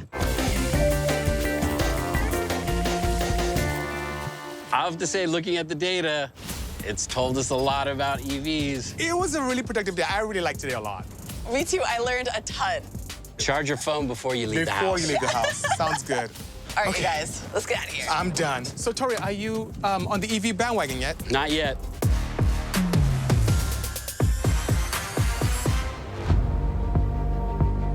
To find out if a custom plate can protect the driver from a car bomb, the team needs to find the most effective components. So they're back at the bomb range for a face-off. Okay, so it's time for a small-scale test to determine which combination of materials has the most potential to mitigate the explosion we saw in the casino movie car bomb. So what do we have? Well, starting over here on the right, a sandwich consisting of ceramic and steel in between. And the good thing about ceramics is that just like with body armor, it can shatter, absorbing a lot of energy. This sandwich here, it's 2 pieces of steel, but inside there is concrete infused board. Okay, all right. And Faye, over there is my personal favorite. It consists of outer layers of ballistic nylon, some foam to absorb a lot of energy, and that little white piece right there is high-density polyethylene. These are similar materials that you would find in a bomb suit. Why don't we get some explosives and see which one does better? Awesome! The test plates are secured to 3 steel pans to replicate the car's undercarriage. Strapped beneath each is a mini dynamite stick, equivalent to about 10% of what we used in the full-scale car explosion. Fire in the hole! Fire in the hole! I like that. All right. Okay. Whenever you're ready. All right, okay, guys. Okay. Count it 3, down. 2, 1, go! Oh my goodness! That was crazy! All right, let's go see how they did. That was a good boom. That was a proper blast.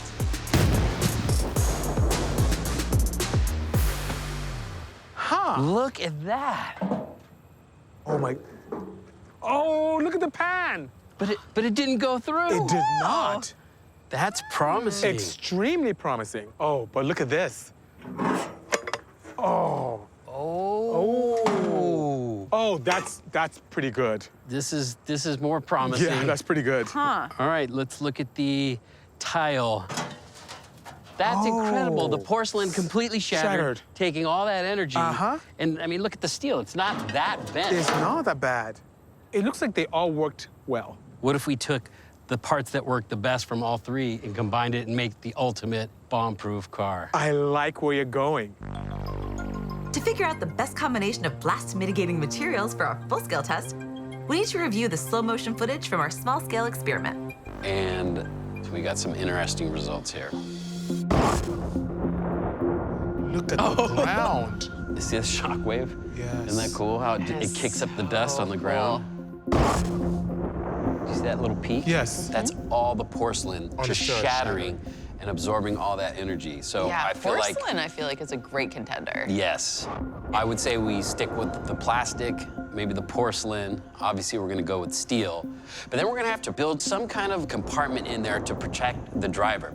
Maybe we build like a little cocoon for the person to sit in for this blast. Yeah, we're gonna have to go above and beyond because after looking at that first explosion, there just seems like there's no way. So why don't we look at the car and see what we can come up with? Okay, sounds good. I guess we'll start by pulling the seats out. Yeah, sounds like a good plan. This is a 1985 Cadillac DeVille. Now, it's a mid-range model. It's not quite as luxurious as the Eldorado. However, it's gonna sub in perfectly because it's made in the same era. It has a similar construction. It's got the coupe body style, and the chassis is the same. So it'll work perfect for this test. We have the floor pan of the car, And on top of that, we're using a layer of ceramic tile, which we know will shatter on impact and disperse the shockwave. 3 layers of concrete fiberboard to absorb energy and deflect the blast. Then our high-density plastic to protect from fragmentation. And to stay true to the movie myth, we are using a steel plate as the topmost layer of protection for the driver's seat floor. I feel safer already. I will then put up the side shields and just basically create a box. We're just gonna fit this one in on the passenger side. And hopefully, that'll keep us safe.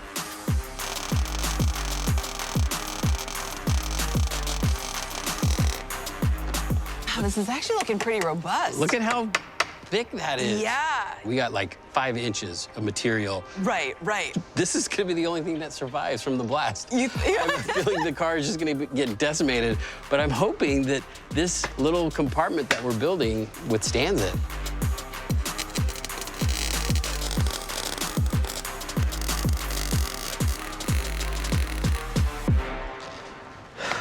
All right, this thing is almost done.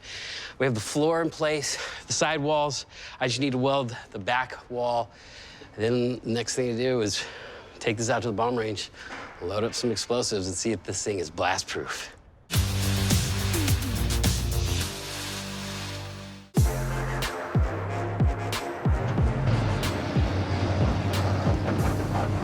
I feel real safe in this car.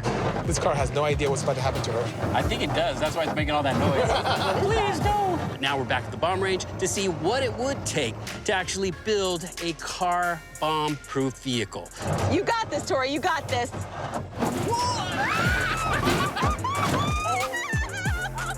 We used materials that we thought were blast mitigating. We've created a little cocoon that the driver can sit in. Now it's time to test this. Will he survive? We're about to find out. To test this properly, we do need a proper human analog. Did you visit a morgue? We need to get him into the driver's seat. Oh, God, he's heavy. So awkward. Me is stuck. Okay, try that. Oh, there we go. We got him. Yeah. There we go.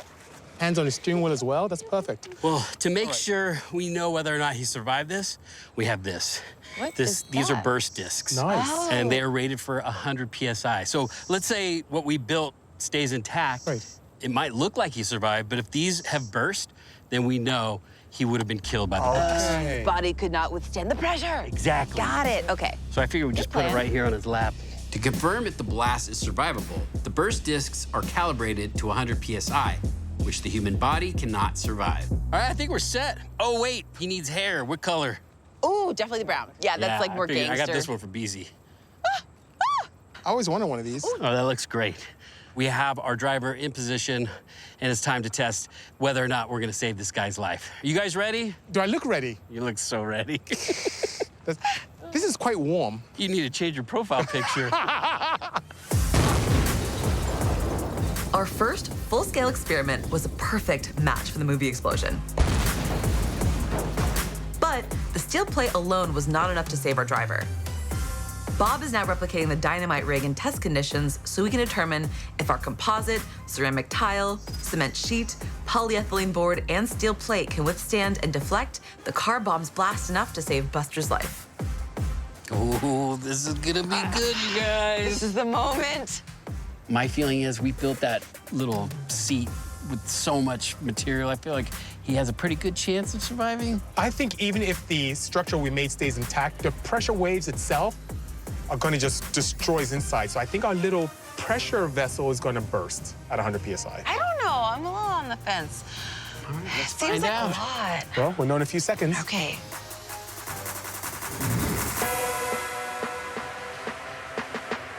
In 3, 2, 1.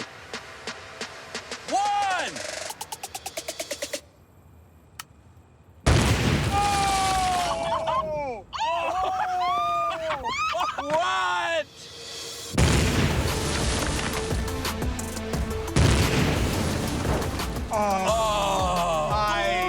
That is.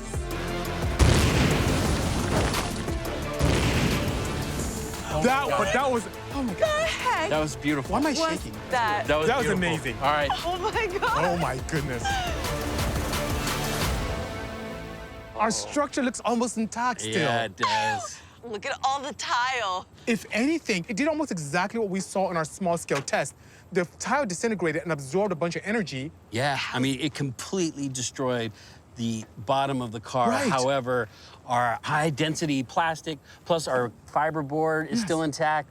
Even the console survived. The steering wheel, everything that was obliterated in the first vehicle is intact. Yeah. Faye, how does Buster look in there? He actually looks okay. How's the wig? Even though Buster is very resilient, our burst discs, wait a minute. This is tricky because the Stayed discs intact. themselves actually survived, but they're pretty wrinkled up. And the fact that this was actually launched out of the vehicle, I mean, all that energy probably would have broken your spine. So on first inspection, we saw that our burst discs didn't burst, but they did get wrinkled up pretty good. So that means it didn't go over 100 PSI, but 80 to 100 PSI means severe lung damage, which means you may have survived the shockwave, but you were probably gonna die soon after. But the fact that our gauge got tossed out of the bucket tells me that there was so much energy and all that shockwave probably just would have ripped right through the person's body and killed them anyway. So it was a good effort, but I don't think this person would have survived. What do you think about this, man? I think it's busted on all levels. He would not have survived, but man, that was a good attempt. I need my souvenir.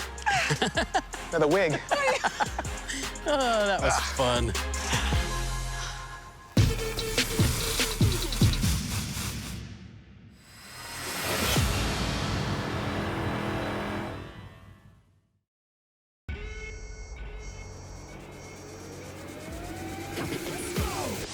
On this episode of Motor MythBusters, my trailer started doing something like that. I'm seeing it. The team tests the myth that a fishtailing trailer failure has a distinctly do not try this at home solution.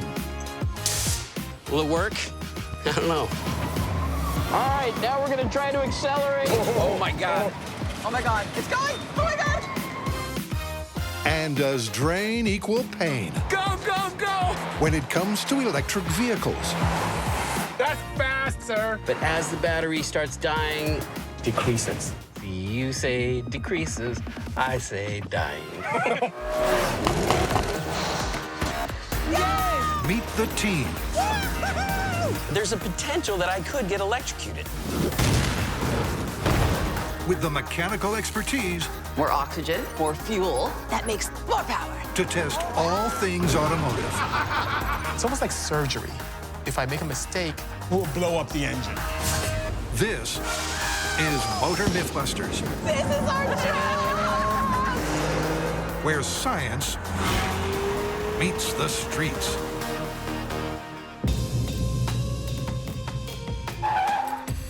Tori? Yes. Faye? Yes. Something bad happened to me this weekend. What happened? I was towing this Porsche, and my trailer started doing something like this. See that? See that? Your trailer? My trailer was doing that. I'm seeing it. Yeah, there you go. So that's exactly what So happened. your trailer started swaying. Yes, I started fishtailing, and it was And then you went to like pucker factor 4. yes, you can say that. You should have been there. It was frightening. And I'm glad I wasn't there. trailer sway can be extremely dangerous, and it looks just like this. Camping with my dad. Oh, Going over the lines. Look at that. Dude. Oh my goodness. Look See? at all those people. Oh. Look at. Oh my God, it's still oh, that's not good. But what's crazy is it didn't flip the vehicle. It just Yeah. flipped the trailer. But it got me thinking about a myth. So many things can cause that phenomenon of fishtailing and sway. Yep. It could be the wind, Ooh, I've experienced with that. I had a Toyota Micro Mini Winnie. so that would do it. Camper. If you have a vehicle with a much larger wheelbase doing the towing, Oh. you have a less chance of experiencing that scary effect. What if somebody loaded the trailer terribly? Yes, Tori. I'm not naming any names, I'm just saying. In my infinite What wisdom, if? I did something like this. So I had a rear engine car that I went forward in, so I had all this weight in the back of my trailer. I had a lot of weight. You notice what's happening. Yes. Oh my God. Less weight is on those back wheels, and now they're not on the road as Understood. securely as they should be. I mean, it actually is like forcing the back of the truck up. Yeah. Give me some Faye wind, and let's see what happens. Look Look at that. That's scary. Fishtailing. This is a serious matter. over 50,000 accidents happen annually based upon this phenomenon. The myth I want to focus on is this. If we experience trailer sway on a truck, can we straighten it out by accelerating? Isn't that like the exact opposite of what they say? I'm pretty sure that the safe thing to do is to like hit the trailer brakes. You would think that. Let's see what happens when we apply the rear brakes. You can either apply brakes to your trailer. Wow. We're back to All right. straight. Yeah. Sturdiness, okay. Or go faster, elongating the wheelbase to give us some integrity, and it'll give us the same effect. So just power through it. If you start swaying, if you get fishtail, power through it. Well, that's the myth. I want to see if that's possible. Well, it's not the safest solution, but let's see if it works. I might sit this one out, you guys. This is scary and serious. Yeah. Sounds like the perfect myth. We could potentially be saving lives. So we just need to do this full scale. Yes. All we need is a truck and a trailer. I'll find a red one. It's an all too common phenomenon. But is acceleration the answer? Is Bisi's hypothesis a highway help or potentially fatal fiction?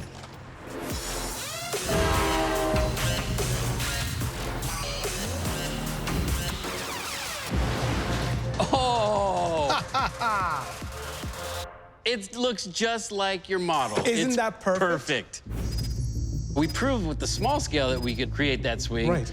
Now we have to see with the full scale if we can recreate that same exact fishtailing. We get this wrong. Our lives are on the line. Since you've driven a trailer and had that sway, I've never experienced that, so I'm kind of curious. But before I step into that truck, I want to make this thing as safe as possible. We could put training wheels on this. I know it sounds ridiculous, but they use it for highway patrol training. Right now, I'm trying to figure out how far out we're gonna put this outer wheel to keep Tory and Bisi safe while they're out doing, you know, the dumbest thing ever. You like it? Yes. I mean, we can even go wider, but I don't want to get too crazy. It's your world. I'm living in it. Honestly, what do you think? I say flip the truck. Who cares? Well, no, my friends are gonna be inside the truck. So I kind of want them to survive a little bit, but also learn a terrible lesson. You don't have more friends? Faye's got this great dead axle from a minivan, and we're gonna chop it in half, make it a little bit wider, and fit it to Big Red. Do you like torches? Yeah. I bet you love torches. I'll torch the out of this. So what we're thinking right now is potentially we could use this bar to bridge the two axles together to give us our width that we need. Oh, that's sweet. My main concern right now is structural integrity, but I'm feeling pretty confident that this is gonna hold. Have you ever seen like such ugly, huge welds before in your life? But it doesn't have to be pretty, it's just gotta work. It's like an extra axle, basically. Just for stability. Yeah. It's just there in case the truck starts getting a little crazy, it'll just keep it on the ground. Now, the other thing, I want to put a roll cage in there. So this is a halo of our entire roll cage system. Because if this thing does roll, whoever's driving is going to have a bad day. Ta-da! If perfect is what you want, then I guess that's what we got here. This is extremely important to improve the structural integrity of the truck. Oh, fork. There's a fork. Above and beyond that, the driver should probably have some proper safety devices on, like a helmet and proper harness. We definitely need to make this safer. Yeah, so we don't die. So we have a proper main hoop here. We have the arms going back at a right angle. We have a harness bar and kidney bars, too. Yeah, this oughta... This is really good. What could possibly go wrong? I'd crash in this. Oh, yes. Feel the adrenaline pumping. Cars are not designed to sit on their roof. Of course. I'm very confident that this can withstand a decent multiple rollover incident. Yeah, it's gonna be glorious. Yeah. It's like leg day in the shop. I think this is gonna work. I definitely felt it hit, but there's also some bounce. So I think it's better that it's not so rigid. Yeah, it's gonna at least soften the blow of whatever hit this thing is gonna take. Yeah, it's just an arm. You know, if you fell off the swing and you caught yourself and broke your arm, it did break your fall. The thing is, even if this doesn't live to survive another day, our friends will. We can buy more metal, but there's no more Tory, there's no more Bisi. That's true, yeah. And I mean, we could find replacements, but they're not gonna be as cool. Not nearly. Nah. The training wheels are looking awesome. I'm feeling good about it. So we could give this thing a test. Absolutely, I can't wait.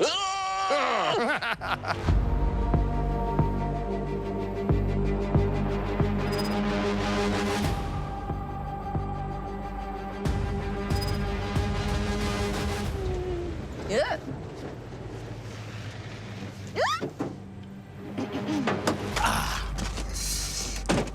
We are here in an airfield for a very important myth. Can a truck towing a trailer at speed experience sway, and that sway is taken away by accelerating?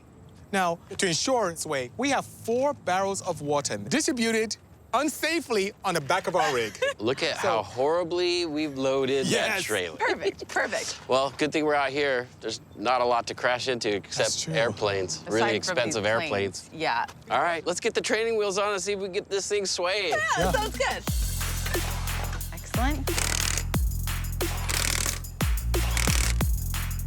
We have affectionately decided to call this truck Big Red. Now, when we get up to speed, which on the first run will be an easy 40 miles an hour, then we'll ramp it up. So when we get this trailer to thrashing around, which is what we're planning on, do you have the other nut? I'm right here. Those wheels will keep us flat on the ground. They're stabilizing wheels, not training wheels.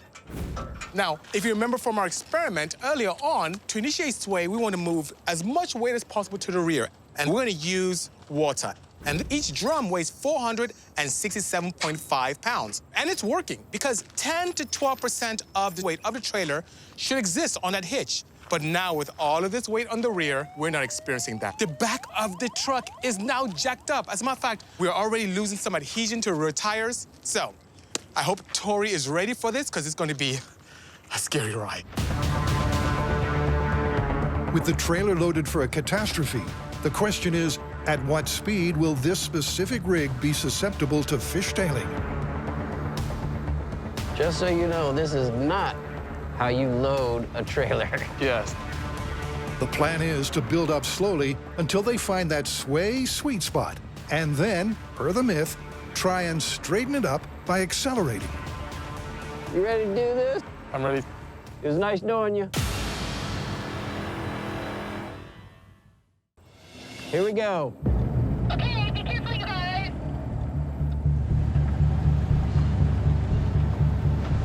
We are up to 30 miles an hour. 40 miles an hour. How does our load look? It looks uneven and weird. And you're bouncing. Wow. We can definitely feel the bounce.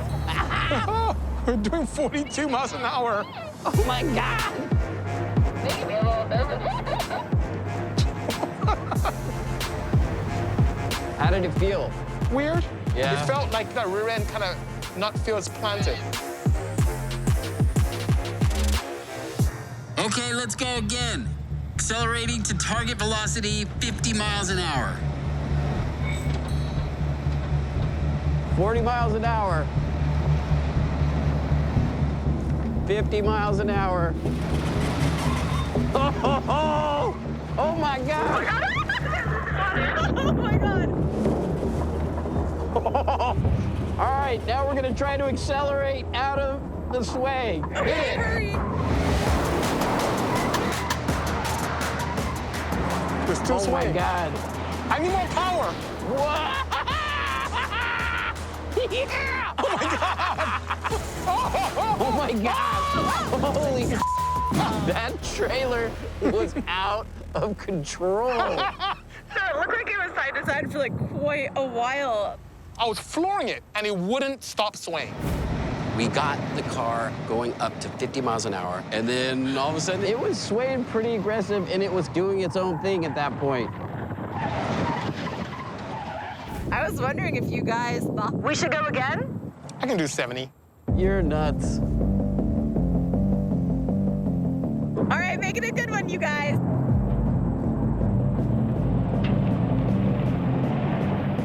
Trailer sway test, here we go. All right, we're up to 50 miles an hour. Oh my God. All right, there it goes, there it goes. All right, now try to accelerate out. He's accelerating now.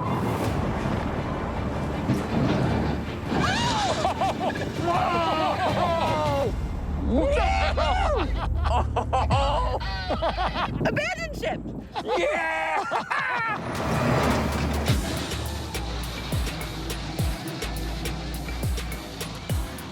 That trailer was going side to side. I heard a screech and then blam. Whoa! And the truck felt light. And I'm like, what's going on? And then it was like, bye-bye. Think about it. The weight coupled with the violence of the sway. Yeah, it's just all that weight is Something just... has to give. Something has to give. It's just leveraging that whole arm back. Absolutely. Yeah. Well, that was cool. I tried to accelerate out of it. And it did not work, if the myth is true. We gotta get it to go faster to see if we can straighten things out. Yeah. Might have to do some kind of remote system because there's no way any of us should be in the truck. That was absolutely terrifying. But yeah. The stabilizing wheels gave me some confidence, but I don't want to do that again. I was just thinking about how I can survive. You should have seen his eyes. He was just like, oh my God, this is the most sway I've ever had. Yeah! You guys ready to get out of here? Oh, yeah. Hey, wait a second, you guys. What about our trailer? A test misstep Ooh, that's what I'm talking about. Go! requires a big red rethink. I know, nitrous. Perfect. And amped up, the team tackle an EV mystery. Ooh, I definitely feel the torque. Let's talk about specs, BC. And we're quarter mile. I'm starting to feel differently about these electric cars, stop BC. it. I thought you said we'll be able to get there and back. All I really need is 10 minutes. I'm gonna charge up 10 minutes and we'll get back on the road and we'll make it to the shop. It's not that long. It's like getting coffee or something. Lisa brought something to read. There's no place to get coffee. Hey, do you want to learn about the metal or do you have iron? No. Okay, so by heating from 800 degrees, the structure will be changed to 1300 degrees Fahrenheit. Metal will be softened.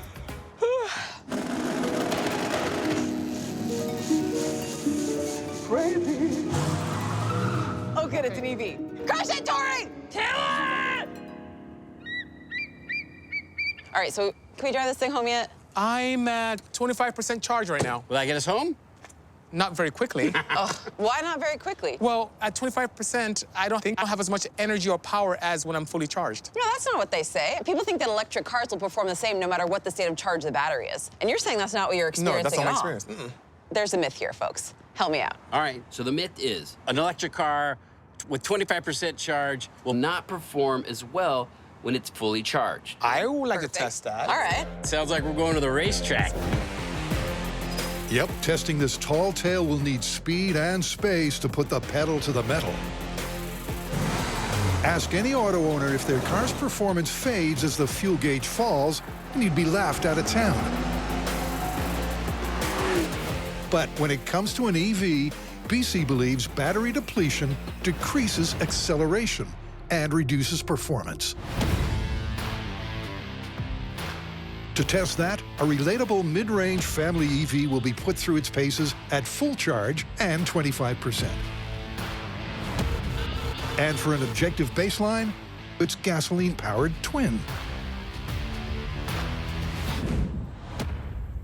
All right, you guys. So we got our cars. What do we know about these cars? These are perfect chassis to test this with. Okay, It really all is. right. I have a lot of information for you. Is this going to be a long lecture? No, Yeah. very short, actually. You'll find this quite appealing. I don't okay. like lectures. No, me neither. Before we get out of control, I'll share with you that these vehicles are quite evenly matched. Okay. And I'll show you how. The EV has 201 horsepower, the internal combustion 175. However, the EV is much heavier at 3,770 pounds, while the gasoline chassis is 3,276 pounds. However, horsepower over weight, look at that ratio. 0.0533 on the EV, 0.0534 on the petrol. That's only a tenth of a thousandth different in that ratio. They're perfectly matched for additional context while tackling the hypothesis that an EV's performance is compromised by charge depletion. Science. All right. To test it, we'll track 2 key metrics over a quarter mile. Top speed, and for acceleration, the industry standard time to go from 0 to 60. So this is 100% state of charge in the battery pack, and I have data logging equipment installed using global positioning opposed to the vehicle speed on the car. Because with the vehicle speed on the vehicle, if I spin out my tires, it'll give me a higher mile an hour. So this is a lot more accurate using global positioning satellites to give us accurate data. That's a great point. We'll be able to tell how long it takes you to get down, and we'll be able to see how quick you get off the line. So I'm gonna put this in sport mode. Okay. Because that's what I do. All right. All right. Okay. Here we I'll go. need your help with a countdown. Let me know. I'm gonna give you a help. Here we go. In 3, 2, 1, go. Got a little bit of slippage there. Ooh, I definitely feel the torque. Yes, it's nice, isn't it? 60 miles an hour, 70 miles an hour. All right, here comes the quarter mark. 96 miles Not bad. an hour. That's fast, sir. But I mean, you know, it is 100% charged. Yes. But as the battery starts dying, you start losing power. And especially at 25%, I have a feeling you're not gonna see these numbers. I wouldn't say as the battery starts dying. I'll say as the state of charge decreases. See, you say decreases, I say dying. Tory, funny guy, but seriously, compared to your standard SUV, off the line, this EV is quick. Why? It's all about the torque. Push the pedal, and within milliseconds, the controller completes the circuit. In the motor, the current and electromagnetic field interact via the Lorentz force, producing instant torque. With the motor coupled directly to the drivetrain, boom, you're off.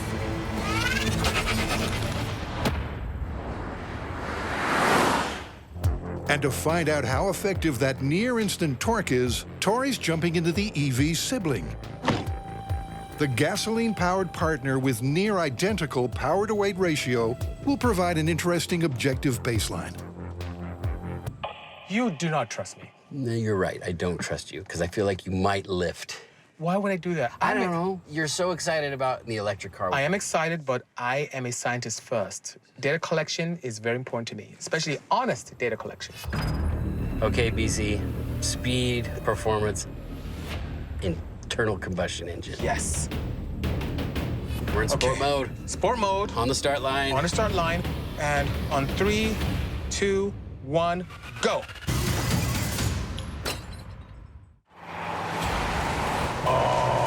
Feel that lag? Does the car know we're doing a test? Do you realize we're trying to go fast here? 70 miles an hour? I can't push the pedal down any farther. 80 miles an hour? Not quite, almost there, and that's it.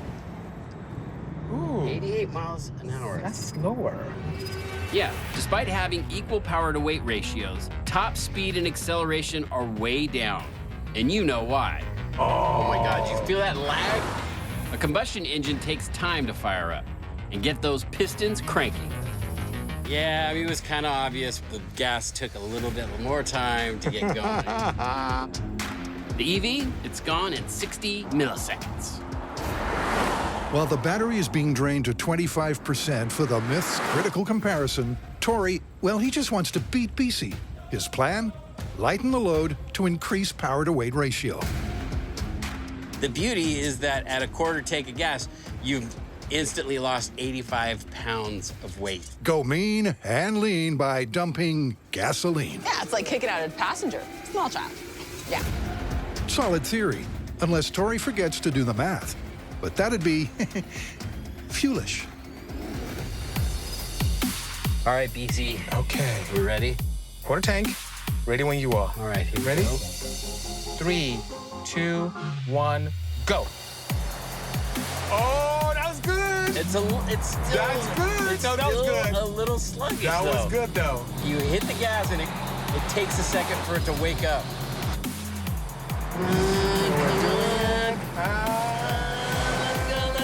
Right there. That's it. 89. 89 miles an hour. Wow. Turns out Tory's plan wasn't sound in the pound department. the fuel dump attempt tanked. The numbers talk for themselves. Yeah, I mean, it was kind of obvious when we were doing those runs. The gas took a little bit more time to get going. Oh, boy, you look at how happy you are. Allow me to bask in the glory. But the myth in question remains unanswered. Let's run the test again, but with the battery down to 25%. Will the undercharged EV's performance be adversely affected over the quarter mile? Okay, here we go. Here we go. You ready? This is 25% capacity of the electric car. Make sure I'm in sport mode. Ready to go. Okay, here we go. In 3, 2, 1, hit it. Not as much kick as when we had it at 100% capacity. Absolutely not. Oh, 75 miles an hour, 80 miles an hour. And we're quarter mile. All right, you guys, I'm really stoked for these results. What do we got? What do we got? So this is EV with 100% state of charge versus 25% capacity, 0 to 60. And top speed. Numbers don't lie. No, they do not. But so far, all we've done is like straight line stuff. Yeah? And that's cool and all, but like, what about a windy, twisty road course? I'm game for that. That sounds like a great idea. This is going to be interesting. The quarter mile focuses on off-the-line acceleration. But what about a more relatable drive for the average owner of a car like this? Over, say, 3 laps, 7.5 miles, will the performance variables change? I think we should do 3 laps, and then we'll just average the times and see which one's better. Okay, sounds good. So that'll be the metric we use in the final test. Compare the undercharged and fully charged EVs. But first up, for a baseline and to help Bisi set consistent lap times in the real test, let's take my old gas-guzzling friend for a spin. This is internal combustion engine lap time test. Here we go. In 3, 2, 1. Man, off the line. I know, it's not the same as the... No, the electric car has way more torque. And that's what happened initially. My foot's to the floor. Yes. Man, this thing, 1.6 liters of fury. Foot's on the floor. I have a feeling. My foot's on the floor! Tori, oh my how God. dare you? Your time is better on this second lap, though, that's for sure. Push it, push it. Final lap. See, it's good to have us here to keep it true. I feel like you wouldn't be pushing as hard. Almost there, almost there. That was good. It was pretty consistent. It's kind of what you would expect. You would expect to see that just consistent power. Okay, now I have a feel for the track, and we have a lap time benchmark. You came away with an average time of 145.1. It's time for the fully charged EV. I hope Tori's wearing some brown boxers. Okay, here we go. 3, 2, 1, go! Oh, look at that. There's so much torque. Oh, we just lost grabbing. traction. Yes. Oh. The torque is amazing. It's like there's no lag whatsoever. I can't even full throttle this thing. It's so much torque. He's got it full throttle. You are such a good driver. Oh my God. This is all power. Lap 2. Wow, that's pretty fast. Yeah, that was pretty good. You okay back there, Dave? I'm doing good. One more lap to go. This is great. I'm drifting. Yes. Oh my God, that was awesome. Well, Bisi, that was some incredible driving. I had so much fun with that thing. It was peeling out and just, oh my God, so responsive. I love EVs, I really do. Go! The instant torque speaks for itself. The fully charged EV, driven by an amped-up Bisi, He's so much torque! He's got it full throttle. provides a wild white-knuckle ride for the brown boxer baseline. Yes! Oh my God, that was awesome! Now for the myth-crucial comparison. Okay, here we go. This is electric car, 25% battery capacity. This is it. Okay, 3, The final countdown 2, to test the definitive real-world scenario. 1, go! Oh, yeah, that felt so different. Oh, my goodness. There was no, like, off-the-line jump. I mean, I didn't even gotta spin say, tires. Oh, this is not good. Go, go, go! I know. All right, so we're going into the first lap. Oh, my God. Come on, baby, you can do it, you can do it. Come on, big girl. Oh, I can feel it struggling on the uphill. It has changed. I feel like my foot's on the floor and I'm barely doing we're not going that fast. Wait, you're calling this not that fast? Come on! Oh, my God. I wonder if we're going to make it to that third lap. Oh, my God. As the battery is dying, we tend to be going slower. Interesting. You can do it. Come on! Oh, that was the worst. Yeah. The performance kept getting less and less after each lap. Yeah. All right, let's take a look at some data here. Electric car, Yes. 100% charged. You came away with an average time of 1:42.65. Nice. That's a pretty All right, respectable nice. time. All But right. more importantly, what is that compared to the 25% EV? Okay, the electric vehicle did extremely well with high state of charges. You came away with an average time of 1:46. With a full charge, we were almost 3.5 seconds faster per lap.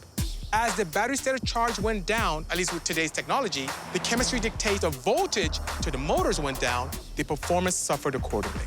But you know, I think the lesson here is don't drive around with a 25% charged electric car. So this myth is confirmed. All right, I'm taking the gas-powered car back to the shop. Yeah, I'll join you with that. Faye, you're about technology. You're supposed to come with me. Hey, it's gonna take you twice as long to charge this thing, and I'm hungry. I just need 10 minutes, Oh, right, my Tori? goodness. Just 10 minutes? Just 10 minutes. Okay. Call us if you need any help. Ha, ha, ha.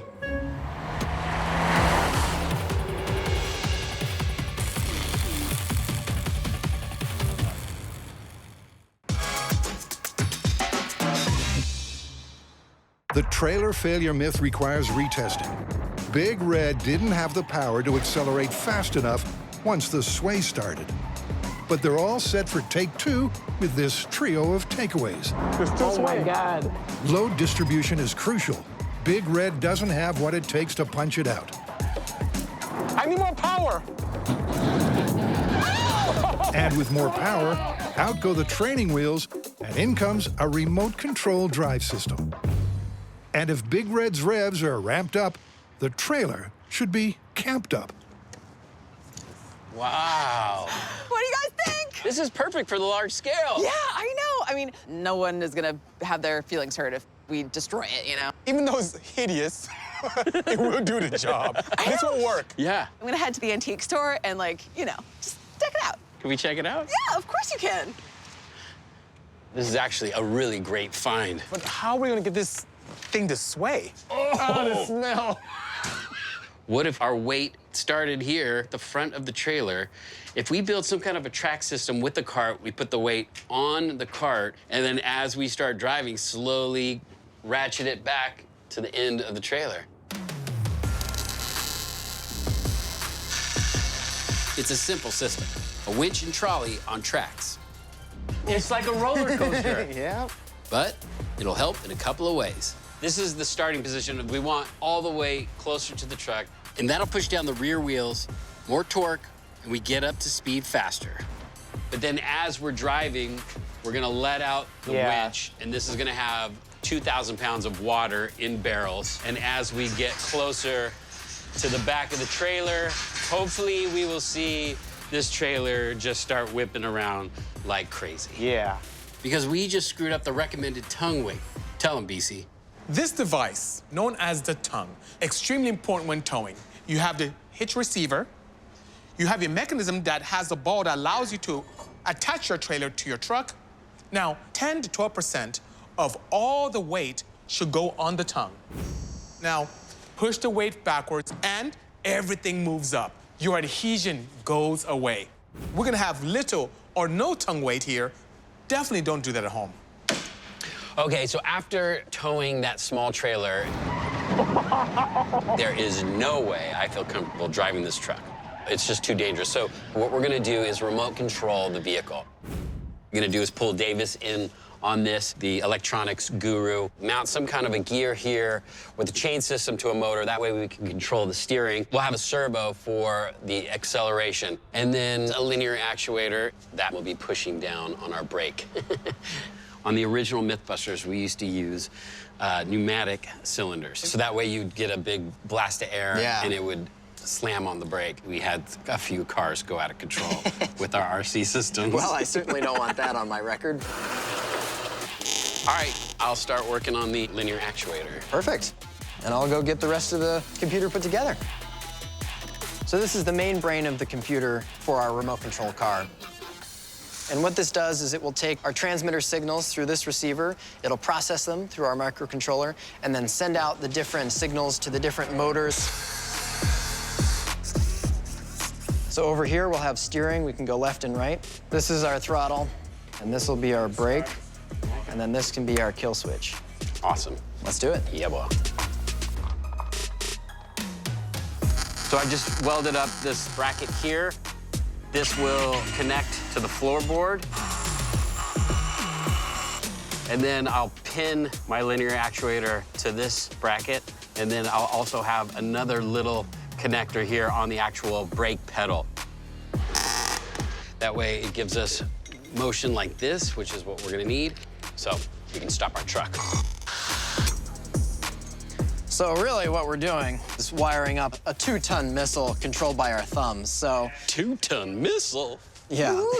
That sounds exciting.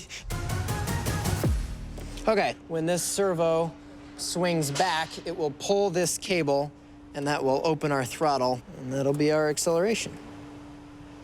Okay, so we are set. We have the remote throttle and brake system in place. Before we test it, we just jacked up the back of the truck, and we'll see if our systems are working. Are you ready? I'm ready. Let's do it. Okay.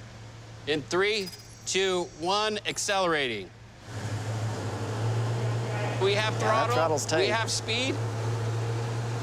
All right. All right. Hit the brakes. Let's hit the brakes. And slowly but surely we come to a stop. Nice job. It works. Oh my gosh. It feels very chicken-like, you know? This place is so me. They're not quite my size though, but not clothes shopping, Faye, not clothes shopping. I could spend like all day finding the perfect decorations for my new trailer. Those are so cute. Because 1, it's fun. I need that. 2, we need a visual reference inside the camper for how violent the sway is. Oh, chickens. Oh, the pair. You know, like a vintage G-force meter. Whoa. I definitely am gonna put one of these in the trailer.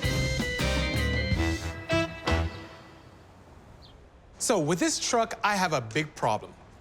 While cruising about 50 to 55 miles an hour, can we get up to 65, 70 and do it briskly? I need more power. What could I do? I know, nitrous. 75 shot of nitrous. The interesting thing is that these bottles have a siphon tube that sits at a certain angle. Oh, so we have to maintain that. So I have to maintain that. 75 horsepower give us another 35% more power, enough to give Big Red the acceleration we need to test the myth. Davis is putting the spray plate on in between the throttle body and the intake manifold to allow some nice spray. All we have to do now is make sure everything's secure, connect the lines to the solenoids, and everything is plumbed in. The nitrous system, the wiring, everything is ready to go. We're gonna purge the system of any air and also allow us to test our remote control setup. So Davis, are you ready? I am. We're all armed inside the truck, so everything's gonna come down to the flick of this switch. Beautiful. In 3, 2, 1. Perfect. Oh my goodness! Now it's time to move on to the steering. So what we're gonna do is we have a simple motor. We're gonna attach it inside the truck. It'll be on a gear. That gear will be attached to a gear on the steering wheel. If you were my kid, this is what kind of remote control car you'd be getting for Christmas. The problem is the door's not gonna close because we're gonna be using this as a tensioner. Oh yeah, we are tight on clearance. We could technically remove this altogether. Woohoo! That's what I'm talking about. What I'm doing right now is I have a piece of angle iron just to make sure that my plane sprocket to the steering wheels are all in line. Otherwise, there's a chance that the chain could come undone, and then that means the truck's going out of control. So I've just attached the motor with the sprocket that will be controlling the steering wheel.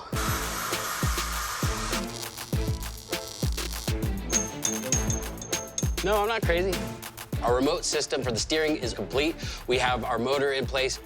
Now we just need to see if this thing steers. 3, 2, 1, go! All right, we got one direction. We got control. Look at that. We've got the other. It's working. Sweet. That is a thing of beautiful. That is a thing of beauty. I said a thing of beautiful. What does that even mean?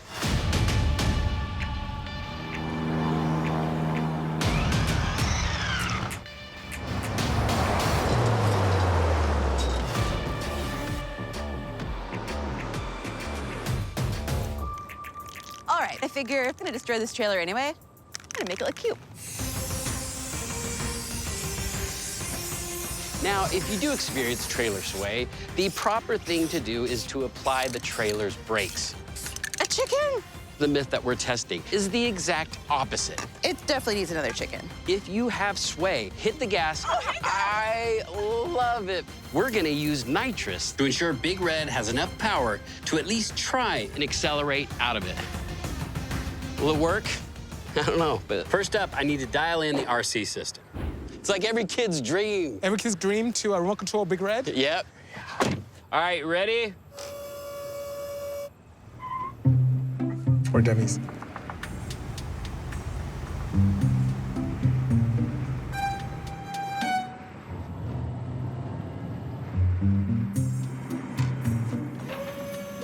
It's pretty good. There was one car that we remotely controlled. This throttle is very touchy. And it just took off, crashed into some dunes. Oh, Jesus. This accelerator is very touchy. That's always something in the back of your mind. These are not toys.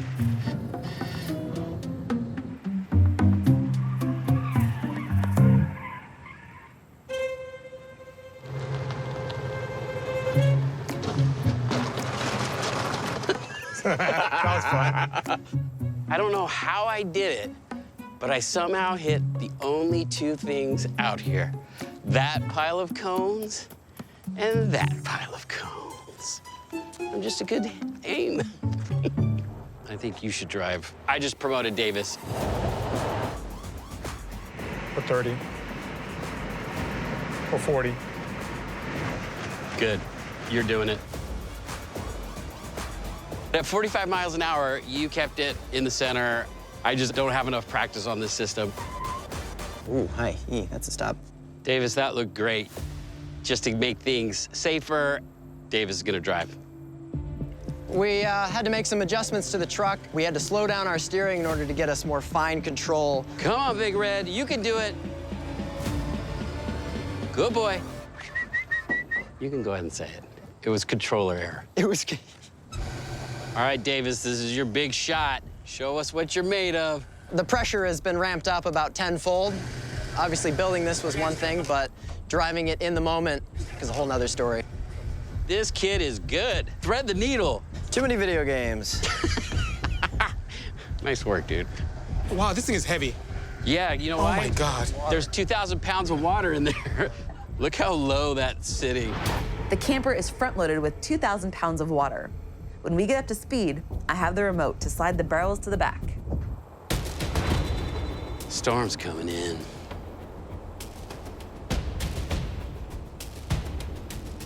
Oh, perfect. It's raining.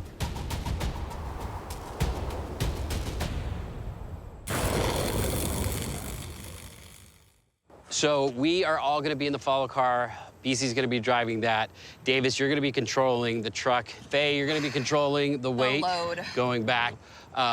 Holy look at that. It's a dust storm. Perfect. All right. Oh my God. It'll help with the trailer sway, maybe. Yeah. So we're going to accelerate down there. When you feel the swerve, then we'll hit the NOS and see if we can get out of it. And then after that, it's all bets are off. Whatever happens.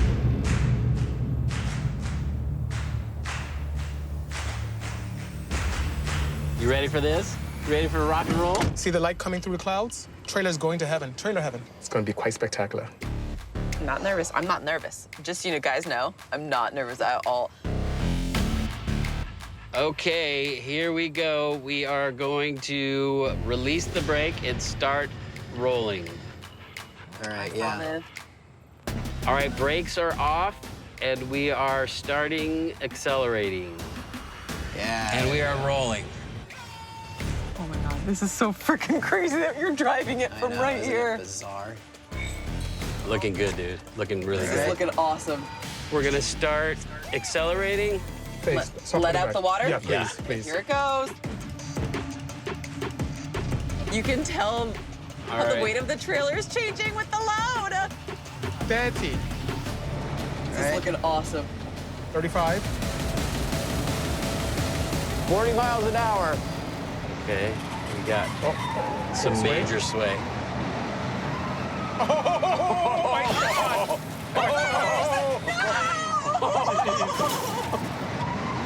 Oh my God, that looks nuts. Oh yeah, oh yeah. It's going, it's going! Oh my God! Yeah, I guess Brakes, hit brakes. Oh my God! All right, let's reset. I don't think your chicken survived. Sorry, Faye, about your trailer. Don't worry, it'll buff out. Yeah, no problem. You didn't make it. Well, damn, that was exciting. We got up to speed, then all of a sudden the wind just picked up. We got instant sway. We just snaked out of control and completely destroyed our trailer. We can't really call this myth yet. We haven't properly tested it. This is fun. I told you something would happen. It's heavy. I really think that if we attach some ratchet straps to it, we could pull it off. The undercarriage, axle, wheels, and tracks for the barrel seem intact. Oh my God! So we're just gonna remove the top of the trailer off so we can try to retest this myth. These things are pretty flimsy. Well, I'll be darned. Yeah! What do you think? You ready for round two? Well, that actually worked. Yeah! With the light fading fast, the team raced to reset. I was joking when I said reset. The skeletal trailer rehitched, the barrels refilled, the remote control and nitrous systems armed and ready to roll. Load is all the way back. Okay, accelerating. All right, we are accelerating. 15 miles an hour. 15 miles an hour. 20 miles an hour. It's looking good, dude. It's looking good. 30 miles. Oh my goodness. All right, we're getting good sway. Okay. 35. Oh, that's it. All right, here we go. Here we go. Nitrous. Nitrous now.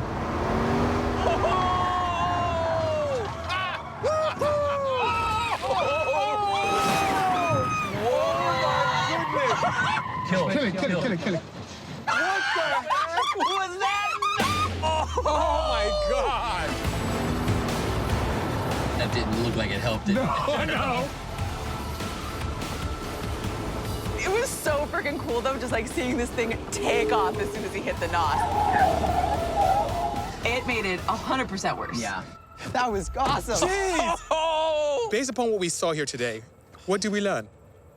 I feel like that is the worst thing you could possibly do, is accelerate out of the sway. I mean, it took a bad situation and made it worse. So you really don't think that it tried to correct at all? You know what? When it swayed left, it would have went there. If we swayed right, same thing. Yeah. No matter where it pointed, it would have just went for it. That's not safe. Oh, this is absolutely busted. Yeah. If you have trailer sway, you do not accelerate out. That is the worst thing you could do. Busted. This trailer is trash. Didn't I tell you crashing stuff is fun? You wanted us to drive that thing. I still want to drive it.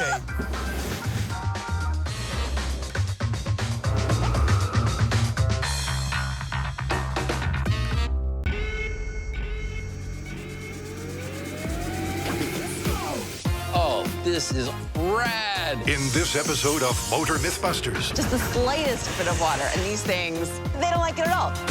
do an electric vehicle and water mix. We're about to find out. 3, 2, 1, engage!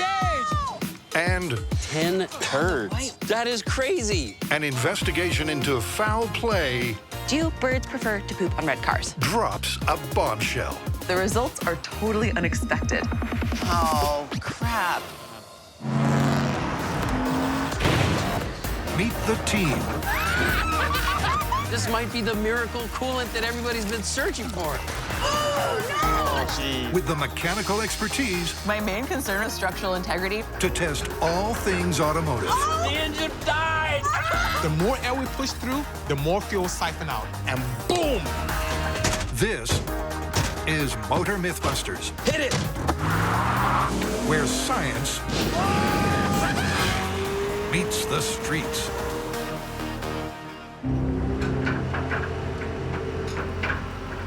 What the? Oh my goodness. Tory, Hey, guys. what are you doing? Nothing. Oh my God, here's an EV. Yes, destroy it! No, that has lithium batteries in it. Tory, I don't think you're gonna do what, no, we can't. Are you gonna crush it? No, Watch this. Tory, please, no. Tory, please, wait. Don't. Yes, What crush is- it! What is this? What the hell is a pink little car with a buster on it? This is very confusing, Tory. What is he doing? He's gonna What- destroy what- it. no. No, What is that? What? All right, there is some method to my madness. Yes. There is this myth. A guy in Texas was driving an electric car during a flood. The flood swept him down the road, but because it was an electric car, he was able to drive out of the flood. Because it was an electric car. Yeah. Yep. Oh, was the car partially in the water or completely submerged? If it's a flood, the car was probably completely submerged. I'm not buying it. As a kid, you're taught, like, wash your hair, get out of the tub, dry your hair outside the tub. You know, if you dropped your hairdryer and, you know, you could get electrocuted. Right, so the driver has a very good chance of being electrocuted. Yeah. So we're gonna have to figure out a way to do that safely. This is purely direct current, but that also has DC batteries, but the motor in that is AC. So it's similar to what you'd see in your hairdryer. So there's an Right. inverter that converts the DC current to alternating for it to be able to move. So I don't know if this is gonna work. Depends on how well sealed that EV is. Well, I think the plan will be, we'll dig a giant trench the size of the electric car. Okay. We'll fill it with plastic, fill it up with water, and then drive the car in and drive it out. EVs have tons of electrical connectors, and manufacturers will do their best to protect these key components from the elements. But with the high voltage battery packs housed in the undercarriage, that makes them extremely vulnerable to deep water. I mean, after all, these things are not meant to be amphibious. All right, well, how deep are we gonna have to make this thing? Say, what, 6 feet? 6? Yeah. Yep. Yeah. Yep. Oh my goodness. Okay. And length? Probably maybe about 10 feet that way and then 10 feet this way. Absolutely. So we I was could gonna say make a car little length. ramp, Yeah. drive in. So let's see how long the submerge car it, is. and drive out. Yeah. Let's see how long it is. 14.5 feet long. And how much wider? I mean, we're gonna need some width here. I would say let's probably give it like a foot on either side. Wait a second. A foot is not enough for one of us to open up the door and save whoever the hell is stuck in here. No one's gonna be inside the car. Oh, what are you thinking? I'm thinking I'm gonna build some kind of a rig where I can drive the vehicle from the roof. If something does go wrong, the person inside isn't stuck and doesn't drown or get electrocuted. Well, let's see how wide it is from mirror to mirror. All right, sounds good. Inside. We got about 6.5, a little more than 6.5 feet here. So that'll be the end of our ramp coming out. Oh, Bisi looking good. Faye getting a little snake wiggly. deep. It's okay. All right, so we have our electric car. We've just plotted out our pool. Now what we need to do is actually dig out the trench, cover it with plastic, put pavers in it, fill it with water, and then drive this car somehow safely into the water. That's straight. Straight-ish. Yep, a control flash flood will allow the guys to safely submerge the EV and then test its ability post-dunking to drive right on out of the water. This sounds absolutely crazy to me. I don't think there's any way that this electric car is going to drive in and then actually drive out under its own power. I've dealt with a lot of hybrids in my line of work, and a little bit of water, just the slightest bit of water, and these things, they don't like it at all. The modules will explode, everything goes wrong. So personally, I'm very doubtful. But, you know, I like big tractors, so I'm just happy to watch. Look how serious he looks. I know. He's all focused. All concentration. He's all focused. I got something stuck in my tooth. Hey, beats digging ditches, huh?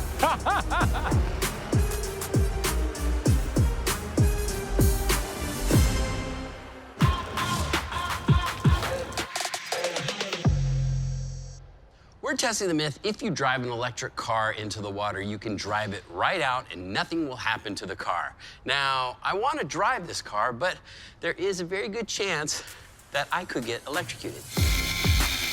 So, I have this idea of how we can drive it still and do it safely. I'm going to extend the controls by building a set of mounts that will attach directly to the car's pedals and the steering wheel. These are my pedals for the gas and the brake. We'll just attach our rod, and then I can just hit the brake or floor it.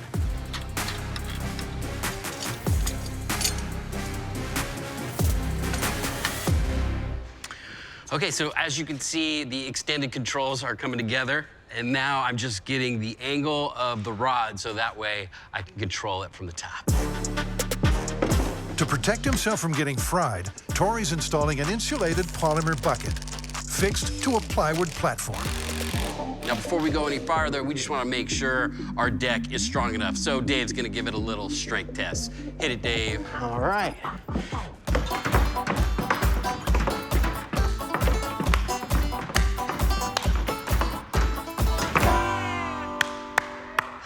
Looks strong to me. I think so. Yep, and with the addition of a racing seat, the rooftop cockpit is waterproof and non-conductive. Okay. Yeah, but this feels ridiculous. All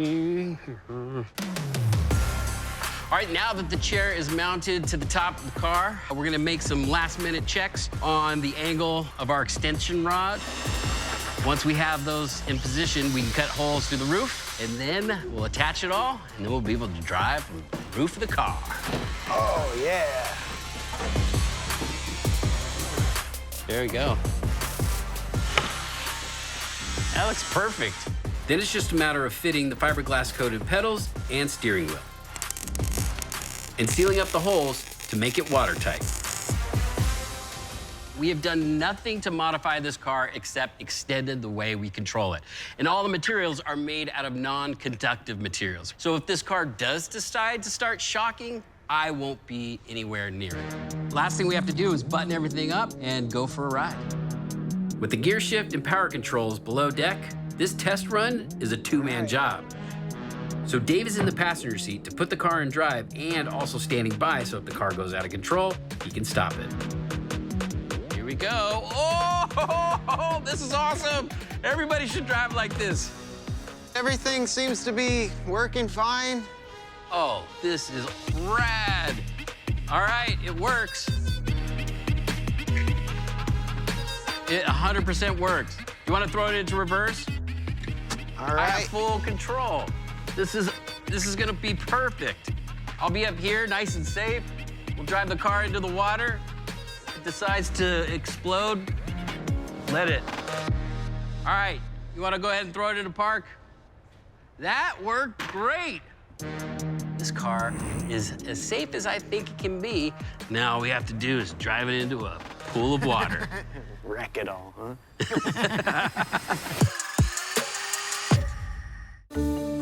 When it comes to the full-scale testing of our EV's ability to survive being submerged, it won't be safe to have anyone inside the vehicle. So Bisi's getting busy on a modification that'll allow me to kill the power from the roof if I run into trouble.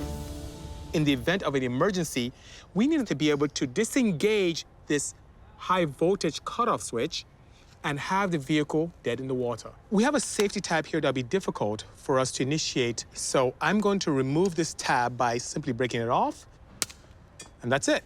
So now, our tab can pull up with a rope and easily remove it in the case that something goes wrong.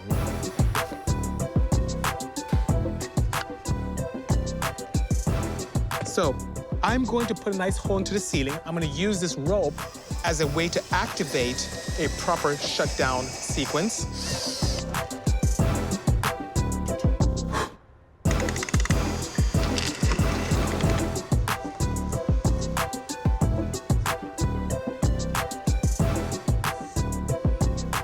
Okay, now I'm going to test the system and see if it works extremely well. When I pull this up, it should disconnect nicely. Okay, 1, 2, 3. Oh, easy. I even felt a nice jolt from it, so it's working quite well. I'm gonna clean everything up, seal the hole, and Tory will be ready to go.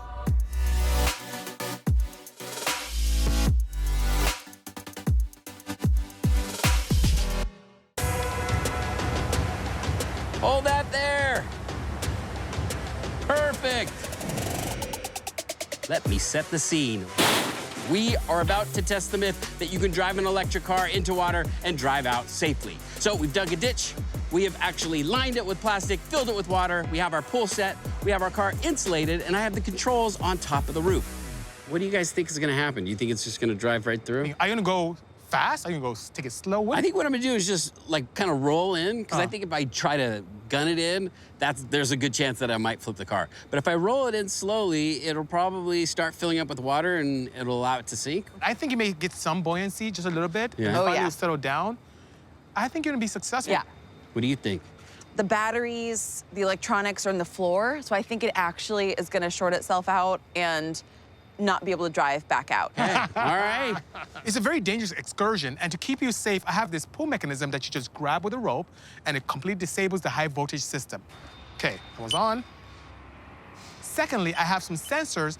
One I'm gonna place in the water, another one inside the compartment that will beep very loudly if any electricity is witnessed inside the pool of water. Hopefully, we never get to hear those go off. I also have something safety-wise that I think you're really gonna need. Let's hear it. I got some buoys. Oh, I love it. You're gonna attach buoys to the outriggers. This is gonna help prevent the car from flipping over. Whether it comes this side or this side, it sort of acts as a buoyancy device. All right. You guys ready to drive this toaster into the water? Toaster? Let's do this. So this is just a safety precaution. I'm gonna be strapped in to this, so that way they can actually pluck me out of the car seat and to safety. My life is in your hands. I got nervous all of a sudden. Just realized what we're doing here. Okay. Good luck, brother. Thank you. See you on the other side. No, don't say that. No, the other side of the pond? The water. Yeah. Okay. Yeah. You guys ready? This is electric car driving into water. All right, here we go.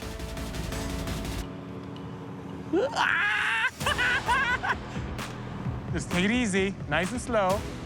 Stay on the path. He's still moving.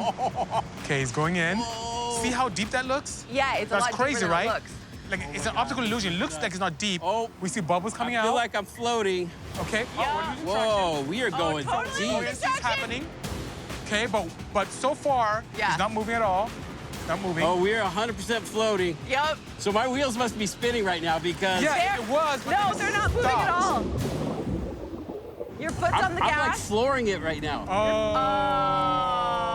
Oh, it's dead. Is it not moving? No. They're not moving at all? No, nope. Your wheels are not turning. Oh my gosh. My sensors are not going off. Yeah. But something shut everything off. Yeah. I think it's called water. Yeah. Yeah. No, And then there's an circuiting. arrow on the dash with a battery logo. Yep. And that's not that much depth. that really isn't. It's all the way to Buster's knees almost. Yeah. I'm surprised. I really thought that there would be more protective capabilities for such a shallow depth. But Yeah. it didn't even make it. It didn't even make it halfway. But what I'm curious about is if we dry this out, will it run again? Yeah, and then maybe we can see where the damage occurred. We'll tow the car out, let it drain, and see if it starts up again. Sounds good. Well, that was anticlimactic. We had everything working perfectly. The car drove into the water.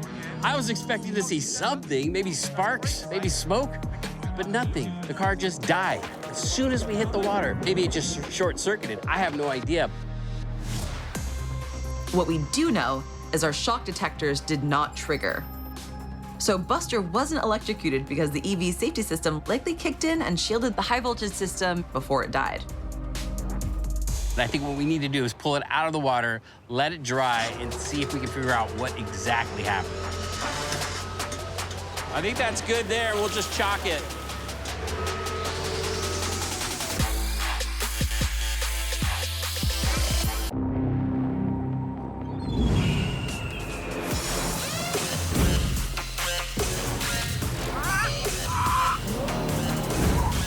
So there's anything that I'm really well known for, aside of my love of Supras, is my love of birds. I'm a total crazy chicken lady. I have 6 chickens at home. So I'm not just driving around with these birds for fun. I actually have a myth planned for these guys.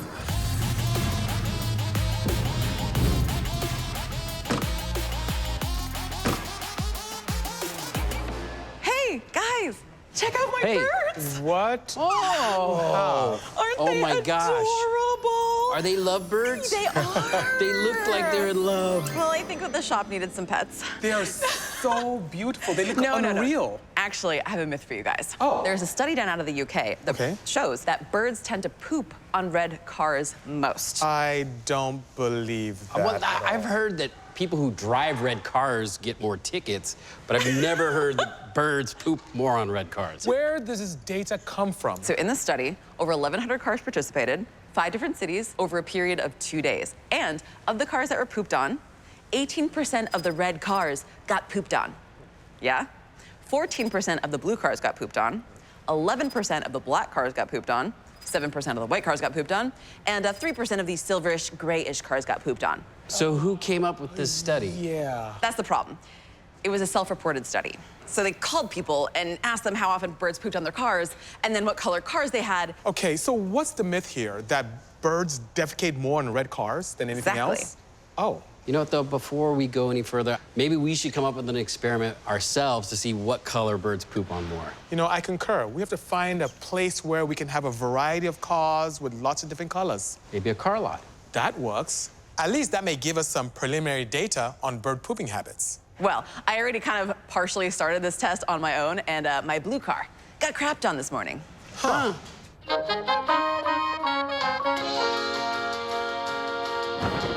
We're down here looking at used cars because I want to buy a used car. No, actually, Bisi and I thought it might be a good idea to come to a place where cars have been parked for a while. We're going to look at different colors of cars, see if birds have pooped on them, and take our data. Now, I know what you're thinking. Car lots always wash their cars every day, but we've talked to the owners, and they've agreed to not wash the cars until we're done with our experiment. I mean, the myth is all about red cars getting pooped on more, right? Yep. So, theoretically, this car should be covered in bird poop, and it's not. Okay, there's a tiny little bit of bird poop. That's true. So, mark that one down. Yeah. Hey, oh, this one has gotten nailed. But it's under a tree, so. I know. Okay, well, gray truck. Yep. Destroyed. Birds destroyed it.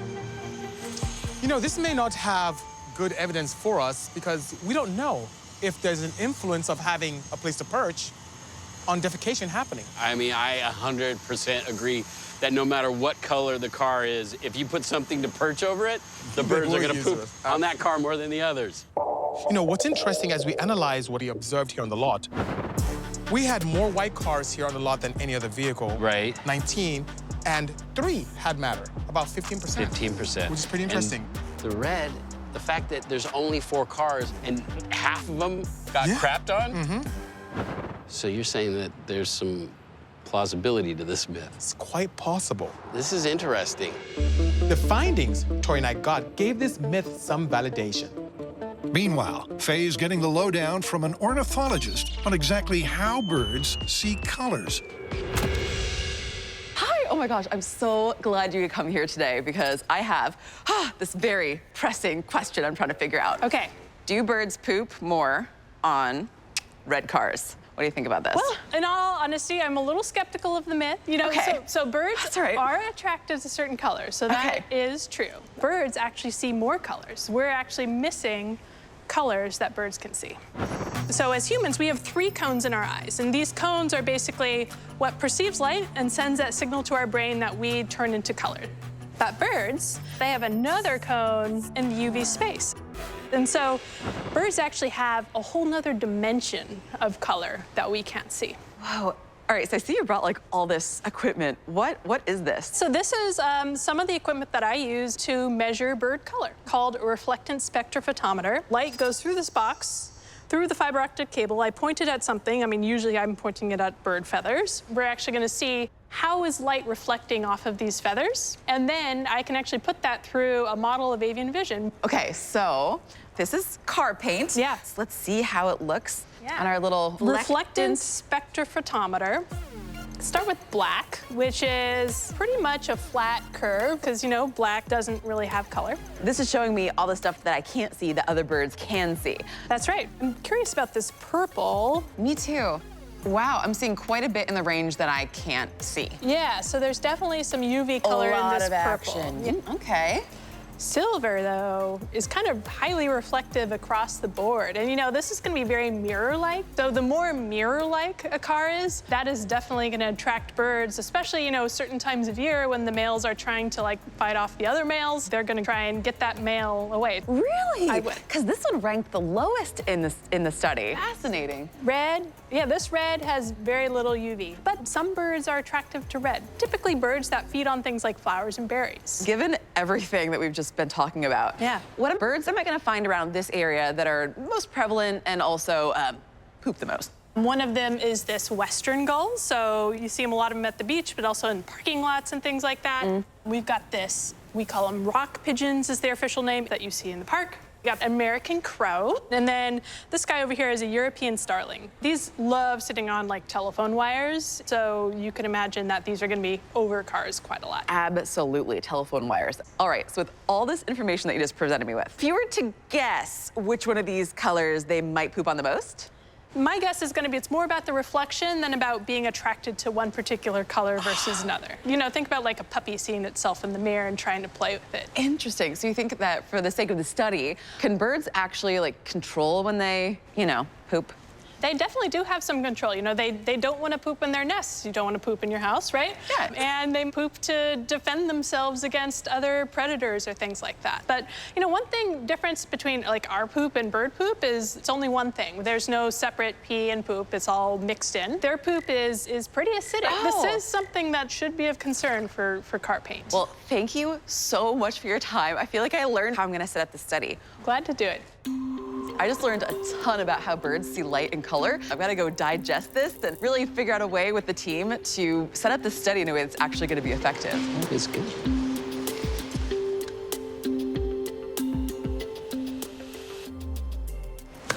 All right, boys, what do we got going on? Hey, I like your drawing. Thank you. Interesting. I wanted to get the point across. Something emanating from the rear. That's a poop. Oh.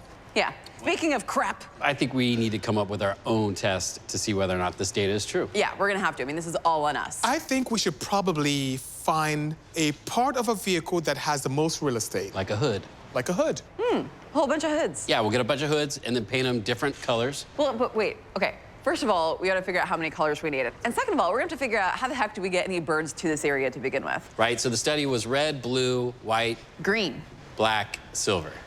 I say we can go further. Make a couple of them just wild. Maybe camo on one end. I'm all about the camo. Rainbow, I like that. Rainbow. All right, so just in case. Yep. They don't care at all. That's true. Can I just throw in purple? Because purple's my favorite color. Purple. And, yeah, Throw in purple. yeah, okay. All right. We're going to need 11 hoods. That's 11 it. hoods. Yep. Okay. But how do we space these out so that they could give us some decent data? What if we just laid them out in a grid? How much space do we want between? I mean, do we, like 4 to 6 feet? Because I feel like... Yeah, it's got to be something so it's that gotta be a it's not by substantial chance. space, yeah. Yeah, so how far up are we going to be putting our telephone poles? I would telephone say wire. maybe we do like 6 feet above. Oh, that's pretty decent. Right, so it's not too high. Right. It's not too low. And maybe a couple across each? Yeah, where they want to land and poop. And then maybe we could put some line above each of the hoods. That, so they can defecate in comfort. And then they can land. They have a place to land. Of course. This is such a ridiculous experiment. I know, please so much thought into it. I'm really excited about this one.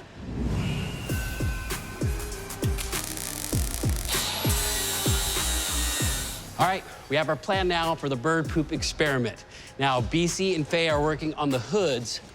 I need to build some telephone lines. Because we have our hoods so close together, we're not gonna be able to find telephone poles that close. So I need to make my own, and then this will give the birds something to land on, and then we'll be able to see which color they prefer to poop on.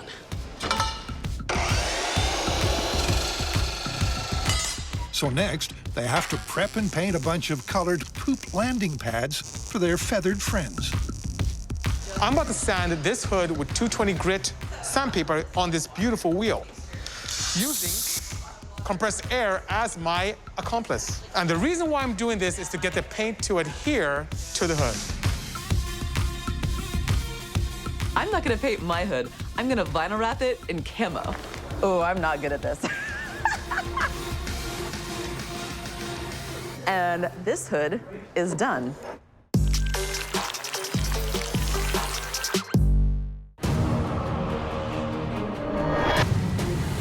We've got 11 hoods, all freshly painted and ready to be thrown to the birds.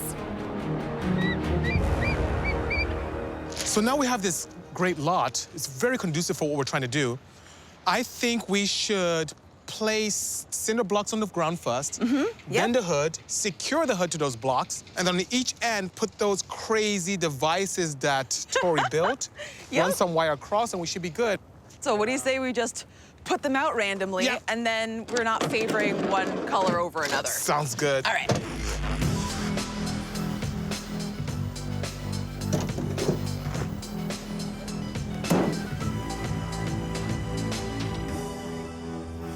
So as you can see behind me, we're almost done laying out the hoods. We have one more left to go. Then we're gonna put out all of this amazing bird food and string up our power lines. And I'm pretty stoked. I'm feeling pretty positive about this. Already we are seeing and hearing all sorts of birds in the area, and I think that they cannot wait for us to put out our food and come feast and lay some waste. I'm pretty excited.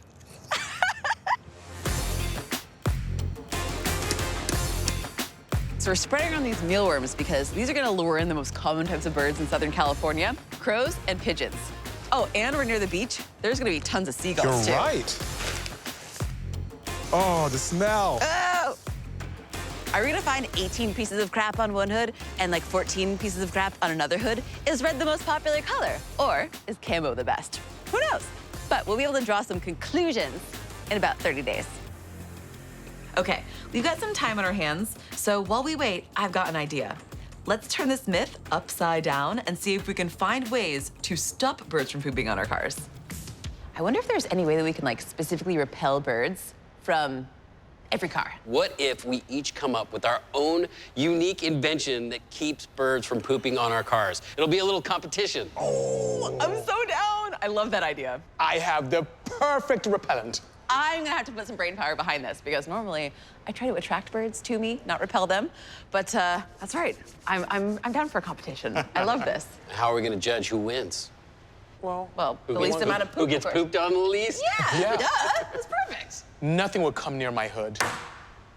Nothing. Really? Sounds Not like even such- humans. BC's just gonna set up a bed out there and just anytime a bird goes, get away from my hood. All right, you guys, let's get to it. All right, this is exciting because each of us are gonna come up with our own technique to keep birds from pooping on our cars. Now, my technique is lasers.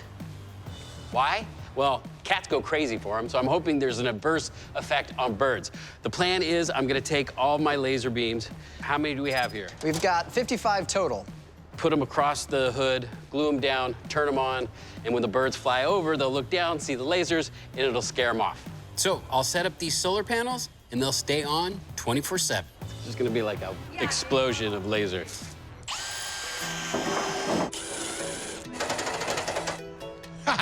scary already. I typically would have something really verbose and crazy and mechanical, but you know what? Sometimes you have to go to the basics. And you can't get any more basic than what I have here. In real life, owls are natural predators, so these owl statues should be a pretty good deterrent. This actually works in my own workshop. There will be no poop whatsoever on this hood. All right, so I actually think that I'm gonna dominate this competition because I'm gonna use a technique that I actually use in my home garden for keeping the deer off of my vegetables, and that is motion-activated squirters. And I'm actually gonna utilize the washer squirters on this hood. So I've got my under hood liner removed, and I'm actually just gonna go ahead and reverse these. So normally these are facing towards the windshield. Facing the hood. So now I've got both washer squirters, and I need motion detectors. So bird lands, motion activation, they get sprayed, they go away. Also, if they do poop, the spray might clean it off. So even if I don't win legit, I'm gonna win. Hey, Tory. Hey, come here for a sec. Yes? Yeah, I need a hand lifting up this hood. And it's time to see if it works. Here, give me some more smoke. Here comes the drop. Oh, yeah, oh, yeah. Okay, my hood's complete. I can't wait to try this out in the field.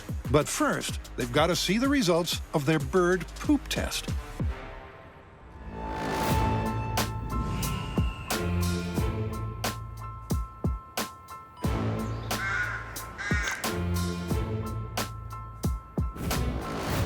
So we are back at the bird poop lot. It has been 30 days, and now we are making our final tabulation of poo on hoods. Whoa, look at this. And so we're gonna finally see if there's any truth to this myth. Oh, I see some stuff. Do birds prefer to poop on red cars? Wow, okay, that's interesting. Do they? I don't know. You don't know. We're about to find out. Okay, we got some action over here. 10 turds. On the white, 3, 4, 5, 6, 7. Wow. All right, is that one there? That's one. Okay. Rainbow. Okay. Yellow. 1. That's it. That is crazy. The poop is camouflage. Whose idea was camouflage?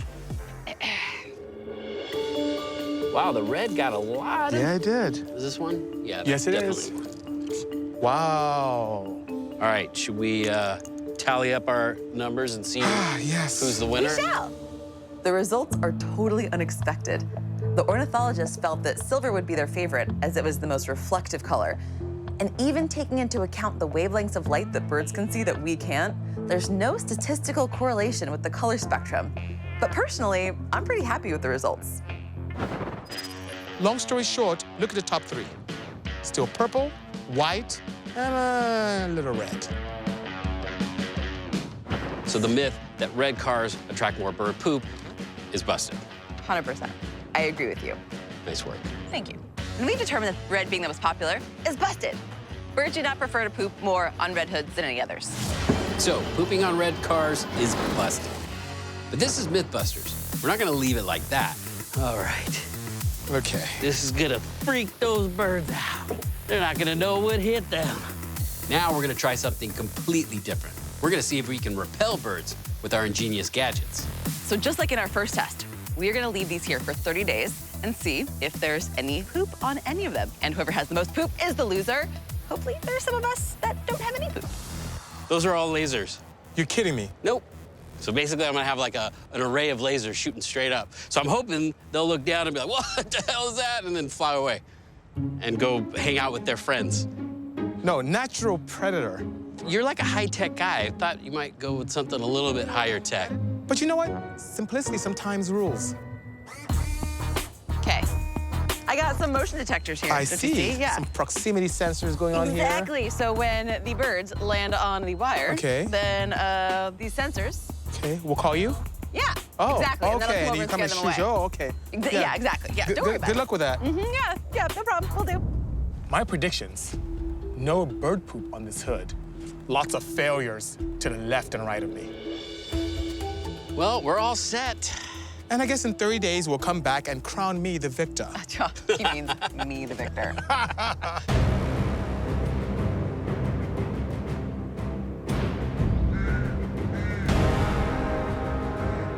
So it's been a month. I know.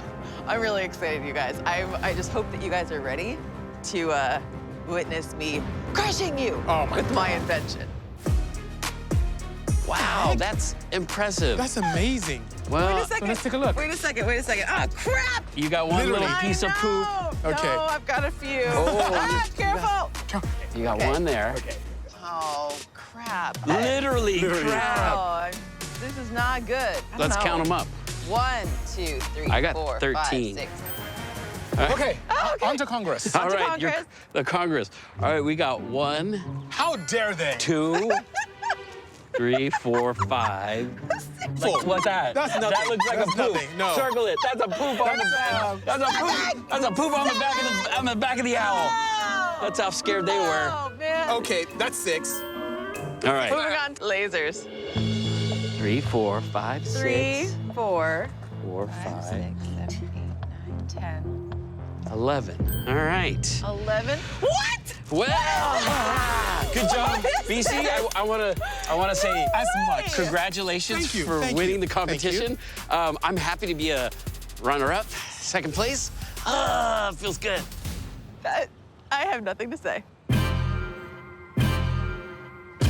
All right, so as far as this myth goes, totally busted on whether or not birds are actually attracted to red cars more than any other cars. Awesome. Seems like owls are the winner. And I suppose I should be like upset about that, but I don't know. I'm like a super low-tech loving person, so like even though I lost, I'm actually like still kind of stoked. Like technology is not always the answer. I think the perfect invention would be some type of contraption that when you park, just like exotic luxury cars from Europe, the owls would just emerge from the hood. And then you're victorious with keeping away matter from your vehicles. I think you're onto something. I think so as well. I'll think about that. Do you need some seed money? Literally, I do. Seed money? I get it. Button, slide out. Fold up owls. Oh my God. Turn that damn thing off.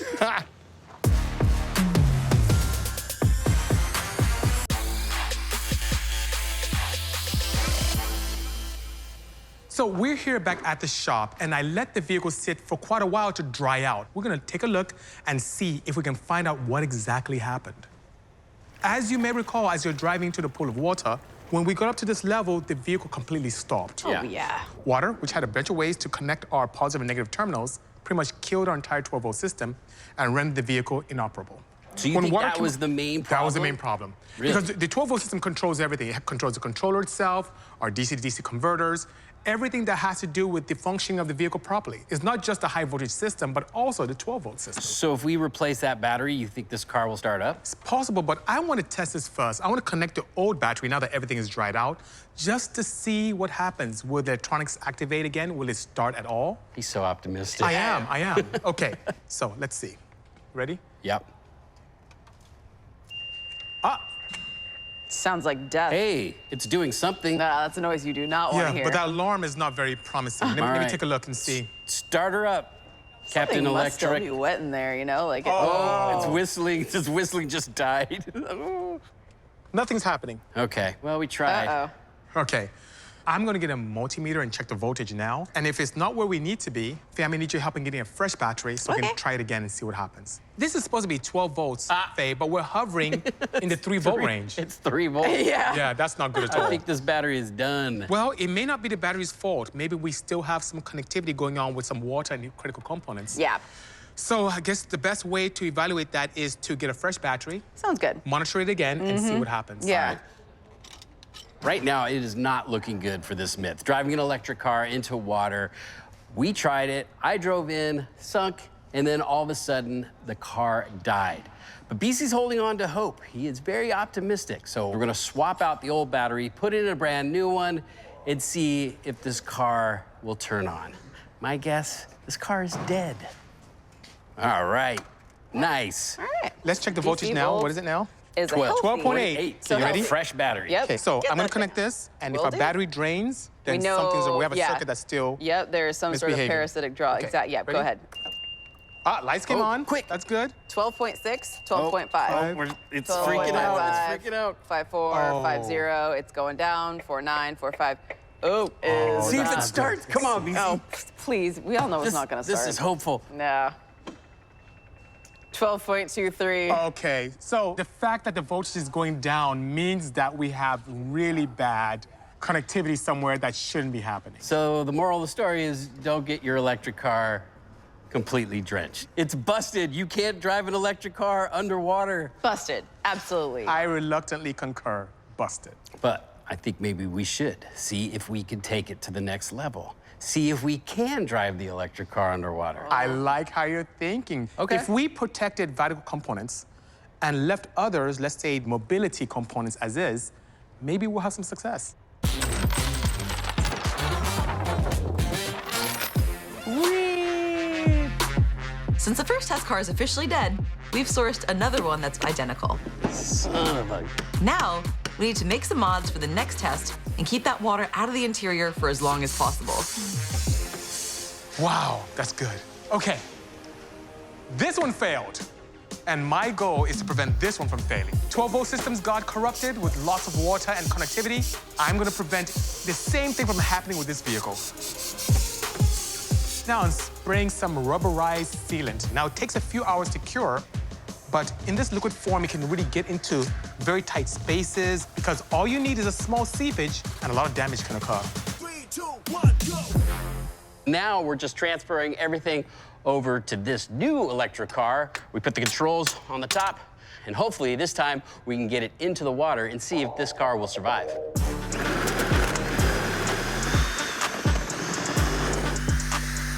We need all hands on deck. We gotta carry the control chair over to this car. All right, touchdown. So we have the rooftop control system transferred from the old car to the new car. We're just gonna make some fine-tune adjustments to make sure we can drive it. And then it's time to waterproof this thing. Okay, so I have some insulation foam here. I'm just gonna start hitting some of these cavities to make sure that this undercarriage is watertight. So I see an orange wire which denotes high voltage going into this module. Yeah. And that module doesn't look like it's sealed very well. So if you could squirt in there for me. Yeah. After that, you can seal to your heart's content. Is this what James Bond did to his car? I don't know. All I'm doing is anywhere I see a connection that might allow water in, I'm just hitting it with the foam.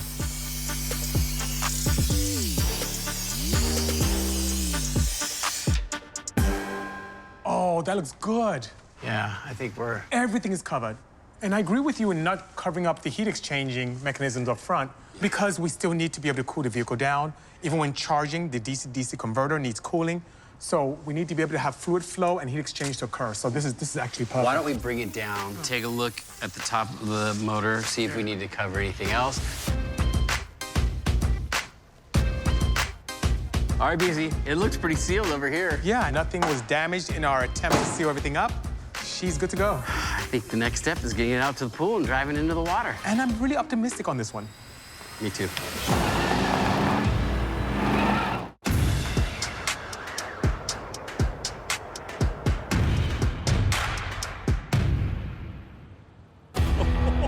In the first experiment, the humble electric vehicle hit the water and survived for just 25 seconds before going kaput, thereby confirming the age-old adage, water and electricity do not mix.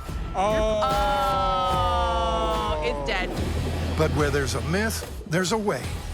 So with some astute precipitation protection, a set of dune buggy tires, and an unswerving rooftop pilot, Oh, dang, look at that. can this mighty modded EV possibly punch above its weight and endure a flash flood? What do you guys think? This is brilliant. I hadn't even thought about doing anything with the tires. I figured if it does float, at least some way I can get across the water. Wow. Yeah, I mean, we're giving this thing the best chance we possibly can. I'm really hoping I'm not going to be disappointed again. You ready? I'm ready. You guys ready? Yeah. I'm gonna stand water To fast. avoid a shower. This is it, the moment we've all been waiting for, EV Rider 2. Yeah, because the first one died. So. We've sealed it. We put big, giant tires on it. I'm gonna be driving from the top. I'm gonna get in position. I'm gonna hammer down and see if I can get across the water. Oh, I love this part of the show. All right, one last thing. What? You know, Texas. So, the myth took place in Texas. Yeehaw! Y'all ready for this? Yep. I'm like getting nervous. I know. Can an electric car get across water? Well, we've done everything in our power to make it happen. Whether or not it's gonna work, we're about to find out. 3, 2, 1, engage!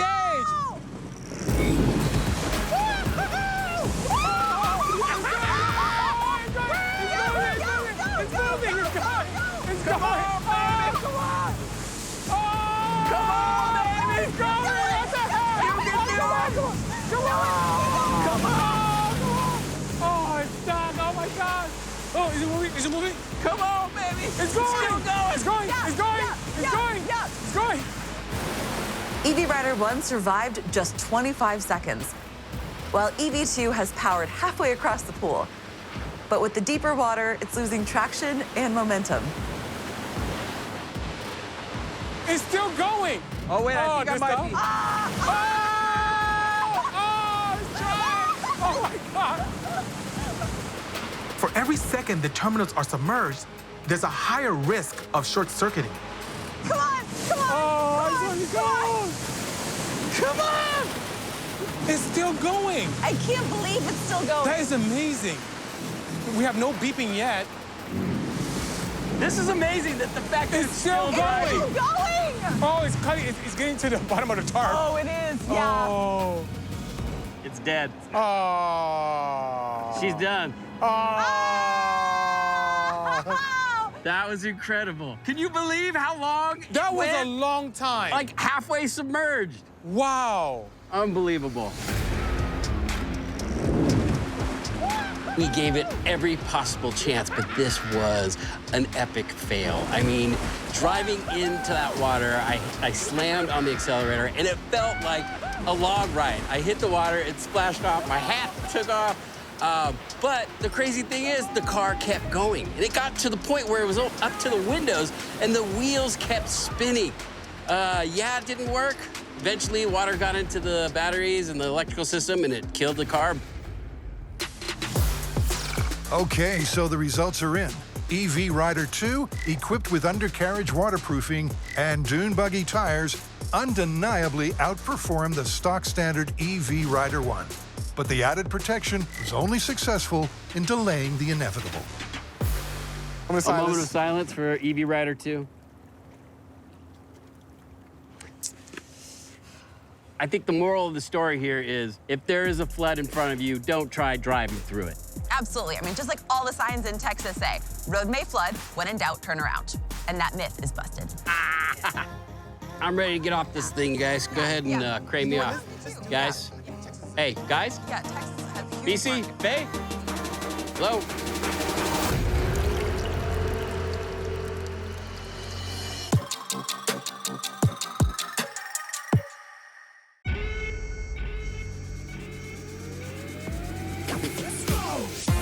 In this episode of Motor MythBusters, If we chop our car, can we get more speed? the team is going low to lift the lid on an age-old racing myth. 3, 2, 1, hit it! And when one illustrious buster breaks wind, Oh my God, it's making it worse over here. it calls for a painstaking series of tests Oh God, it's getting worse. Yeah. Oh. to find the most efficient way to clear the air. Oh, hello. Oh, fresh air. Meet the team We'll be at work in no time. This might be the miracle coolant that everybody's been searching for. with the mechanical expertise My main concern is structural integrity. I think this is gonna work. to test all things automotive. That was beautiful. The more air we push through, the more fuel siphon out. And boom! This is Motor MythBusters, This is the weirdest thing I've ever seen. where science meets the streets.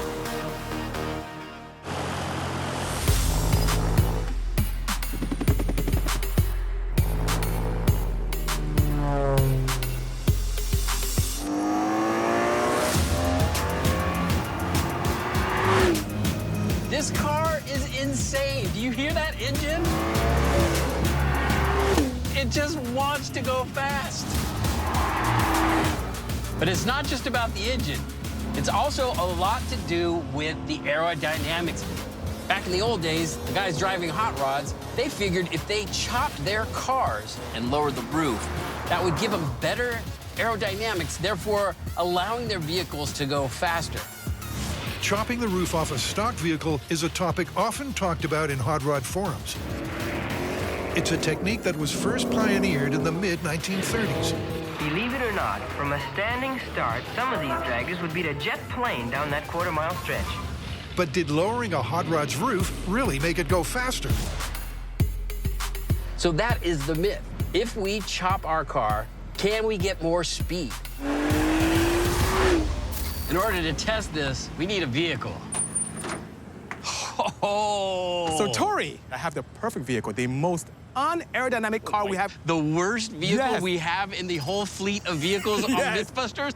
The brakes van is perfect. All right, so we're gonna chop this. Yes. Well, but first, we need to get some data to see the top speed of this big, crazy van. Yeah. All right, well, why don't we do a control test? We'll get this to the end of our runway.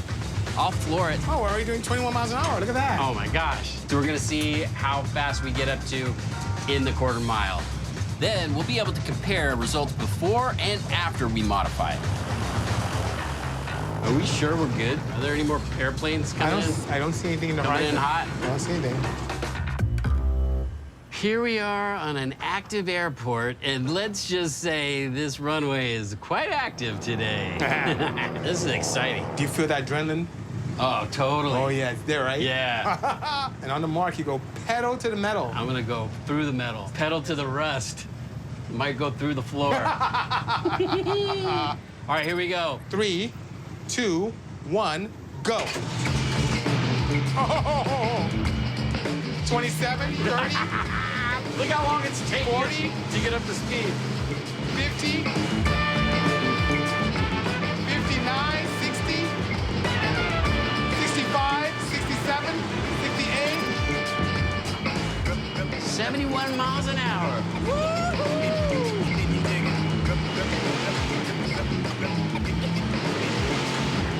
The throttle's stuck, Bisi.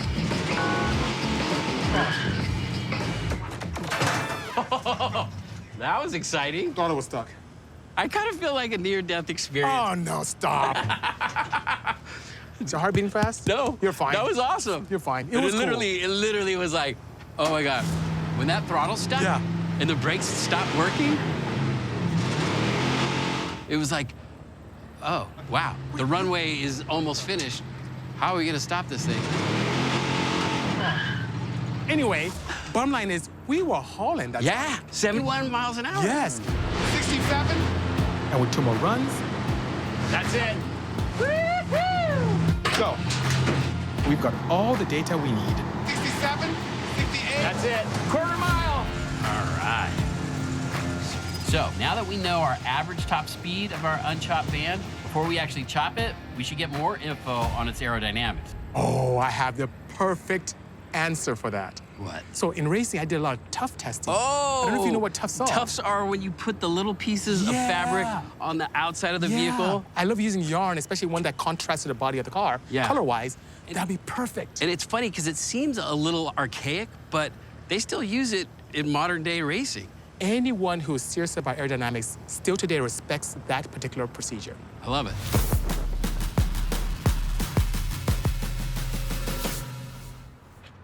Now, we're going to use these pink tufts as a way to see what type of turbulence we see on the van. I know it looks like we're decorating a Christmas tree, but this is actually very important science business. Pink is good because it really stands out very nicely, and as we film, it will allow us the opportunity to see how we can improve on the aerodynamics of the van. I think a huge problem you're going to see is just right now, this is just such a big flat surface. Yes. Up to the top, to the windshield. I mean, this is a wall pushing through wind. I think we're going to see a lot of problems. What I'd be very curious about as well is what happens in this region. So if we put tufts here, will we see things standing right up? 100%. We should definitely do the roof as well. And if we see any movement that goes upwards or downwards, we know we have turbulence and we need to modify the van accordingly.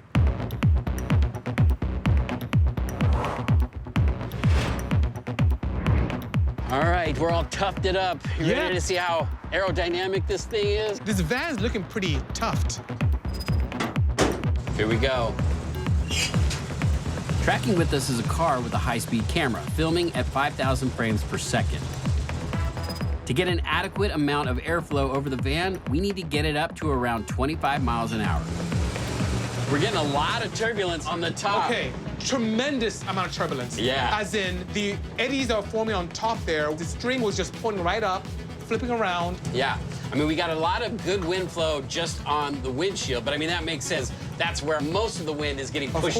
Everywhere around the flat windshield, we're getting all kind of turbulence. Absolutely. It's gonna be interesting to see what the high-speed camera is picking up.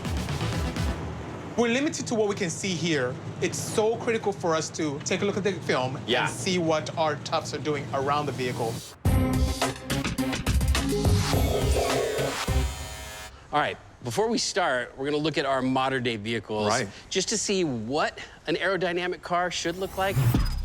What's interesting is, as you see, it's flat across all around. We don't have any eddies or vortices forming, which is very nice. I mean, we're definitely seeing a little bit of turbulence in the back here, which you would expect. Yes. But, I mean, this is what a aerodynamically designed vehicle would look like. And this is good, though, because now we're seeing how the toughs should behave. Yes, we have a frame of reference. Yeah, and then I can't wait to see what our van looks like. Okay. Okay, here's our van. And look at the top of the roof. There's nothing hugging. Things are actually, the tufts actually move upwards. Yeah, they're just flapping all over. They're like... Yeah, they're partying, and we weren't invited. It's almost like a flat wall. You know what this points to? Once we chop this roof, we're gonna gain significantly. Imagine getting rid of all of this. Yeah. The advantages we can experience. Yeah, because then it'll just be a big wedge. You know what would be cool is if we could actually build a 3D model of the van. Then we could play with the shape of it and see if we can make it more aerodynamic. Wow, that's pretty cost effective. And I think to do that properly, we need to digitally scan the car and then in software model anything we desire. Yeah. And then test accordingly. I like where that's going. Yep. I know the perfect person to call for this particular exercise. Awesome. Yeah.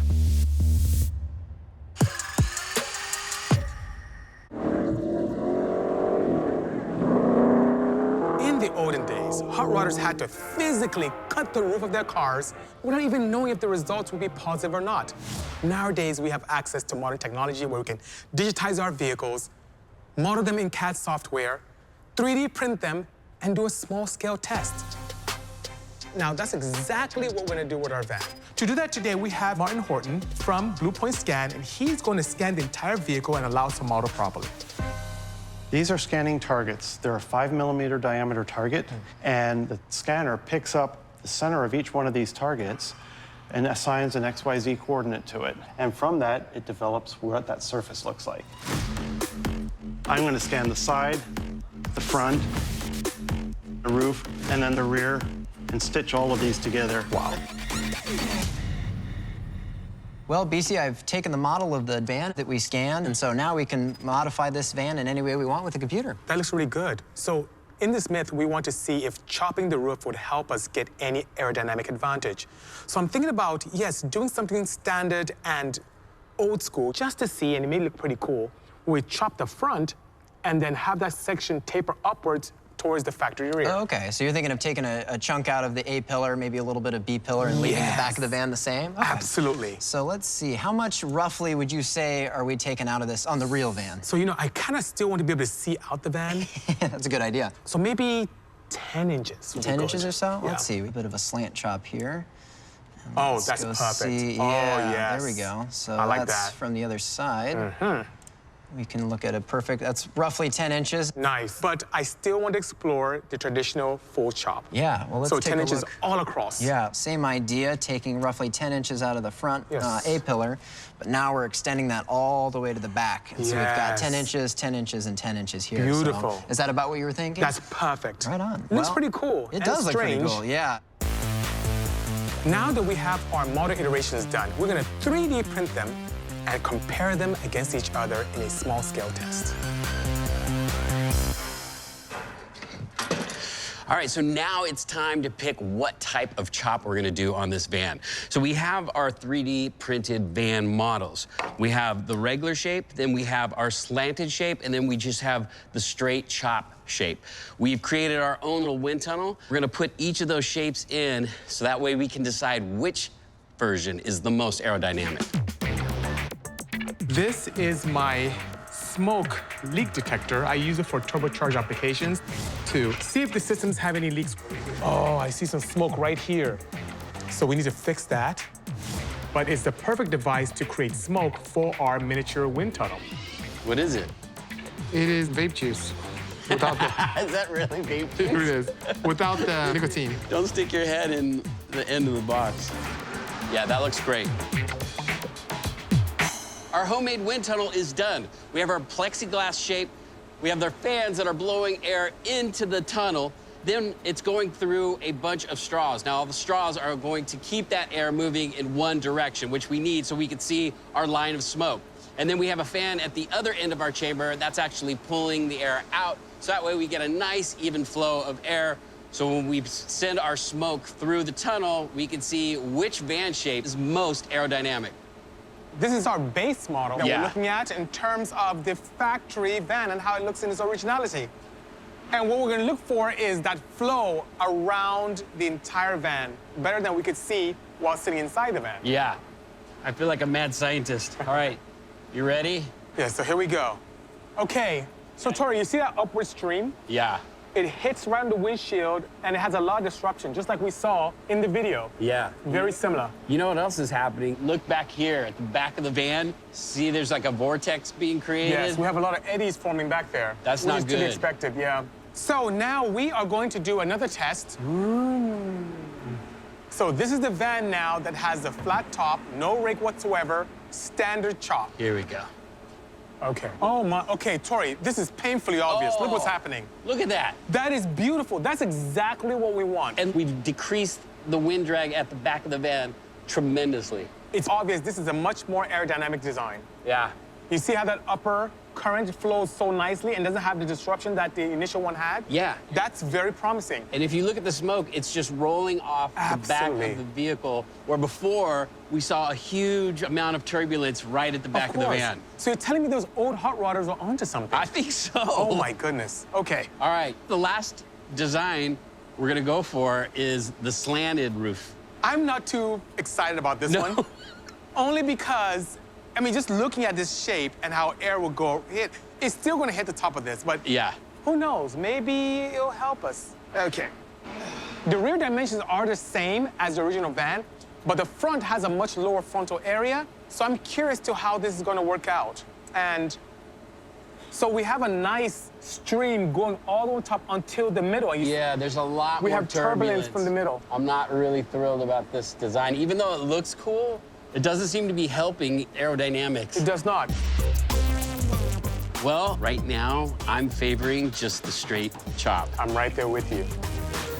So the winning design is the straight chop. Now, I was actually hoping that this wedge chop would be the winner just because it looks cool, but it turns out the old school, just dropping the roof, is going to be the most aerodynamic. So now all we have to do is do this to our real van.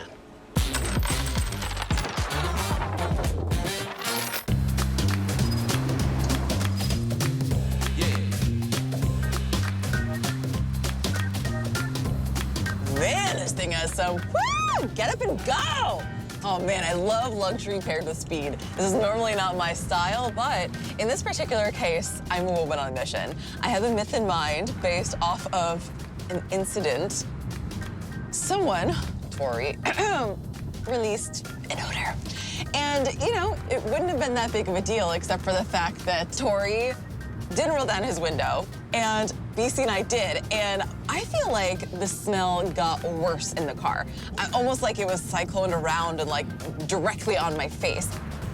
All right, so I know what you're thinking. Really, Faye? You guys are gonna like test farts? Of course we are. This is so freaking relevant.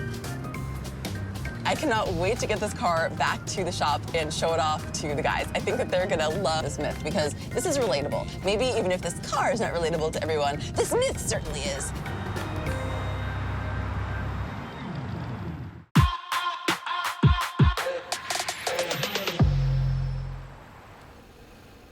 I like this car. Yeah. Whoa, who's this? Oh my goodness, look at this rose. Oh my God. Faye, nice. This looks good on you. Oh. I gotta be honest, I was kind of feeling like a little bit like I didn't fit while I was driving down the, but I'm warming up to it. I like this car a lot. This is an amazing automobile. We're not gonna destroy this, are we? Well, I was thinking that maybe Bisi could, no, I'm just kidding. So, I was thinking really hard about what happened the other day. Yeah. You traumatized her. Me? That was you, sir. It was him. This chap. Well, regardless of which one of you it was, I feel like this is the basis of a really good myth. Myth is, we instantly roll down our windows. Right. You did not. If a person farts in a car, right, he or she who dealt it must roll down their window, and that is the quickest and most effective way to clear out a smell, which is the opposite of what we did the other day. Okay, so we're gonna try to figure out what is the best scenario for the windows, whether they're up or down. And which ones need to be up and down. Yeah. And you want to use this beautiful English automobile. We can't use my car, I only have 2 seats. We can't use his car, he only has 2 seats. Yeah. And your car smells already. So I figured this would fit us all comfortably. And I think this is probably a scenario that a lot of people have been in, and so I think it's gonna be very relatable, and the amount of science that we can take away from this, I think it's gonna be very useful. Yeah, it's science. Let's go and look around it. Oh, wow, look at this. Very, very nice. Oh, did you?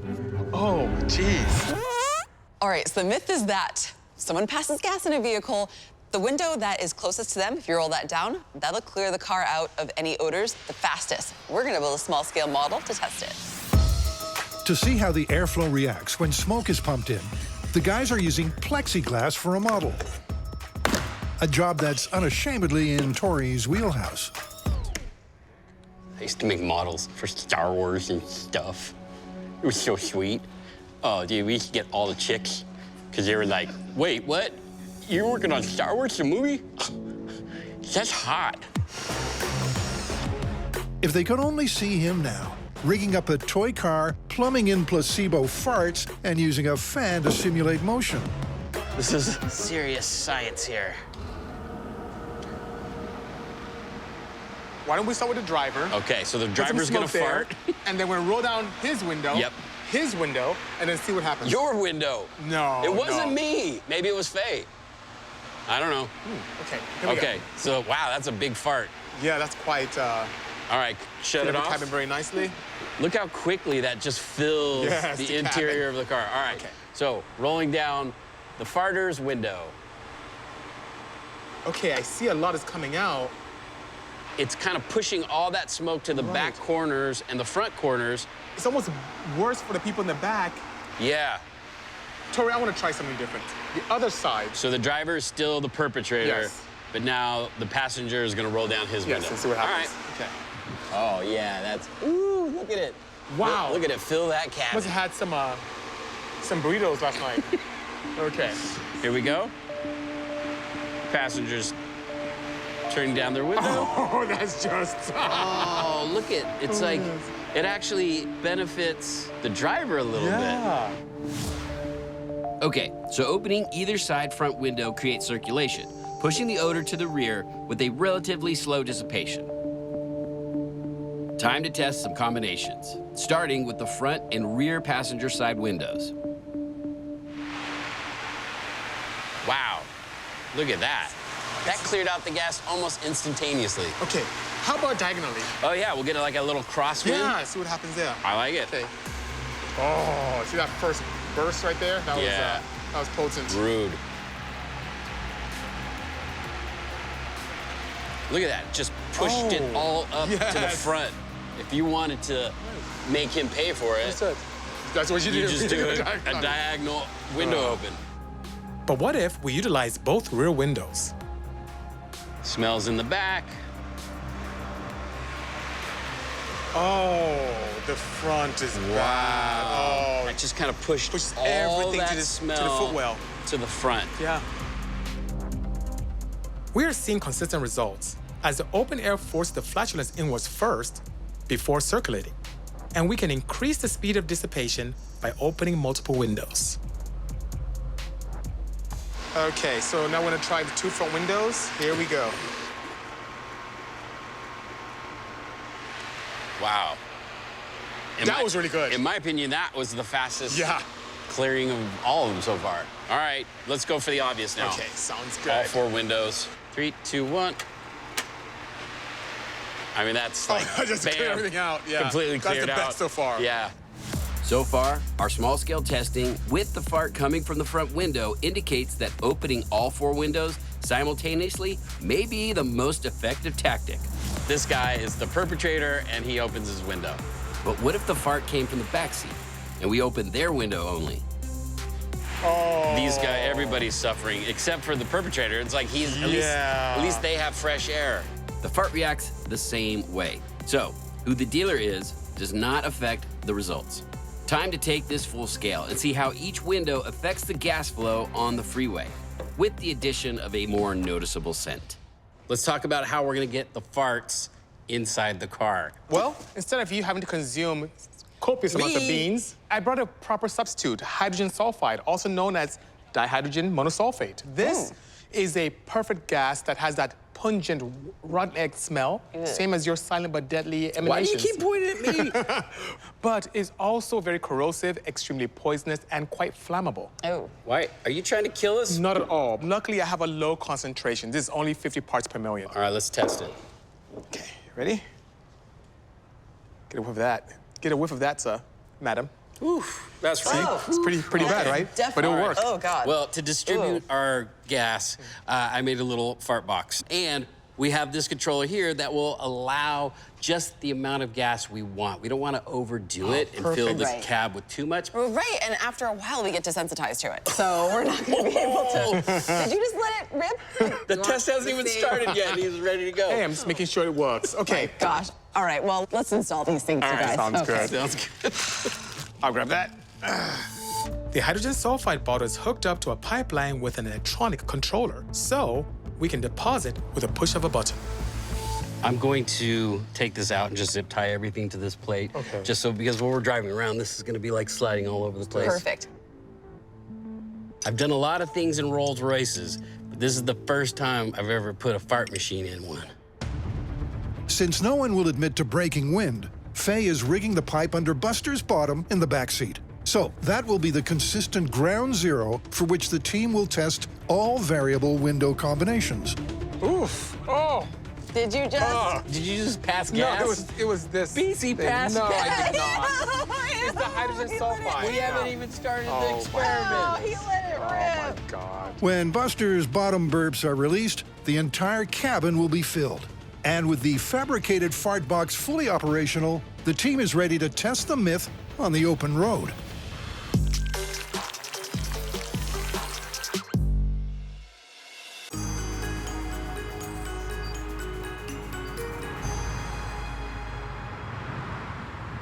It's very smooth. Is it It's a a V12? Rolls Royce. Hello. Is it V12? It is a V12, yeah. Yep, this beastly beauty comes equipped with all the bells and whistles, including active air filtration, which senses smells and removes them.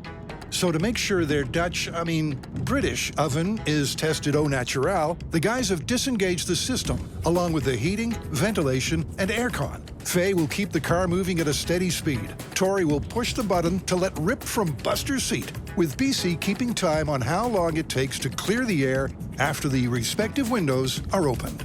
All right, here we go. We're going to start the test in 3, 2, 1. Oh, it smells so bad. Buster's farting. Oh. Starting with the farter's window to get the benchmark for this myth. Start the timer. Timer started. Oh, jeez. It made it worse where I'm sitting. Oh, my God. It's making it worse over here. It's still here. I'm at 19 seconds. Oh, God. Oh, my God. 20. Oh, it's almost like it's pushing all the pushing it in. smell over to here. No, I feel like it's coming all to me. Ugh. All right, for me, it's gone. I can still smell it.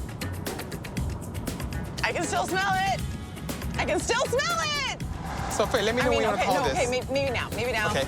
Let's roll our windows down. That was 1 minute, 26 seconds. So to find out how the myth stands in comparison to our farter, we need to test the other window configurations. Next in line, one in front of the perp. the driver's window. Okay, I'm gonna start the farting. Okay. Oh, jeez. I'm rolling down mine. Okay. Oh my God. Oh God. Oh. It's almost like it's coming through and clearing out the front. I'm okay now. How much time was that? 58 seconds.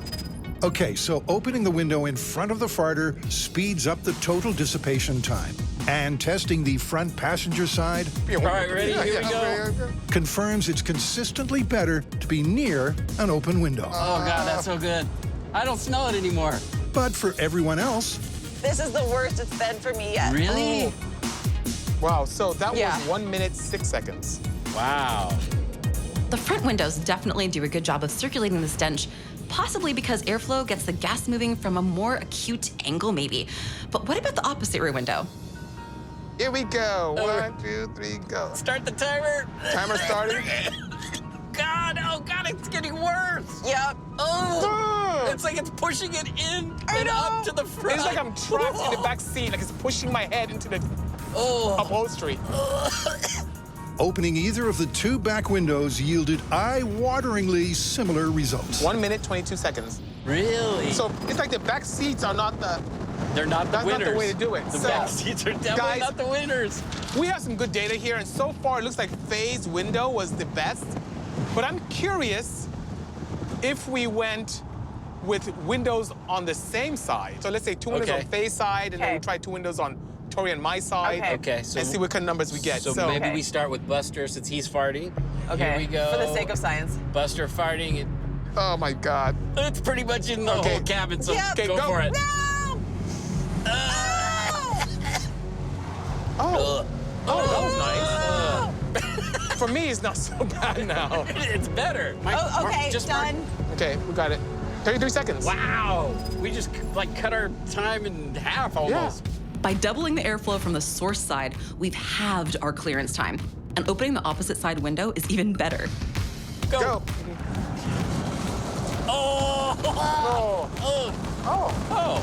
It's like fresh air. That's almost. I'm good now. What? I'm good right now. Seriously? Uh-huh. Wow. That was 11 seconds. So I have another suggestion. Yeah. How about we try diagonally? I love that idea. Okay, here we go. Buster's farting. 3, 2, 1. Oh, it's like this perfect crossbreed. It's like I'm instant. It's like it's getting compacted towards my me. God, Faye's crying. Oh, geez. Wow. Okay, it's clear. It's clear. Okay, it's clear now. It's clear for me now. Clear for It's Faye. still lingering for me a little bit. Okay. It's still lingering for me. All right, well, we gotta wait till I'm good. I'm good. You're good? I'm good. Okay, stop. How many seconds? 28 seconds. Oh my God. Oh, jeez. So, opening diagonally opposed windows in both combinations Go Faye, you and I. helps to clear the air, but not before forcing it into the dead zones and punishing the passengers with their windows closed. Oh, it's just collecting right here in this corner. How many seconds? 23. That was impressive. Yeah, it's not bad. The team is leaving no stone unsniffed. Oh, it's so bad back here. Testing both front It's like a Still fart smelling compactor back here. Oh, you poor guy. and both rear windows. Oh, it's worse up here. It's worse. It's worse. It's worse. Not so bad.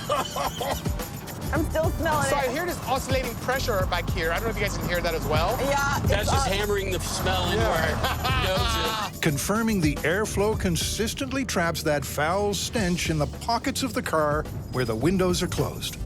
55 seconds. That was rough. The buffering was literally intense. just compressed it all up front. Okay. Now we have the mother of all tests. Start the timer. Go. Good. I'm good. How are you, Faye? It's like instantaneous. Yeah, how about you, Faye? That was instantaneous. I'm good. I'm good. I'm good. That was 10 seconds. Oh! As expected, with all four windows open, our noxious gas has nowhere to hide. All right, guys, I have some good data for you based on the results we have. All right. Now, anyone who existed in a pocket where there was no air seemed to get bombarded with just fart particles. Yeah, I feel like we got a ton of incredible information here. very scientific data. However, there's an element to this that I feel like is a little bit subjective. Yeah, 100%. Like, your sensitivity to the smell was far greater than Bisi and mine. So we need some visual validation on how the fart particles are reacting and circulating. And I've got just the thing. What the heck? Hello. Did you take up a new hobby? No. Tory!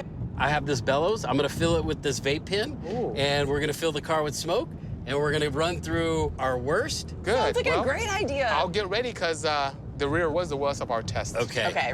All right. Are you going to evacuate the bellow next to Buster, or are you going to keep it I think there? we're just gonna fill the whole car. Okay, sounds good. You'll be happy to know there's no nicotine in this. Wow, oh goodness. All right, you ready? The two rear windows proved equally inefficient at clearing the air, so we're using Bisi's window to see exactly what happened with the airflow coming from the back. Oh, goodness. 1, 2, 3, timer. Oh, look at that. The wind, So it looks like the air is coming in over your left shoulder. Over! Yeah. But as soon as the air started flowing in over your left shoulder, it pushed it all out. Are you still lingering? We're still smoky in the front. Okay, I gotta say. And it's this- mostly in your corner. I know. This is so validating. I can still see a lot of smoke here. Yeah, like Just in my your lap. Even from our footwell. It's like, Yeah. it's crazy. Looks clear now. 1 minute, 6 seconds. It's very close to before. Faye's nose is pretty calibrated. That's crazy. That was such a great visual to see It was exactly fantastic. what's happening with the airflow. Yep. Nice work, guys. I hope we never have to test this ever again.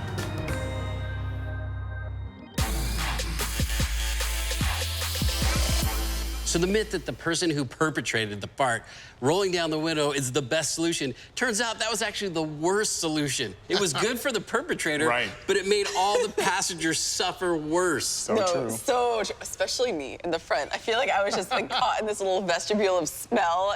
And let's say that the perpetrator didn't want to assist in evacuation.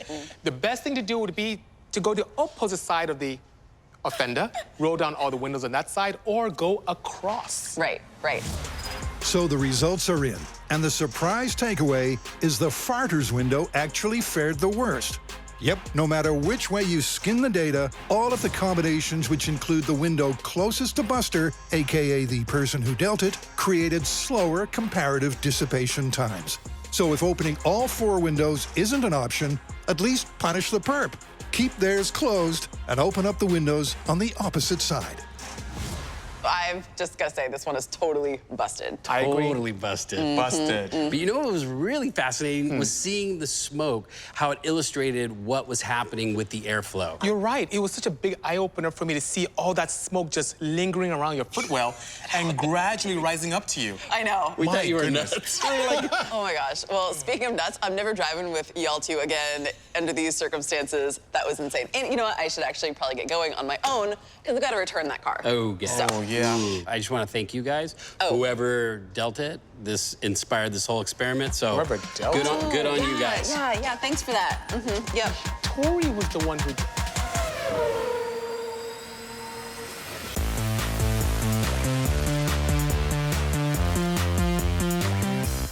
You know, Tory, I've never cut a van up before.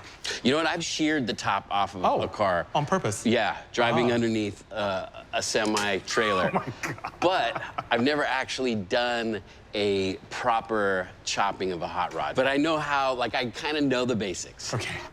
All right. And so we want to cut it down almost 10 inches. Okay. Sorry. So seriously. So basically, we are going to have like viewing of, we'll have like a 6-inch viewing windshield. I think if we get real low, I mean, that's how the hot rods did it, right? Yeah. That's a healthy chunk of... Yes, it is. Of cut there. What if we took out 16 inches? If 10 inches is good, 16 inches might be amazing. Tory. Like, just think about it. Just listen, hear me out. Okay. Okay, so we have like 15.5 inches. So we could technically cut this to 12 and we'd still have 3 inches of windshield? How big are your eyeballs? You don't need to see, all we need to see is the road. Like, look, all we need to do is this. See, Look at this. Here's Tory again. Look, Bisi. Going crazy. He's always trying to take something extreme and even go Tory extreme with it. It's. Look at this. Plenty of headroom. Why does everything have to be crazy with you? Why can't you just be If it's normal? worth doing, it's worth overdoing, Oh, right? my God. When we start winning races with this van, you'll go, now I understand what you were talking about. Okay, you know, that's... That gives us 12 inches. It's still aggressive, but that's not as bad. 12 I'm okay with. I love it. I think that's a good compliment. That'd be pretty cool. Okay. It would look so sick when we're done. Cool. So after a bit of back and forth, Tory and I have decided to chop 12 inches. Will this be enough to improve his aerodynamics and beat 71 miles an hour in a quarter mile?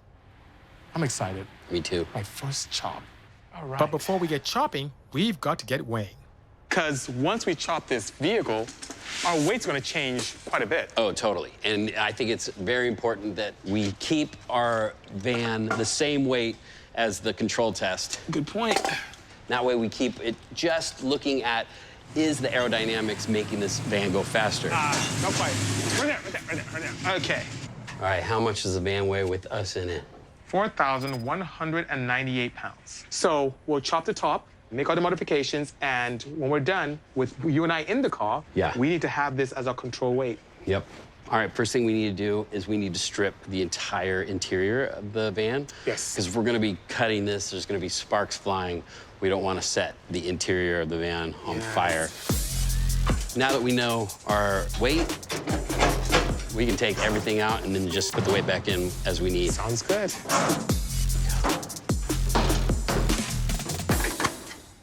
So far, so good. So right now, I noticed that the front windshield is really dry rotted. So I'm gonna cut this seal on the inside, which is a little more pliable. Allow me to release the pressure around the windshield, push it outwards, and hopefully save the windshield. Because we're gonna replace the glass with a polycarbonate style material, and I want to use that windshield as a base to form that polycarbonate so we can have a nice shape to the front of the van. Rose, we have some questions for you. We're about to start this chop, and neither of us have ever done like a professional chop. Yeah, the sides make sense, but to be able to mate this section, that's where I'm a bit confused. Automobiles are a football shape, so as you lower the roof, it's a little too narrow. So we've either got to widen the top or we've got to move the pillars in. The plan is we want to take out 12 inches. Ooh, that's good, because when you cut these roofs, you should cut them a lot. Yeah, see? You're onto something. She agrees with me. Nice.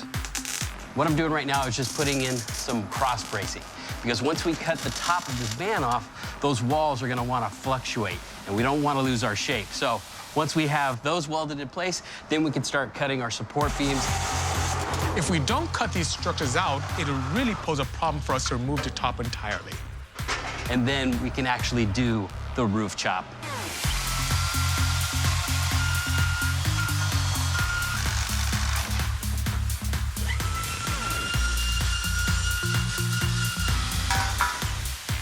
My first door. This is just a straight edge. So you can use that to... So it'll be a nice straight cut. I'm partial to vans, and I put tons of power in them. I love building 1,000 horsepower minivans and the like, but cutting the roof off of one, I have never, ever done that, or even thought I'd ever do it. So we are making some great progress on the van chop. Once we have the entire thing cut, we'll drop the roof and see how it looks. So Rose is bringing the forklift in because we're at a very critical point right now. Coming in. Where the roof is actually going to be detached from the van. So we don't want that thing just to fall on us. So we're gonna put the forks in, cut the rest of the door frames, and then our front supports. Once we're done with that, it's a good thing we got the forklift in place. This is so cool looking. This is gonna be crazy, ridiculous. I mean, it's gonna sit right on the dashboard.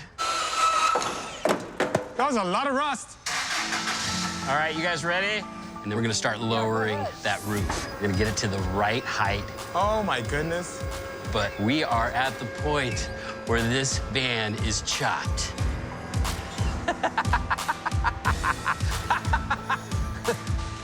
That looks, oh my God, that's cool. Like, that's ridiculous. Is that not hilarious? It is. Oh, Tori, can you see me? Plenty of room. We just gotta get rid of these visors.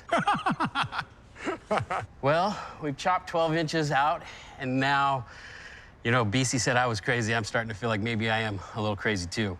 I only have maybe about 4 inches of windscreen to see out of, but I don't know. This might actually work.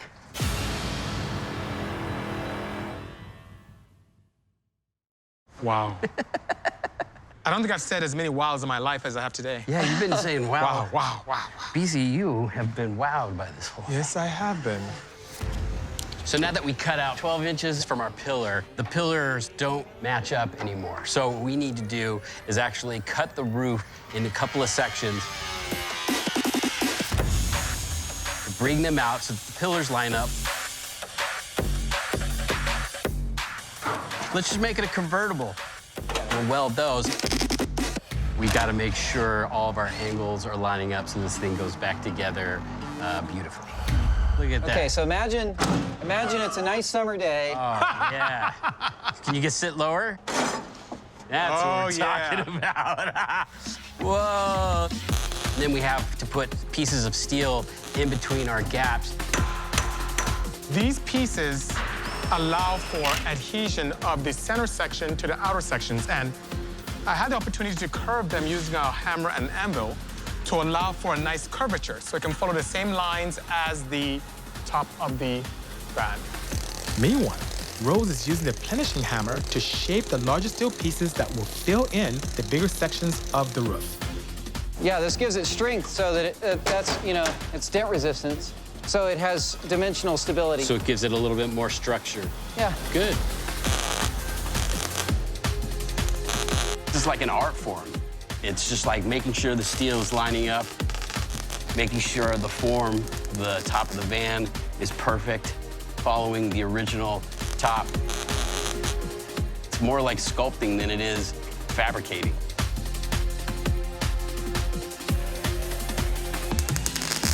Oh, she's ready to drive. We got a chop top. Yes, we do, sir.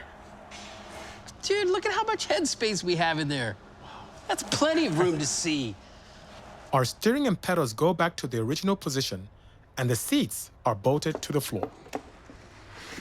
Since this is all about aerodynamics and it's not about weight, 39.52. we need to make sure that it weighs the same as it did before we chopped it. All right, what are we at, Bisi? We are 42.28. How about now? 41.99. I'll take it. Close enough. 41.99. I christened her Rusta. Ah, I love it. How's that? Perfect. There you go.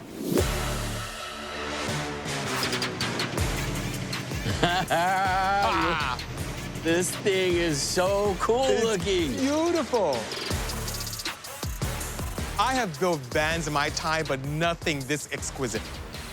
And I thought when we said we're gonna chop this van, it was gonna be as easy as take out a section, drop the roof, weld it back, and we're done. I had no idea how much work this was gonna take, but hopefully it's gonna pay off. Well, there's only one way to find out. Take it to the tarmac and see what happens. I love it when a van comes together. I did a fool who doesn't like this van.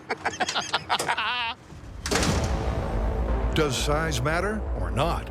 They're about to find out. With the top of the van now 12 inches lower, it's time to discover whether chopping the roof off really does make a vehicle go faster. But first, they're going to redo the tough test to compare the van's pre- and post-chop aerodynamics.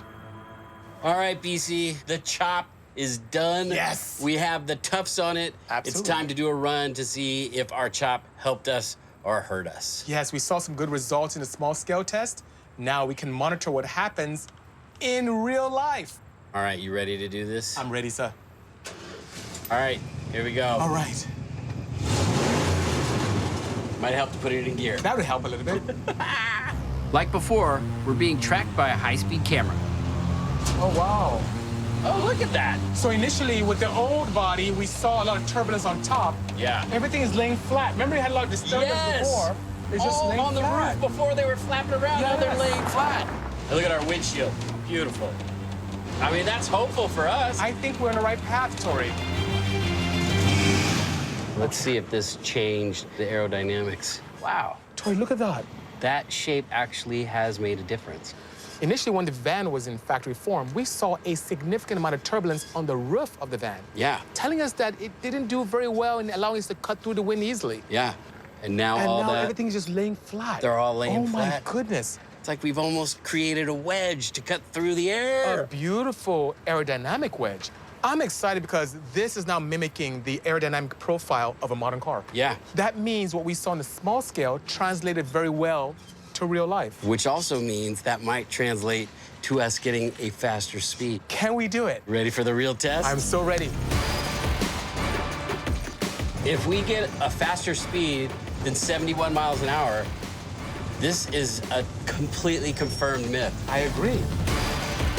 Chop top, final test, quarter mile. 3, 2, 1, hit it.